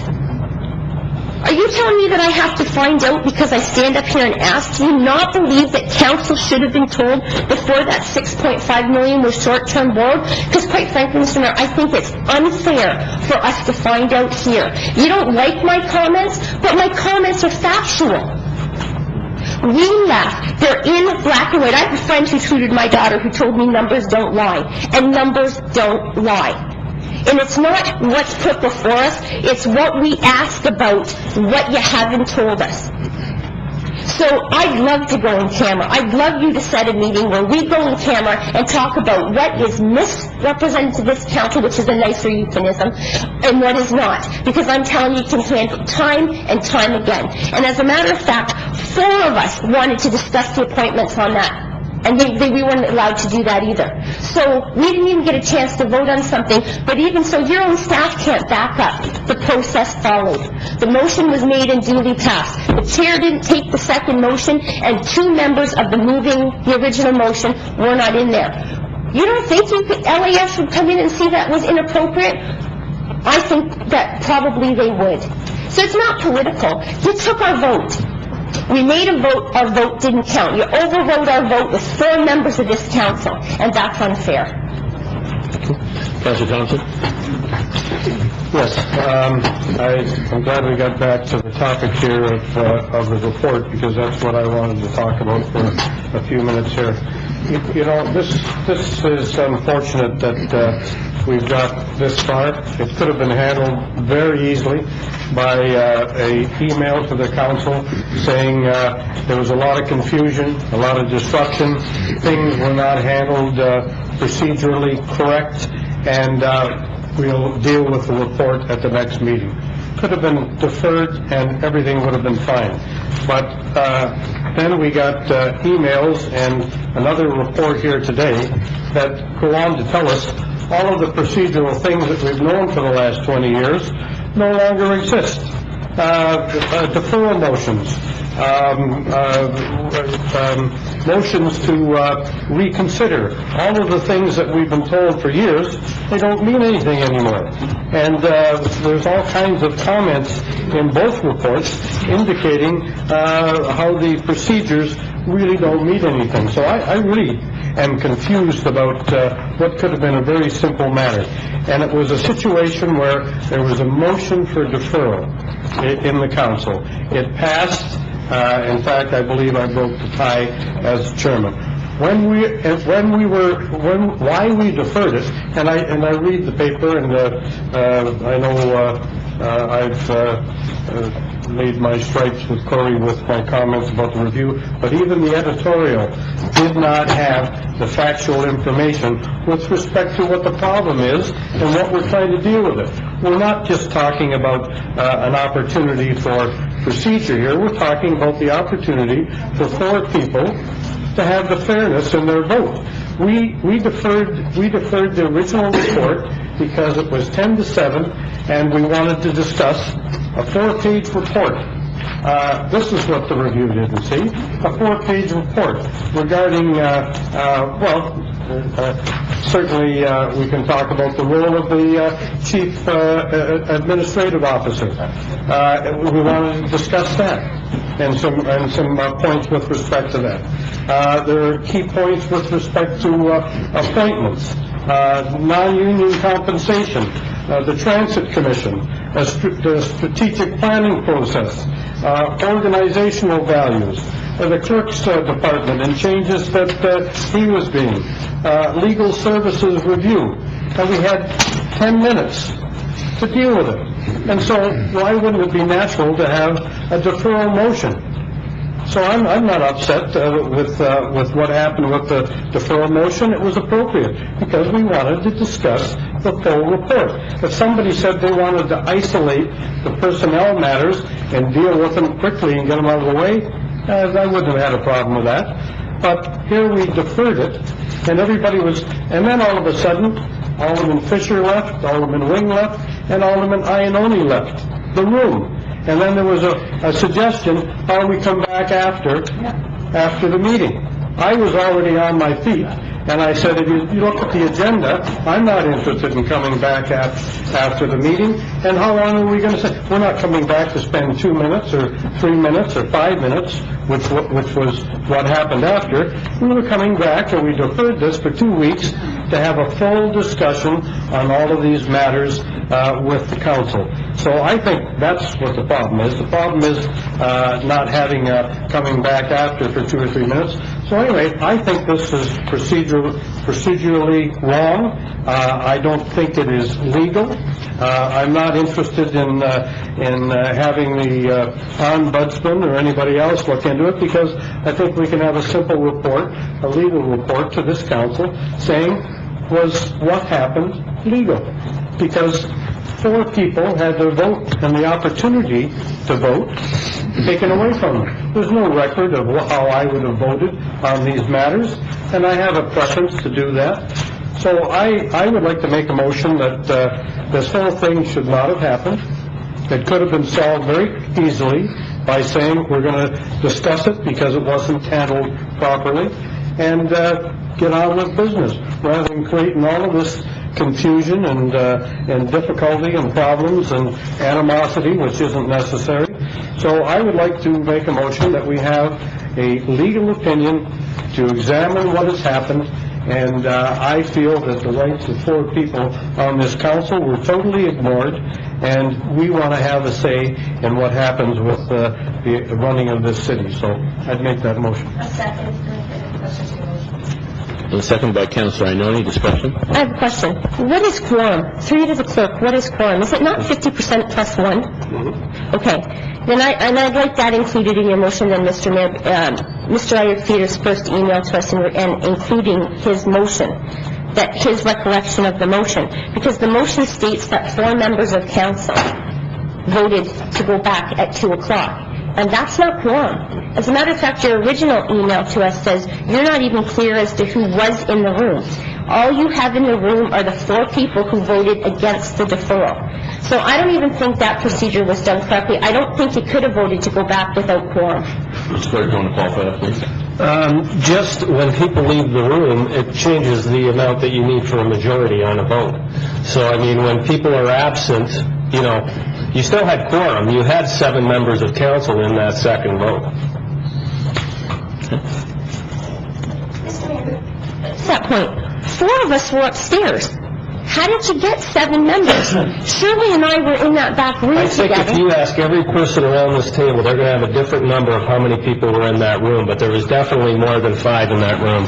Thank you, Mr. Mayor. Then if we're going to have a legal opinion looked at, you got to submit Mr. Ayerfeter's first email to us, because you yourself state you're uncertain as to who was in the room. Yeah, I've been very candid. There was a lot of chaos that took place right before 7 o'clock. People were standing up, like Councilor Thompson said. People left the room. That's true, but there was still quorum at that time. Quorum had not been lost at that point in time, and the majority of people that were still in the room voted to reconvene the meeting afterwards. I stood up at the time and said, are you guys serious? Like, number one, I knew the meeting was going to be long, and I questioned the actual efficacy of even doing that, because I knew that, council members would not want to stick around to deal with these issues. Well, after the deferral, we said we weren't sticking around. The deferral passed. Hey, you ask your fellow councilors what happened after you left. Did the deferral pass? Yes, and I've never doubted that your original deferral motion passed. Was there a motion to reconsider the deferral motion? There was not a reconsideration, and I've commented about that in the report, and I think I'm very clear as to what was discussed. Mr. Mayor, we need a legal opinion on it, because if we can't get that, then we have to bring LAS in, because he doesn't have succinct minutes. We know where we were. We were upstairs. We know a motion for deferral passed 5-4, and we know that it wasn't done correctly. Councilor Wayne?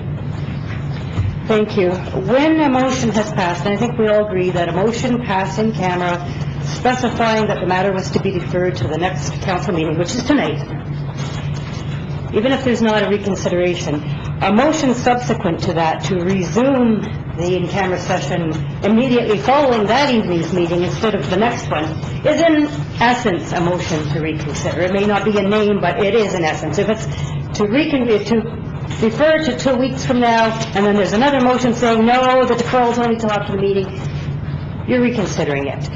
In that case, it had to be moved and seconded by 2 people who had supported the motion to defer until tonight, and that didn't happen. You know, in-camera stuff is so sensitive. The Ombudsman's website, and we've actually got a copy of this in our agenda tonight, that as of January 1st, any person can request an investigation into whether a municipality has complied with the open meeting requirements or the procedural bylaw relating to any meeting or part of a meeting that was closed to the public. And that was reflected again in staff's November 12, 2007 report, and or its procedural bylaw. And I'm really concerned about us not following the procedural bylaw, because that is crucial. That is the bedrock on which this council operates. Those are the rules of engagement. If we ignore it, even once, we're setting ourselves on a slippery slope. And, you know, I know that Mr. McDonald wants to have this discussion in camera instead of out here, but one of the things we were trying to discuss, and I never even got a chance to talk at all, but one of the things we were trying to discuss was our concerns with the integrity of the senior staff and the information they were presenting us. This is very, very important stuff. I mean, it gets down to part of that $93 million in debt that the staff are recommending we take on by 2010. You know, this is, as Councillor Thompson pointed out, this was a 4-page report. This wasn't just ratifying the appointments of 3 particular people. This was far more detailed, and I'm willing to start with a legal opinion from our own staff, but I don't know. I think we probably need to go further than this. We need some sort of public chastisement of this council for having ignored its own procedural bylaw. We have a motion on the floor, members of council, but it's beyond 11, so I'd like a motion to go past 11 o'clock. Moved by Councillor Pietrangelo, second by Councillor Diodati. Any discussion? All those in favor? Any opposed? 2 opposed. Motion's carried. Thank you. Councillor Thompson? Yeah, while we're looking at the legal opinion, I was designated as a chairman for committee of the whole that evening, and I would think that I would have to be there to chair that meeting if there was further discussion on it. And I went through the committee meeting. There were 3 people sitting there, and I said, what are you doing? You're going to have another meeting? I said, not at 10 to 2 o'clock in the morning, and I left. So I was the chairman. I'd like to know whether that has any bearing on the legality of the situation also. Clerk, any comment with that? Well, you're asking for a legal... Yeah, we'll get that opinion, so that's fine. We have the motion on the floor. Councillor Fisher, speaking of the motion. No, I just want to comment on what we did. You know, there was a lot of concerns, a lot of questions. There was many of us that had things we wanted to talk about, and there was not enough time. And I think everyone else has said it here tonight. This was a long discussion, and when it was deferred, that was until tonight, and voted on. That should have been it. I mean, I don't care if I got up and walked out. That was the end of the meeting, because we now said, adjourn, let's go upstairs. Yes. So away we went. Who's going to hang around to find out that there's somebody who's making a different decision? It was a decision made. It was passed 5 to 4. That was good enough for me. It was time to go upstairs. We had a meeting, and we know that Cogeco really doesn't appreciate us coming in at 7:30 or 7:45. They would like us here at 7 o'clock. So I really believe, yes, there's been, this has been very inappropriate. I'm really very concerned. I'm very angry, and I'd like something done. I have Councillor Naves, Councillor Carrio. I just want to know a definition of deferral. Does deferral mean do we automatically go to the next council meeting? Or does it mean we defer it for an hour, a week, 2 weeks, a month? I'd like a definition of, while we're looking at the definitions and the legality, what's a deferral? Can someone explain that to me? Is there a time limit? Is there? I mean, I put this in the report, I put it in the email to you last week. I mean, there's, you know, a deferral, sometimes it's time-specific, sometimes there's other things that have to be taken into account, like, for example, if it's a planning matter, you can't defer it to the next meeting if there's notice requirements. I mean, yeah, I have no doubt that was Councilor Iannone's intent, was to defer it to the next meeting to have more time to discuss it. But I also know that some of the councilors wanted to deal with it that night. So them voting in favor of the deferral doesn't necessarily mean they wanted to defer it 2 weeks from now. Point of order, Mr. Mayor. My motion was to defer this report and the appointments to the next scheduled council in-camera meeting. I'm pretty specific there. I know what my motion was. She knows what she seconded. The five of us knew what we voted on. I didn't leave it open-ended, Mr. Iafita. Mr. McDonald said this will give staff a bad impression. Well, you know what? We knew that we were coming back in 2 weeks. But last time I checked, I worked with this council, not for staff. Please be seated. Councilor Mays, you have the floor. Hold on, just 1 second. To put in context, the minute after the deferral happened, other council members started talking about dealing with the recommendations, not the broader issues in the report, but the recommendations after the meeting. That conversation happened immediately. You walked out of the room, the conversation happened immediately. Councilor Mays? So my only question is, was it in the minutes that it was for 2 weeks or the next council meeting? No one seems to know, so... Let me just say deferral, but I'm willing to concede the fact that Councilor Iannone made that motion that she stated. Having said that, you were all in the room as well, and then a number of you started discussing, hey, let's deal with those recommendations after the meeting. That's what happened. Yes. Councilor Carrier? To clarify, I might have misunderstood. I thought the motion for deferral was a motion for deferral. I didn't realize that there was another part to it. I didn't hear that. I thought it was deferred. I didn't hear the intent being to the next meeting. That's why I came back after. Yeah. Okay. Councilor Peter? Okay. Councilor Giuliani? Yes. I'm in the same boat, Your Worship. I knew it was deferred. I never heard anything specific as to when it would be deferred. That's the reason Councilor Pietrangelo said, well, then let's do it tonight. That's right. And that's the reason I supported that. I've never heard a definitive date or time set. And for the qualification, I can just add that I made comments saying, you know, the meetings are too long, it's going to be a long time. I didn't want to meet after the meeting, and I still did that because I know you want to get this matter dealt with, so 5 of us met after that meeting. But I was under the same impression that the matter was deferred, but not till when? Councilor Carrier? Your Worship, I'm just wondering what the intent of what the councilors want to do is.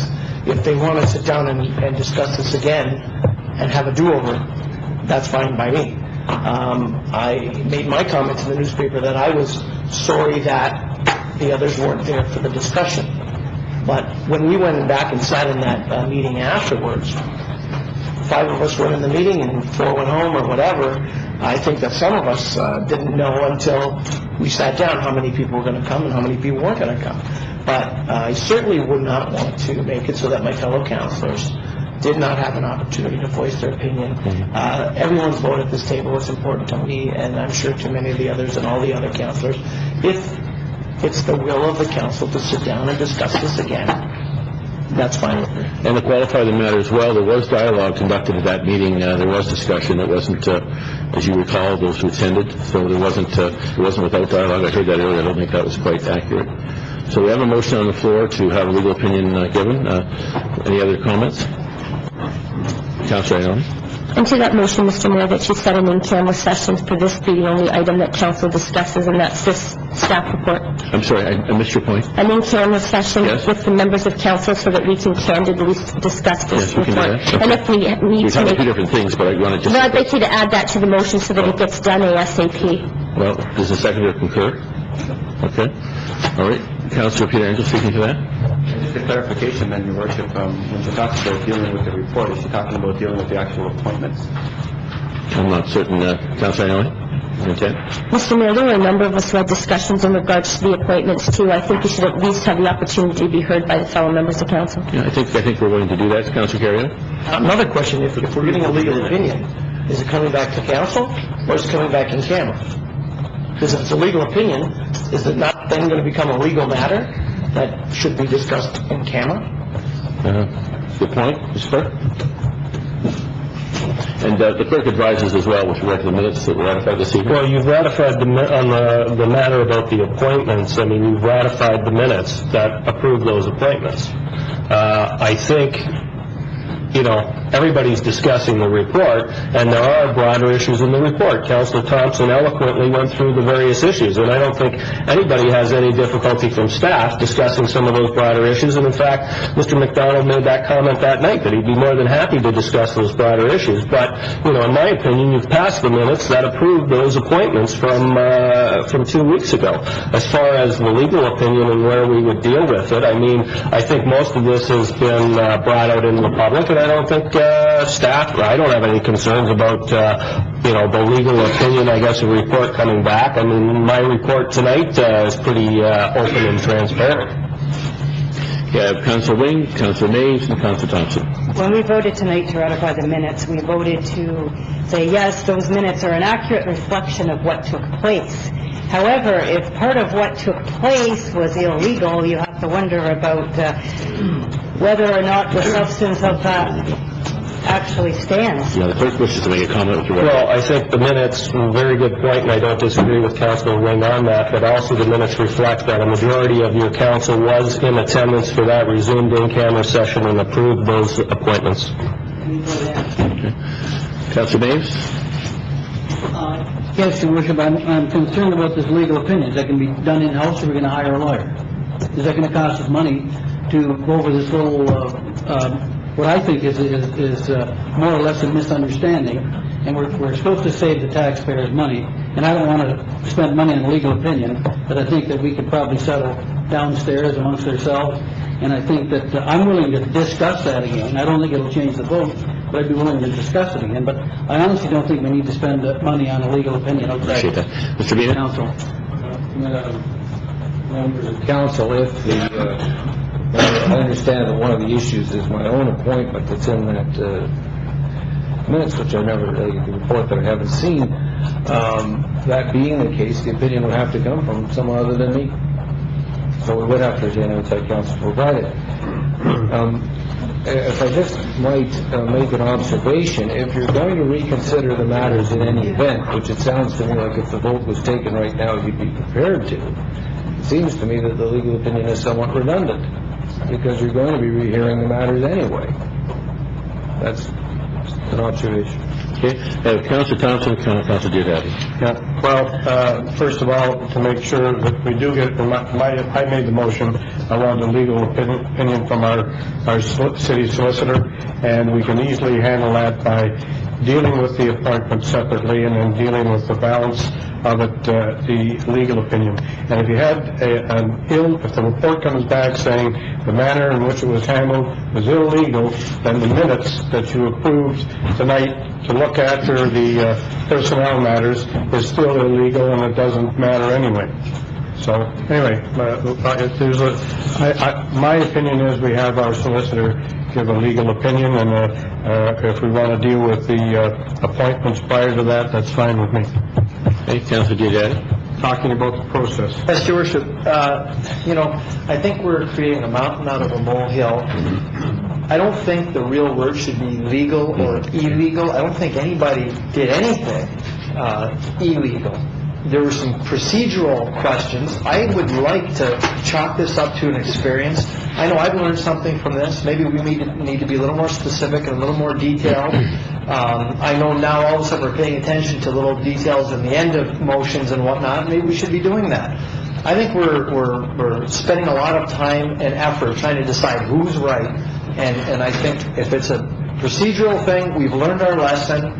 Why can't we just, agree, that to disagree in terms of the procedural, what was said, who said what, he said, she said, and let's move forward. Why can't we, as Councilor Maves said, we can have a discussion on the reports. The outcome probably won't change because 5 people were in that meeting. And that, that is enough to pass any motion in this council.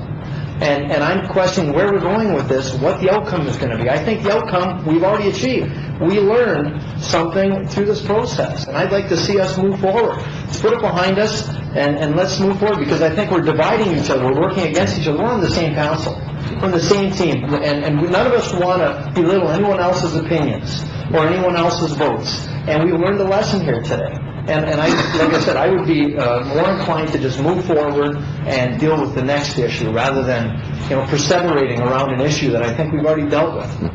I appreciate your comments, Councillor. I have to tell you that Councillor Carrier said a similar thing, that maybe the outcome wouldn't change, and I can appreciate those 4 who are not here. With all respect to the procedure, I agree it's not, whether it was legal or illegal, maybe procedurally correct or incorrect, so I appreciate your point. Right now, we've got a combined motion that talks about 2 things. We have a motion that discusses the matter of getting a legal opinion, and then we have a motion to reconvene in camera to discuss this matter. So I think we're complicating the matter further. It wasn't reconvened today. No, not tonight. Not tonight. But I'm saying to reconvene the in-camera session. Didn't say tonight. The point is, we have 2 matters in the same motion, and I'm not sure if that's what you really want to do at this stage. You want to separate these matters. Okay? All right, now, to separate, is anybody wanting to speak to the first part of the motion? Mr. Clerk, would you read it, please? To get a legal opinion on what transpired at the in-camera session on March 17th. Okay, Councillor Carrier? Is it going to be an in-house opinion, or is it not going to be an in-house opinion? And that's the next comment. I believe we all want it to be in-house, and we have to deal with the matter of the appointments. That has to be done first. Mr. Clerk, procedurally, that should be held in cameras, I believe. Is that correct? I don't know what you're asking. Okay. Well, Mr. Beeman stated that he had a problem because he may have a conflict because of... Well, let me repeat what I said already. I think the report that you want to bring back, HR 2008-02, is about the broader issues that are contained in that report. It's not specific to the appointments. If I could just clarify, Your Worship, if you look at the report is only about the appointments. Everything else in that report is nothing but a summary of what already took place. In fact, that was the whole purpose of it, is to bring it all into focus. It's all about the organizational review we've just gone through. It's about action as a result of the organizational review, and it's simply outlining what we've already done. And it says what's outstanding is the appointments. Okay? That's all that was outstanding. Everything else, it's not new items. This report, in fact, simply stimulated questions and issues related. But it's not about the report. The contents of the report, other than the appointments, is done. Okay? And referencing, for instance, there's a section here on the role of the CAO. You've done it. You've redone the bylaw. You've approved the whole evaluation process. You've redone the job description. It's done. And everything else in here is done. Okay? The only thing left was wrapping up those a few appointments that were left over. So clearly that can be handled separately, those appointments. And that's why the message from me personally is to try to focus in on that night and say, deal with that issue. There's all kinds of other related issues that began to get on the table relative to communication between staff and council, succession planning in general. And as mentioned by the clerk, I indicated we'd be happy to discuss those kind of items. But I think we're really clouding this. This report is only about the appointments in the end. That's what the recommendations were about. The other items are already done. If you want to have, as we've talked before and as we've had before, in-camera sessions to talk about other broader personnel issues, we should schedule it and deal with it. But as I mentioned, if you relook at this report, you'll see that these items are already done. Yeah. Mr. Clerk, sorry. Yeah, to your other point now that I thought about it, I mean, what's being asked for is a legal opinion on process that's separate and apart from Mr. Beeman's appointment, and I don't think there's anything wrong with that. Okay. And I think to the CAO's comments that evening, did you make any comment? Do you have any comment with respect to whether you really had to bring it to council in terms of what you're dealing with and you chose to bring it to council? Just on that point, Your Worship, normally these kind of recommendations wouldn't even be into the council in camera because there's a bit of an anomaly here. Normally these temporary appointments to permanent, and certainly probation to not. That's done by the CAO, and it's within the jurisdiction of the CAO. The only reason they were brought here is because they were referenced within the organizational review. And that was a bit of an anomaly, because as part of the organizational review that we did, we referenced that we would deal with all the follow-up items that we're dealing with, that were the result of recommendations in that report. So it's a bit of an anomaly to begin with. Normally, we deal with employees every day that are involved with moving into new roles and it's a probationary process. We never go to council to finalize those probationary periods. This was really an anomaly. I think, as the clerk mentioned, it's easy to deal with these appointments as one item. The process that council followed to deal with those other two motions, we've attempted already to clarify. We can go further to clarify that item. That can be done with, and it can be done internally. The other issue of a desire by council to discuss broader personnel items, we can deal with that anytime council wishes to deal with them. So I really see it as three different items, and we can address them independently. Okay. Mr. Clerk, you want to make comment? Well, I just also don't want it to be seen that, staff, especially myself as the clerk, thought that the process that night was great. No, it wasn't great. Things were happening that were very chaotic towards 7 o'clock. And I mean, I've been very candid about stating that. I've been also candid saying I'm not sure who actually was in the room and who wasn't. I've got my own notes who I believe was in the room, and people have told me differing stories. So I think if we were to go around the table for the 12 people that were in that room to say who left and who was there at a given time, we might get a bunch of discrepancies there. I think it was also complicated by the fact there was limited people in the room. Myself, Mr. McDonald, and Mr. Dark. When my normal council secretary wasn't in the room at the time, and she's there specifically to help me remember things, and I mean that's part of why we do that. The process, no, it wasn't good. You guys shouldn't be, making deferral motions and then in the next breath talking about, coming back afterwards. Make a decision on these things. People shouldn't be leaving the room if things are still happening. I mean, and I think, Councilor Diodati hit the nail on the head. This is a learning experience, and it's a learning experience that you should be cognizant of each other and your wishes, and, try to deal with these things in an appropriate manner. I don't think it's a good idea to have a meeting at 1:30 in the morning, but I think, for us that were here, it was like, okay, might as well get it over with and done with.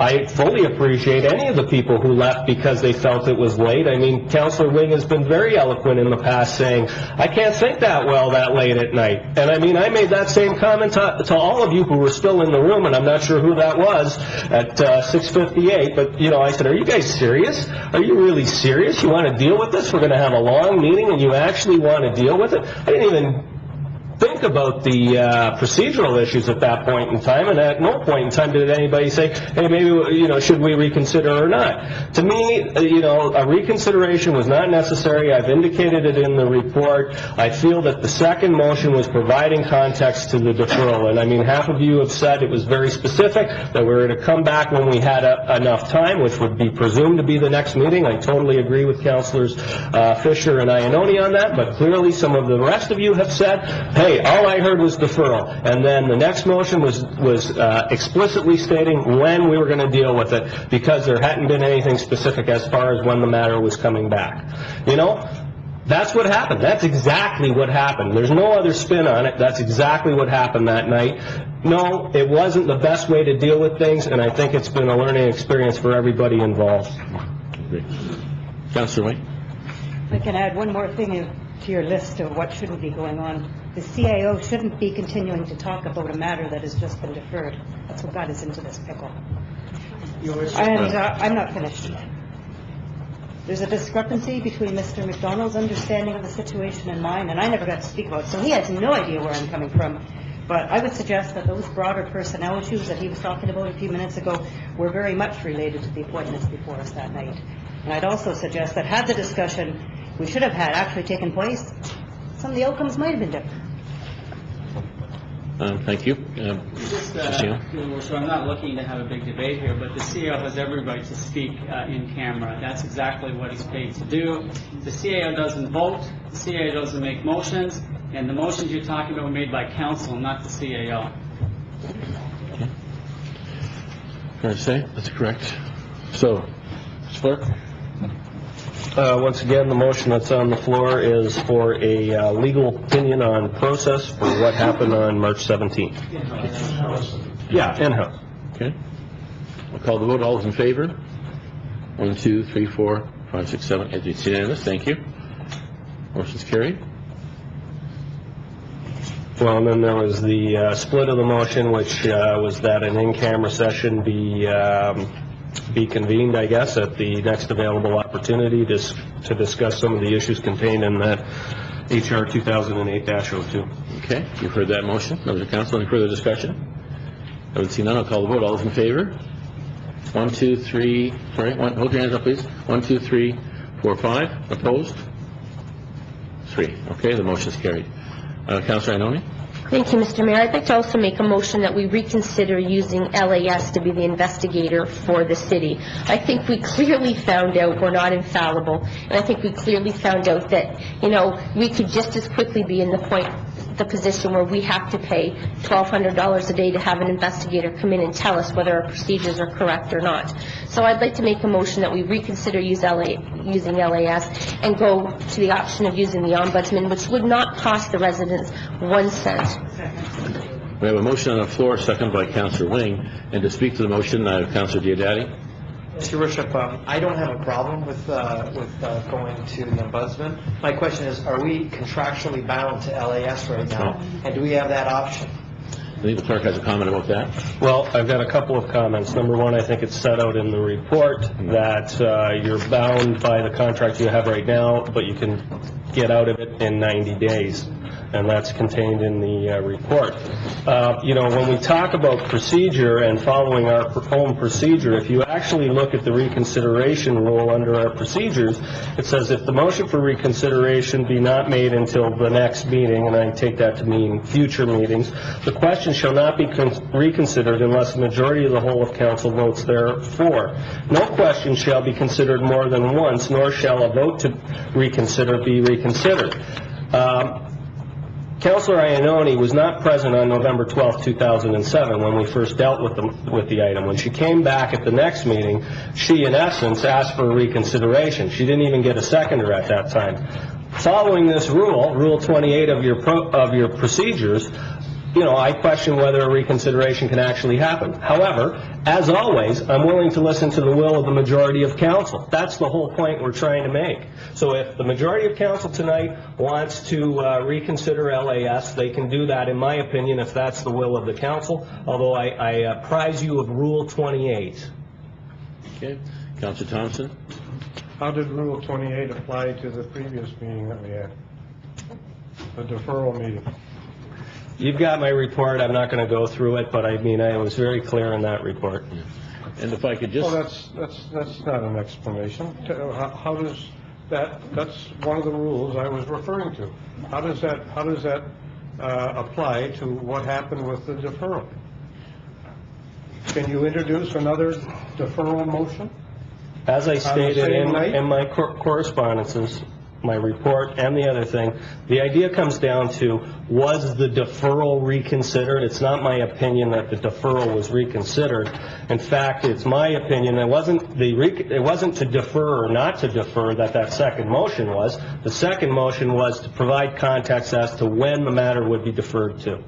What I'm referring to, can you introduce a deferral motion on the same evening? As my email to council indicated, yes, you can. Sorry, a reconsideration? Are you asking, can a reconsideration? What did you read just there a few minutes ago about deferral motions? No, that was reconsiderations. Yeah. Anyway, reconsiderations would be based on decisions that have been already approved by council. Yeah. Okay. Anyway, regarding the motion to, I haven't changed my mind. I think we're our own worst enemies. We're probably the ones that are going to be investigating ourselves. I don't think we got a problem with the staff and this council being mindful of what goes into committee and what doesn't, that we're going to have a problem or we're going to have a concern. And every time I've always heard about the ombudsman, they got a file sitting on their desk they couldn't get around to you within weeks. Although I was surprised to see It didn't take them long to get around to Fort Erie, but I don't think there's any reason to change at this point. Yeah. And just to speak to that, members of council, I had the privilege and the opportunity to have the presentation made at the regional level. And that evening, the members from the Ombudsman office could not give us a figure as to either an hourly rate or a daily rate that their staff would be required to actually allocate for a hearing. So I contend, and I say this to you, that it isn't free. The taxpayer ultimately pays, and LAS made their point about what their costs and their charges were. So I can just tell you that. So nothing is free, and if you're thinking it's free, it will cost us ultimately at another level of government, but it's not free. So, but they could not qualify their per diem or their hourly rate. Yes, Spencer?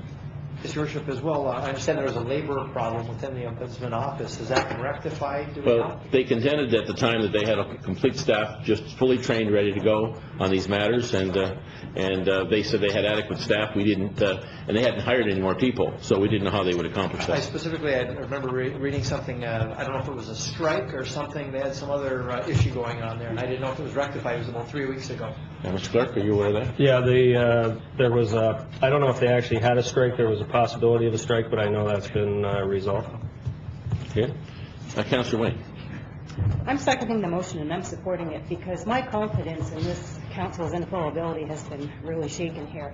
I don't think there's a delay. I was just reading in the Post, I think it was last Thursday, about a northern city, it was either North Bay or Sudbury, where the Ombudsman is conducting a similar investigation to what they already did in Fort Erie this year. This took effect January 1st. It's now March 31st. 2 investigations already. I don't think there's any problem with the timing. The other thing is, if we stay with LAS, the burden of payments falls entirely on the shoulders of the Niagara Falls taxpayers. With the Ombudsman's office, it's spread out a little bit wider to all the Ontario taxpayers. So the blow to the local taxpayers isn't as costly. So that's why I have now changed my mind. Plus, I was relying on the judgment of staff who have since come to question in terms of in-camera matters. Mr. Clerk? Let's clarify one thing. There was nothing improper done vis-a-vis in camera. The process for going in camera on March 17th, we passed a resolution as is required under Section 239(2) of the Municipal Act. We had the right to go in camera based on the criteria. This confusion or this concern about the deferral motion could have happened in community services. It could have happened in council. And in fact, I talked to LAS today about it, and they said, no, that wouldn't be part of our investigation. That's more of a process question that staff can deal with internally and council can deal with. So, you know, saying that this was an in-camera issue that, you know, would bring up the Ombudsman or LAS is not quite accurate. And, you know, what we're dealing with is the fact that certain councillors didn't like the fact that a deferral motion didn't end there and there was a subsequent motion, and I appreciate that, but it's got nothing to do with the sections under the Municipal Act that were put in place for closed meeting investigations. They're related to going in camera, what's discussed in camera. Your Worship, actually, it does.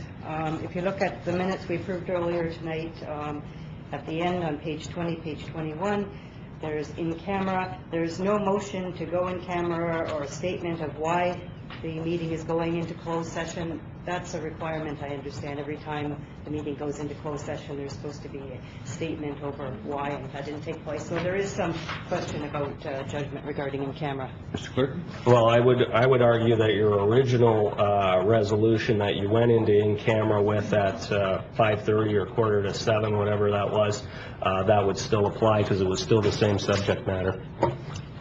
We have a motion on the floor. We'll call the vote at this time. Well, another thing, I mean, what you're doing now is you're going to vote on a reconsideration. That doesn't end the matter there. You're basically making a motion that we're bringing this back to the table to debate over again. That's why you bring reconsiderations, because a lot of times council doesn't want to deal with the same thing again and again and again. So if the reconsideration passes, then I assume that there would be a subsequent motion from Councillor Iannone and Councillor Wayne to then go to the Ombudsman as opposed to LAS. Also, I should tell you, you do have an agreement. Like I said, there's a 90-day get-out clause, but you've also paid for that for 2 years. Okay, and so, Mr. Clerk, the motion then will be for reconsideration? Okay, we'll call that vote. All those in favor? 1, 2, 3, 4, 5. Opposed? 3. There is a motion for reconsideration. Okay, Mr. Clerk? Well, now it's free for someone to make a motion. Councilor Ioannoni? I'd like to make a motion that council retain use the ombudsman should a complaint come forward in regards to our in-camera procedure or process. And I have to ask then, yes, Councilor Carrion? Did I understand that we've already paid for this service for 2 years? We have a retainer, correct? For 2 years, so For 2 years. are we going to get our money back? No. The retainer is, I think, $600. It's minimal. But you have paid that. The check has been issued. So if we change it now, we'd be paying double. Or someone would be paying double. Well, you basically spent $600 that you got no use out of. Any other comments? Okay, so the motion on the floor is? You just want to read it again? That's, I guess that you break the contract with LAS and use the ombudsman for closed meeting investigations in the city of Niagara Falls. Okay, we call the vote. All those in favor? 1, 2, 3, 4, 5. Opposed? 3. The motion is carried. Okay. And we'll move on to the next order of business. F2008-14, Statement of Remuneration and Expenses for Members of Council and Commissions. Councillor Peter Angelo. Thank you, Your Worship. As I read through the report, I noticed that remuneration was noted for the Niagara Falls Hydro Board. Your Worship, I think many of us around the table know that there's been a lot of changes made to Niagara Falls Hydro over the past many years. One of the more significant changes, Your Worship, is that the members of council are now the board of directors for Hydro, which is also known as HoldCo. I don't agree, Your Worship, in the report that there is no reporting currently being done for HoldCo. Personally, I believe that the public has a right to know whether or not the members of council are being compensated for sitting on HoldCo. And I would ask Your Worship, as council, to support a motion, and I would make that motion, that staff bring a report back at their next meeting with up-to-date disclosure that outlines all salaries paid to and all expenses incurred by members of council as a result of being a board of director member for the city of Niagara Falls. Okay, is there a second to that motion? Councillor Diodati? Okay, any discussion? Councillor Wing? I don't in principle disagree. In fact, in principle, I very much support your motion. I'm just wondering, I think I need a legal opinion. HoldCo is a private corporation where there is individuals, not as members of councils. I need an opinion on whether or not we can legally ask for this, even though I very much support the spirit of your motion. Your Worship, I'd like to put the motion on the floor. I'd like people to vote with what they believe in. I don't think that we need a legal opinion, to be honest with you. Good, fair enough. Any other comments? Having seen none, we'll call the vote then. All those in favor of the motion? Please raise your hand. 1, 2, 3, 4, 5, 6, 7, 8. Motion is carried. Thank you. Anything else? Having seen none, we'll Approve that report. The actual report on remuneration. Oh, yes, a motion to approve the report, moved by Councillor Diodati, second by Councillor Peter Angelo. Any discussion? Having seen none, yes, Councillor Maeve. Your Worship, I noticed Mr. Dren is not here, but I noticed Niagara Transit Commission. Yes. There's no expenses, and of course, there used to be expenses when we went after out-of-town business. Is that gone by the boards? Can anyone answer that?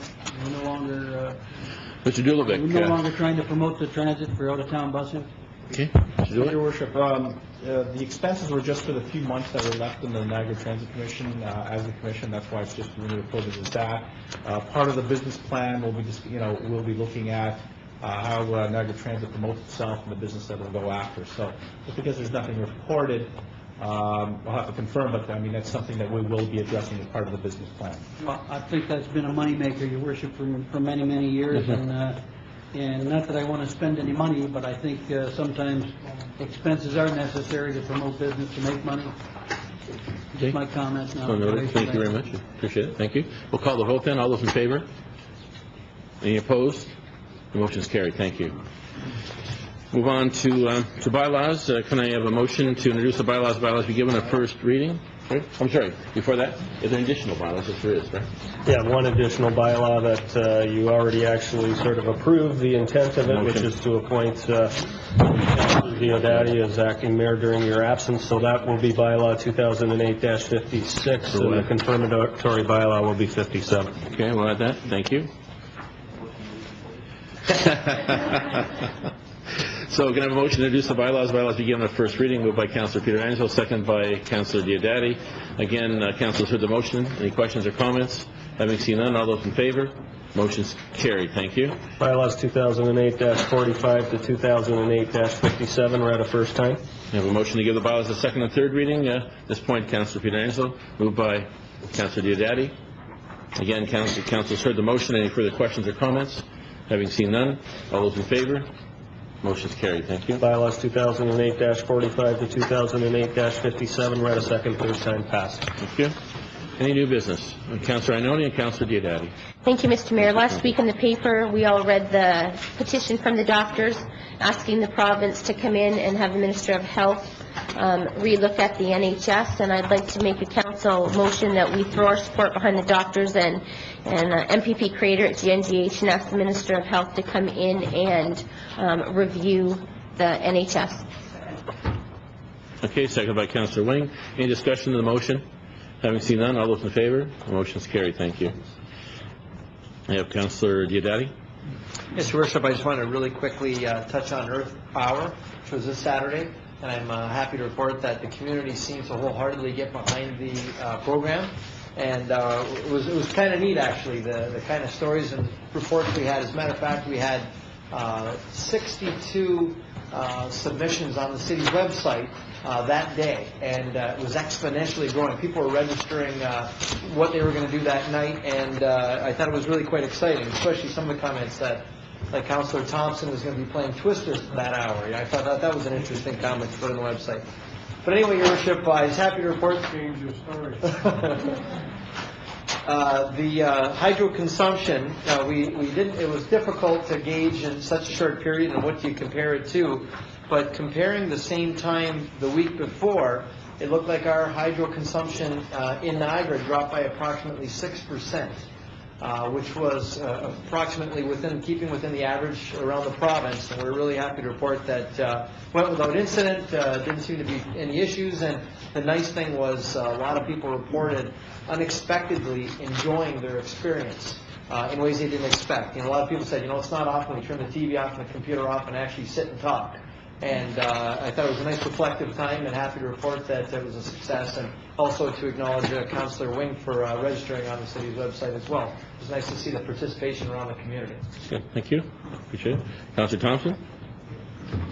Yes, thank you. I have three quick items. Last week and a half ago, I was elated by the fact that a resolution that we brought here regarding Lucentis, the use of a injection in the eye for preserving eyesight and actually restoring it, was passed finally for coverage by the OHIP and the provincial government, and an announcement was made. Since that time, there's a great deal of confusion with respect to who would actually be eligible. Initially, the comments were that if you were previously diagnosed, if you can imagine, you wouldn't be eligible. And then the next thing was you had to be 65 or older to be able to be compensated for saving your sight. I've attempted to get clarification on this. Apparently they have changed their mind a little bit, and they have given the treating doctor the opportunity to make a decision with respect to whether it is a new ailment or they had been treated previously, and some of the people are getting under the wire, but I still think that is a requirement. But the other requirement, you have to be 65. So if you're 63 years old and you have macular degeneration, you're going to go blind, because if you don't have the funds to look at that. I think this is really disgusting. And what I would like to do is have a motion to have the clerk In fact, we did that a couple of weeks ago to determine exactly what the situation is with respect to this treatment, who is eligible, who is not, and at our next meeting, bring back a resolution to the provincial government to suggest that anybody that you can treat and save their sight with this program should be able to take advantage of it, and not restricted to age or when the ailment became evident. So I would make that a motion. We have a second to that motion? Councillor Carrier. Any discussion on the motion? Having seen none, all those in favor? Motion is carried. Thank you. I have been over the past 30 years a strong supporter of the Humane Society, and I certainly lost a lot of confidence in that in the last several years. However, there has been changes there, and I know that this council went to a lot of trouble to consider an expert in the field to give us a report on what we should be doing. We put additional money in the budget to attempt to maybe go off on another direction. I think what has happened at the Humane Society is extremely positive, and I would like to see this council have a designate, and I don't know whether the clerk is the contact or the designate with the Humane Society. Are you, or have you been in the past? Mr. Clerk? Obviously, I have contact with them. I think what you're saying Well, is to have a council member on the board. I know there was much discussion about that, why that didn't happen the last term, and as I explained to people who inquired what happened, as you know, we were in the process of possibly not renewing the contract with them, so it didn't make any sense to have a council rep. I know Mr. McDonald and I have met with Mr.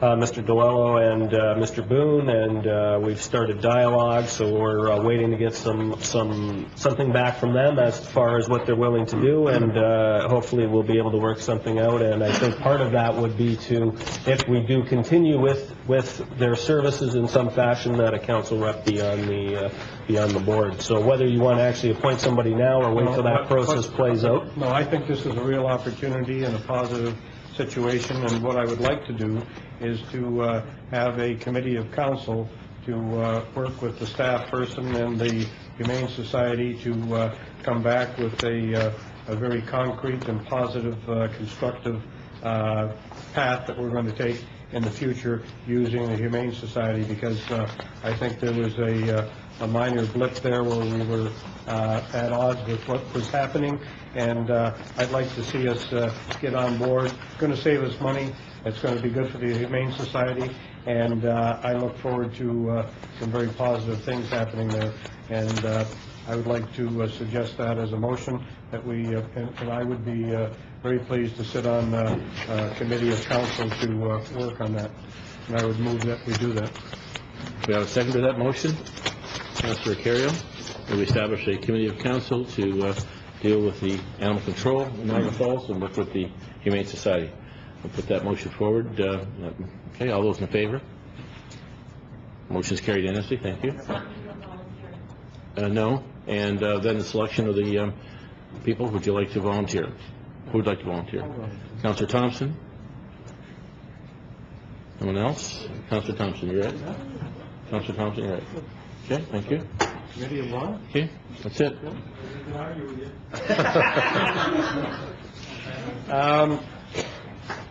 Just another matter that is extremely important to us.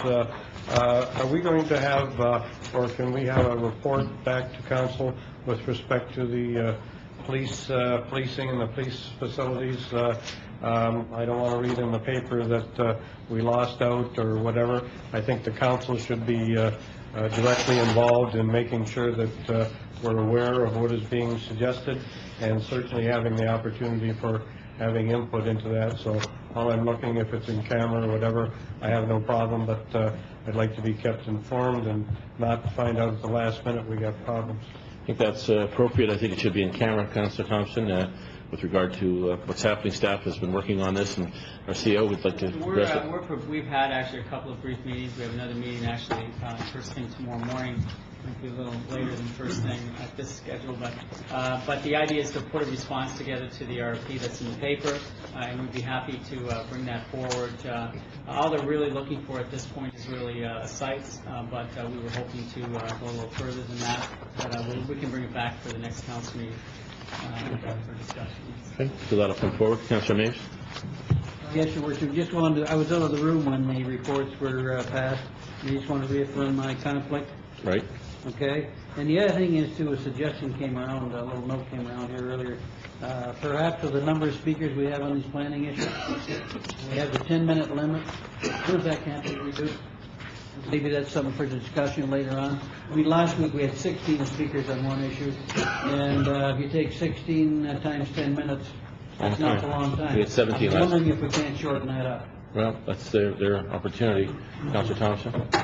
Yeah, that's a good question. I don't know whether you legally, under planning matters, can restrict anybody's presentation. I know you can for deputation to council, but I don't think you can for planning, and I'd like somebody to clarify that. That was brought up earlier. Can we cut down the time? I said, I don't even think you can restrict in planning matters anybody's time if they want to make a presentation. Maybe Mr. Hurlovich could comment. I can ask that question, Mr. Hurlovich. Planning Act requires that it be a fair meeting, and so what council determines to be fair, I suppose. Yeah, I'm sensitive to that. I appreciate your point. So, yes, Councillor Ioannoni. Thank you. Mr. Mayor, I'd be happier to come back every week rather than stay here till midnight, 2 o'clock. I mean, that last one was way beyond tolerable. But I'd say if we have a night where we have 3, 4, 5 planning issues, and we knew last time's was going to be contentious all the way through, let's not have deputations before, and let's not put the ones we know are contentious back to back to back. I mean, I think we had 200-300 people in and out of this council chamber, and it's too much. Bring us back another meeting, but don't have us sit here till 2 o'clock. Councillor, I've expressed that concern most recently after the last meeting. I didn't leave City Hall till 2:30. And I talked to our CEO and clerk about that, and that they are trying to accommodate the public. And I guess in one case we can be thankful we have a number of applications where people have the faith in our city to invest. But we had a couple of matters were deferred from a previous meeting. But I have mentioned to both our CEO and the clerk about that, and we have the way our system is set up. We do it every other week. Whether you want to start having planning committee meetings, maybe that's another discussion. But Mr. CEO, do you have any comments with respect to that? I mean, that's council's call. Of course, we want to comment on that. I mean, many communities meet alternately. They meet every week, and every second week would be a planning meeting. It's you know, whatever council wants. It's hard to predict, however. You could have a meeting like tonight with one item, and you could be here till midnight. You know, and last week we were here later, we had 7 items. So it's really hard to make a call relative to the nature of the item, but... Thank you. Mr. Clerk? A few things. Number one, that meeting on March 17th was a bit of an anomaly in the sense that there were 2 items that were brought to that meeting because, you know, the direction we had was that we wanted to have a meeting on February, whatever that was, 25th, that dealt specifically with budget. Therefore, we didn't have any planning items that night. And so there were 2 planning items that really should have taken place on February 25th. The Semtex or Warren Woods one, and the Menachella one should have really been at February 25th, which would have definitely lightened the load. Mr. McDonald's right. I mean, you know, when I looked at tonight's agenda, I thought 9:30, 9:45. I didn't anticipate that the first item was going to take as long as it did. I agree with Councillor Thompson. I mean, you don't want to be seen to be thwarting anybody's right to speak. Having said that, I think the Boys and Girls Club matter last time, I mean, basically you had 17 people saying the same thing. I mean, you know, I think often when we've had these meetings, we've sort of said to people, listen, if you've got something new to say it. I know other municipalities actually have a process where if everybody has the same sort of opinion, they elect one speaker to espouse that opinion. I know that's kind of difficult because, you know, who knows what another person's opinion is until they show up in this meeting. I mean, I think other than these last 2 meetings, our meetings have actually gone relatively quickly. If I was to go back and look at the ones, at least since the last few months, you know, we don't usually get up, we get out of here around 10 o'clock, which I think is fairly reasonable and most people accept. The last two meetings, I think, have been a bit of anomaly. Who knows what's on the agenda for the next meeting? It could be a quick one. And I mean, I'm always cognizant of, strategy as far as some meetings I try to put the easy ones first, so I figure you guys will get into a groove and approve things quickly. On other nights, I mean, it's, I bring the ones where the most people are here and try to get them out of the meeting as quickly as possible. So I do take these things into consideration. Okay, thank you for your comments. And motion to adjourn then, please. Councilor Carrier, Councilor Mays, all in favor? Motion carried.